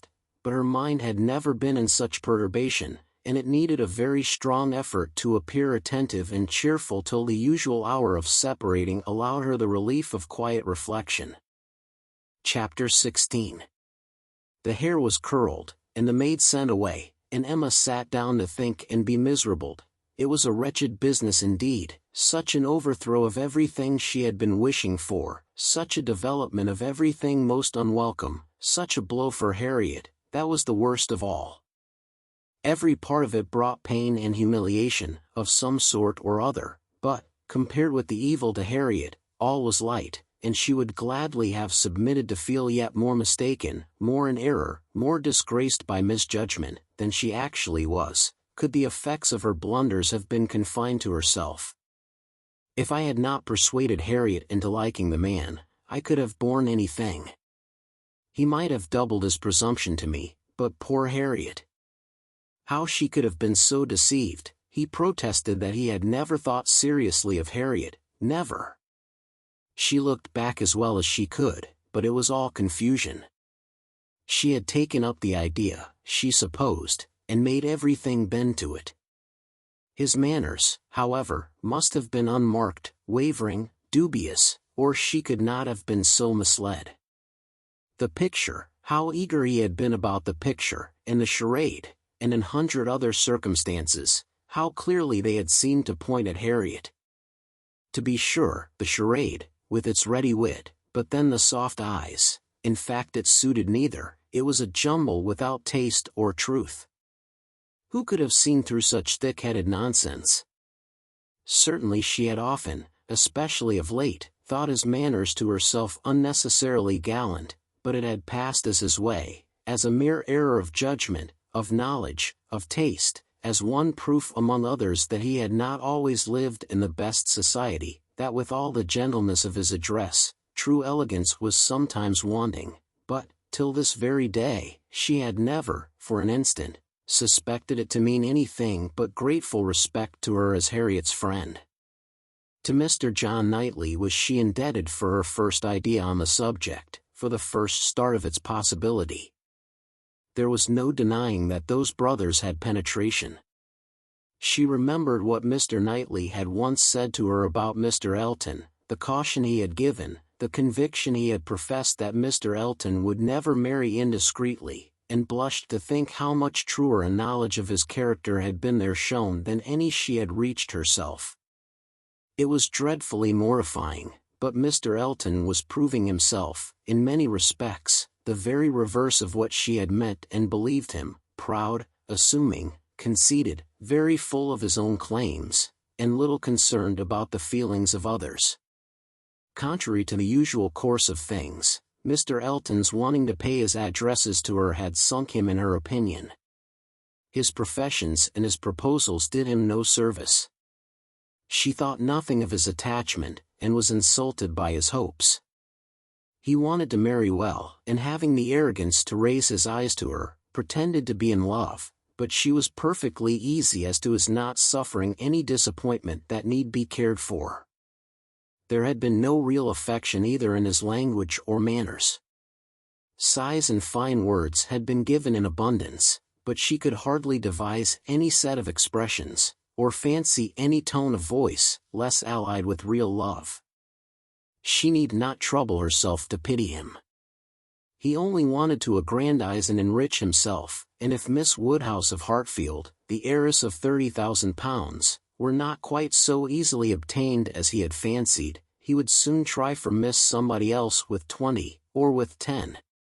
But, that he should talk of encouragement, should consider her as aware of his views, accepting his attentions, meaning, in short, to marry him, should suppose himself her equal in connection or mind, look down upon her friend, so well understanding the gradations of rank below him, and be so blind to what rose above, as to fancy himself shewing no presumption in addressing her, it was most provoking.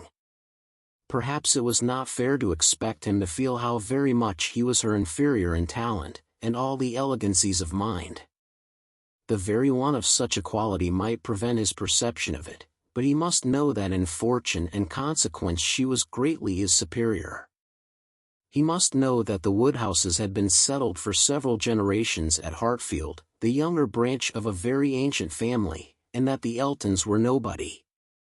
The landed property of Hartfield certainly was inconsiderable, being but a sort of notch in the Donwell Abbey estate, to which all the rest of Highbury belonged, but their fortune, from other sources, was such as to make them scarcely secondary to Donwell Abbey itself, in every other kind of consequence, and the Woodhouses had long held a high place in the consideration of the neighbourhood which Mr. Elton had first entered not 2 years ago, to make his way as he could, without any alliances.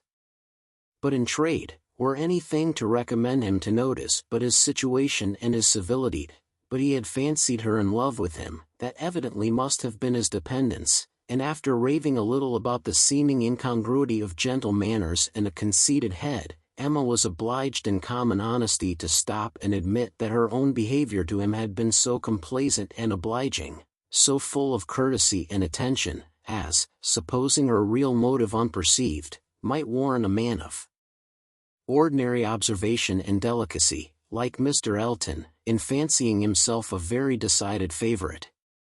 If she had so misinterpreted his feelings, she had little right to wonder that he, with self-interest to blind him, should have mistaken hers. The first error and the worst lay at her door. It was foolish, it was wrong, to take so active a part in bringing any two people together. It was adventuring too far, assuming too much, making light of what ought to be serious, a trick of what ought to be simple. She was quite concerned and ashamed, and resolved to do such things no more. "Here have I," said she, "actually talked poor Harriet into being very much attached to this man. She might never have thought of him but for me, and certainly never would have thought of him with hope if I had not assured her of his attachment, for she is as modest and humble as I used to think him. Oh! That I had been satisfied with persuading her not to accept young Martin. There I was quite right. That was well done of me, but there I should have stopped, and left the rest to time and chance. I was introducing her into good company, and giving her the opportunity of pleasing someone worth having. I ought not to have attempted more. But now, poor girl, her peace is cut up for some time. I have been but half a friend to her, and if she were not to feel this disappointment so very much, I am sure I have not an idea of anybody else who would be at all desirable for her. William Cox, oh! No, I could not endure William Cox, a pert young lawyer.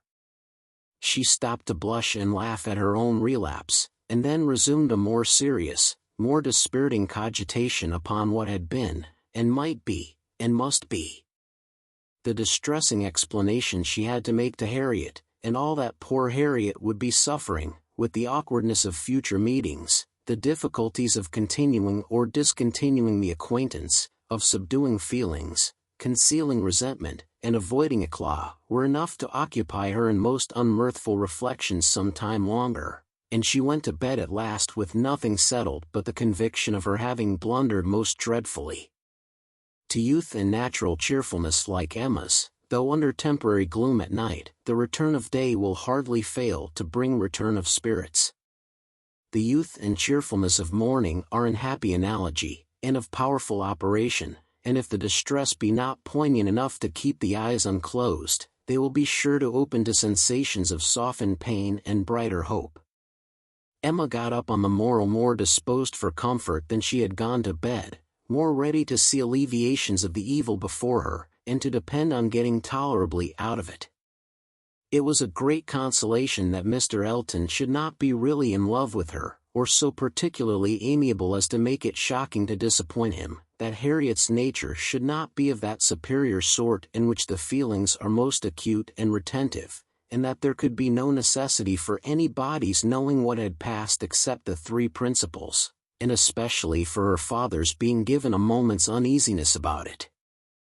These were very cheering thoughts, and the sight of a great deal of snow on the ground did her further service, for anything was welcome that might justify their all three being quite asunder at present.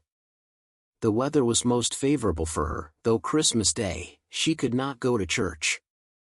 Mr. Woodhouse would have been miserable had his daughter attempted it, and she was therefore safe from either exciting or receiving unpleasant and most unsuitable ideas. The ground covered with snow, and the atmosphere in that unsettled state between frost and thaw, which is of all others the most unfriendly for exercise, every morning beginning in rain or snow, and every evening setting into freeze, she was for many days a most honorable prisoner. No intercourse with Harriet possible but by note, no church for her on Sunday any more than on Christmas Day, and no need to find excuses for Mr. Elton's absenting himself. It was weather which might fairly confine everybody at home, and though she hoped and believed him to be really taking comfort in some society or other, it was very pleasant to have her father so well satisfied with his being all alone in his own house, too wise to stir out, and to hear him say to Mr. Knightley, whom no weather could keep entirely from them, "Ah, Mr. Knightley, why do not you stay at home like poor Mr. Elton?" These days of confinement would have been, but for her private perplexities, remarkably comfortable, as such seclusion exactly suited her brother, whose feelings must always be of great importance to his companions, and he had, besides, so thoroughly cleared off his ill humor at Randalls, that his amiableness never failed him during the rest of his stay at Hartfield. He was always agreeable and obliging, and speaking pleasantly of everybody. But with all the hopes of cheerfulness, and all the present comfort of delay, there was still such an evil hanging over her in the hour of explanation with Harriet, as made it impossible for Emma to be ever perfectly at ease. Chapter 17. Mr. and Mrs. John Knightley were not detained long at Hartfield. The weather soon improved enough for those to move who must move, and Mr. Woodhouse having, as usual, tried to persuade his daughter to stay behind with all her children, was obliged to see the whole party set off, and return to his lamentations over the destiny of poor Isabella, which poor Isabella, passing her life with those she doted on, full of their merits, blind to their faults, and always innocently busy, might have been a model of right feminine happiness. The evening of the very day on which they went brought a note from Mr. Elton to Mr. Woodhouse, a long, civil, ceremonious note, to say, with Mr. Elton's best compliments, that he was proposing to leave Highbury the following morning in his way to Bath, where, in compliance with the pressing entreaties of some friends, he had engaged to spend a few weeks, and very much regretted the impossibility he was under, from various circumstances of weather and business, of taking a personal leave of Mr. Woodhouse, of whose friendly civilities he should ever retain a grateful sense, and had Mr. Woodhouse any commands, should be happy to attend to them. Emma was most agreeably surprised. Mr. Elton's absence just at this time was the very thing to be desired. She admired him for contriving it, though not able to give him much credit for the manner in which it was announced. Resentment could not have been more plainly spoken than in a civility to her father, from which she was so pointedly excluded. She had not even a share in his opening compliments. Her name was not mentioned, and there was so striking a change in all this, and such an ill-judged solemnity of leave-taking in his graceful acknowledgments, as she thought, at first, could not escape her father's suspicion. It did, however.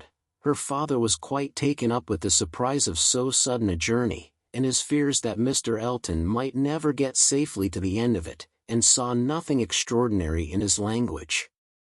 It was a very useful note, for it supplied them with fresh matter for thought and conversation during the rest of their lonely evening.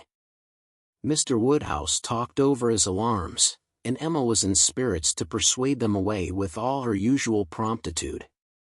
She now resolved to keep Harriet no longer in the dark. She had reason to believe her nearly recovered from her cold, and it was desirable that she should have as much time as possible for getting the better of her other complaint before the gentleman's return.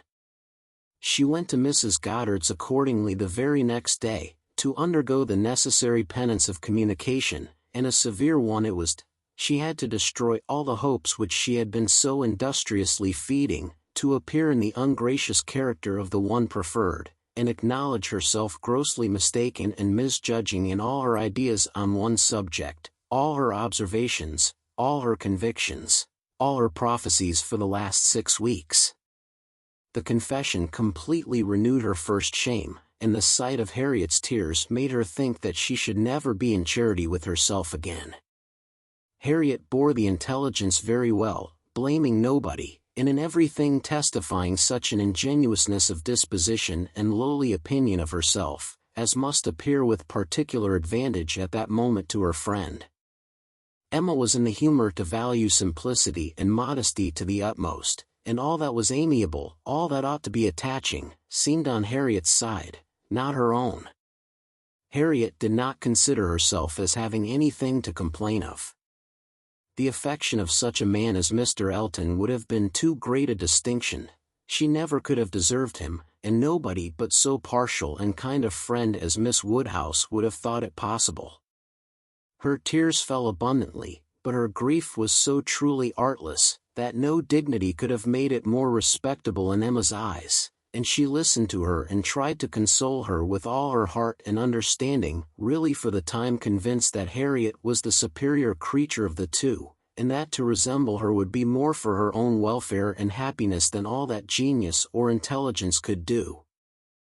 It was rather too late in the day to set about being simple-minded and ignorant, but she left her with every previous resolution confirmed of being humble and discreet, and repressing imagination all the rest of her life.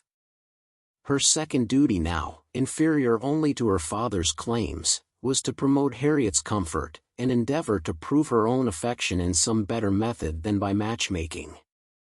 She got her to Hartfield, and shewed her the most unvarying kindness, striving to occupy and amuse her, and by books and conversation, to drive Mr. Elton from her thoughts.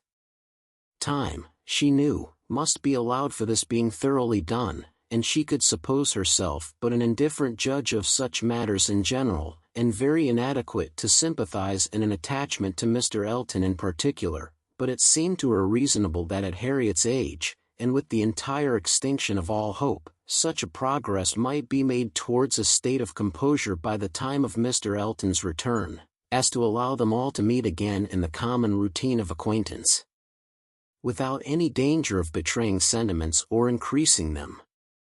Harriet did think him all perfection, and maintain the non-existence of any body equal to him in person or goodness, and did, in truth, prove herself more resolutely in love than Emma had foreseen, but yet it appeared to her so natural, so inevitable to strive against an inclination of that sort unrequited, that she could not comprehend its continuing very long in equal force. If Mr. Elton, on his return, made his own indifference as evident and indubitable as she could not doubt he would anxiously do, she could not imagine Harriet's persisting to place her happiness in the sight or the recollection of him. Their being fixed, so absolutely fixed, in the same place, was bad for each, for all three. Not one of them had the power of removal, or of effecting any material change of society. They must encounter each other, and make the best of it. Harriet was farther unfortunate in the tone of her companions at Mrs. Goddard's, Mr. Elton being the adoration of all the teachers and great girls in the school, and it must be at Hartfield only that she could have any chance of hearing him spoken of with cooling moderation or repellent truth. Where the wound had been given, there must the cure be found if anywhere, and Emma felt that, till she saw her in the way of cure, there could be no true peace for herself. Chapter 18. Mr. Frank Churchill did not come. When the time proposed drew near, Mrs. Weston's fears were justified in the arrival of a letter of excuse. For the present, he could not be spared, to his very great mortification and regret, but still he looked forward with the hope of coming to Randalls at no distant period. Mrs. Weston was exceedingly disappointed, much more disappointed, in fact, than her husband, though her dependence on seeing the young man had been so much more sober, but a sanguine temper, though forever expecting more good than occurs, does not always pay for its hopes by any proportionate depression. It soon flies over the present failure, and begins to hope again. For half an hour Mr. Weston was surprised and sorry, but then he began to perceive that Frank's coming 2 or 3 months later would be a much better plan, better time of year, better weather, and that he would be able, without any doubt, to stay considerably longer with them than if he had come sooner. These feelings rapidly restored his comfort, while Mrs. Weston, of a more apprehensive disposition, foresaw nothing but a repetition of excuses and delays, and after all her concern for what her husband was to suffer, suffered a great deal more herself. Emma was not at this time in a state of spirits to care really about Mr. Frank Churchill's not coming, except as a disappointment at Randalls. The acquaintance at present had no charm for her. She wanted, rather, to be quiet, and out of temptation, but still, as it was desirable that she should appear, in general, like her usual self, she took care to express as much interest in the circumstance, and enter as warmly into Mr. and Mrs. Weston's disappointment, as might naturally belong to their friendship. She was the first to announce it to Mr. Knightley, and exclaimed quite as much as was necessary, or, being acting a part, perhaps rather more, at the conduct of the Churchills, in keeping him away. She then proceeded to say a good deal more than she felt, of the advantage of such an addition to their confined society in Surrey, the pleasure of looking at somebody new, the gala to Highbury entire, which the sight of him would have made, and ending with reflections on the Churchills again, found herself directly involved in a disagreement with Mr. Knightley, and, to her great amusement, perceived that she was taking the other side of the question from her real opinion, and making use of Mrs. Weston's arguments against herself. "The Churchills are very likely in fault," said Mr. Knightley, coolly, "but I dare say he might come if he would." "I do not know why you should say so. He wishes exceedingly to come, but his uncle and aunt will not spare him. I cannot believe that he has not the power of coming, if he made a point of it. It is too unlikely for me to believe it without proof. How odd you are. What has Mr. Frank Churchill done to make you suppose him such an unnatural creature? I am not supposing him at all an unnatural creature, in suspecting that he may have learnt to be above his connections, and to care very little for anything but his own pleasure, from living with those who have always set him the example of it. It is a great deal more natural than one could wish, that a young man, brought up by those who are proud, luxurious, and selfish, should be proud, luxurious, and selfish too. If Frank Churchill had wanted to see his father, he would have contrived it between September and January. A man at his age, what is he, 3 or 24, cannot be without the means of doing as much as that. It is impossible. That's easily said, and easily felt by you, who have always been your own master. You are the worst judge in the world, Mr. Knightley, of the difficulties of dependence. You do not know what it is to have tempers to manage. It is not to be conceived that a man of 3 or 24 should not have liberty of mind or limb to that amount. He cannot want money, he cannot want leisure. We know, on the contrary, that he has so much of both, that he is glad to get rid of them at the idlest haunts in the kingdom. We hear of him forever at some watering place or other. A little while ago, he was at Weymouth. This proves that he can leave the Churchills. Yes, sometimes he can. And those times are whenever he thinks it worth his while, whenever there is any temptation of pleasure. It is very unfair to judge of anybody's conduct, without an intimate knowledge of their situation. Nobody, who has not been in the interior of a family, can say what the difficulties of any individual of that family may be. We ought to be acquainted with Enscombe, and with Mrs. Churchill's temper, before we pretend to decide upon what her nephew can do. He may, at times, be able to do a great deal more than he can at others. There is one thing, Emma, which a man can always do, if he chooses, and that is, his duty, not by maneuvering and finessing, but by vigor and resolution. It is Frank Churchill's duty to pay this attention to his father. He knows it to be so, by his promises and messages, but if he wished to do it, it might be done.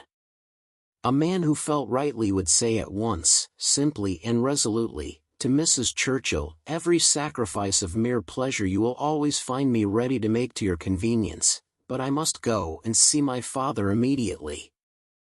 I know he would be hurt by my failing in such a mark of respect to him on the present occasion. I shall, therefore, set off tomorrow. If he would say so to her at once, in the tone of decision becoming a man, there would be no opposition made to his going. No, said Emma, laughing, but perhaps there might be some made to his coming back again. Such language for a young man entirely dependent, to use, nobody but you, Mr. Knightley, would imagine it possible. But you have not an idea of what is requisite in situations directly opposite to your own. Mr. Frank Churchill to be making such a speech as that to the uncle and aunt, who have brought him up, and are to provide for him, standing up in the middle of the room, I suppose, and speaking as loud as he could, how can you imagine such conduct practicable? Depend upon it, Emma, a sensible man would find no difficulty in it. He would feel himself in the right, and the declaration, made, of course, as a man of sense would make it, in a proper manner, would do him more good, raise him higher, fix his interest stronger with the people he depended on, than all that a line of shifts and expedients can ever do. Respect would be added to affection.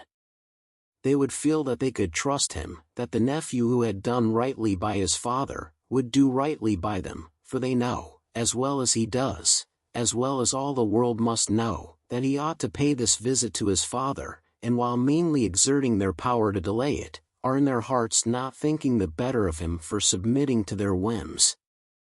Respect for right conduct is felt by everybody. If he would act in this sort of manner, on principle, consistently, regularly, their little minds would bend to his. I rather doubt that. You are very fond of bending little minds, but where little minds belong to rich people in authority, I think they have a knack of swelling out, till they are quite as unmanageable as great ones. I can imagine that if you, as you are, Mr. Knightley, were to be transported and placed all at once in Mr. Frank Churchill's situation, you would be able to say and do just what you have been recommending for him, and it might have a very good effect. The Churchills might not have a word to say in return, but then, you would have no habits of early obedience and long observance to break through. To him who has, it might not be so easy to burst forth at once into perfect independence, and set all their claims on his gratitude and regard at naught. He may have as strong a sense of what would be right, as you can have, without being so equal, under particular circumstances, to act up to it. Then it would not be so strong a sense. If it failed to produce equal exertion, it could not be an equal conviction. Oh, the difference of situation and habit! I wish you would try to understand what an amiable young man may be likely to feel in directly opposing those, whom as child and boy he has been looking up to all his life. Our amiable young man is a very weak young man, if this be the first occasion of his carrying through a resolution to do right against the will of others. It ought to have been a habit with him by this time, of following his duty, instead of consulting expediency. I can allow for the fears of the child, but not of the man. As he became rational, he ought to have roused himself and shaken off all that was unworthy in their authority. He ought to have opposed the first attempt on their side to make him slight his father. Had he begun as he ought, there would have been no difficulty now. "We shall never agree about him," cried Emma, "but that is nothing extraordinary. I have not the least idea of his being a weak young man. I feel sure that he is not. Mr. Weston would not be blind to folly, though in his own son, but he is very likely to have a more yielding, complying, mild disposition than would suit your notions of man's perfection.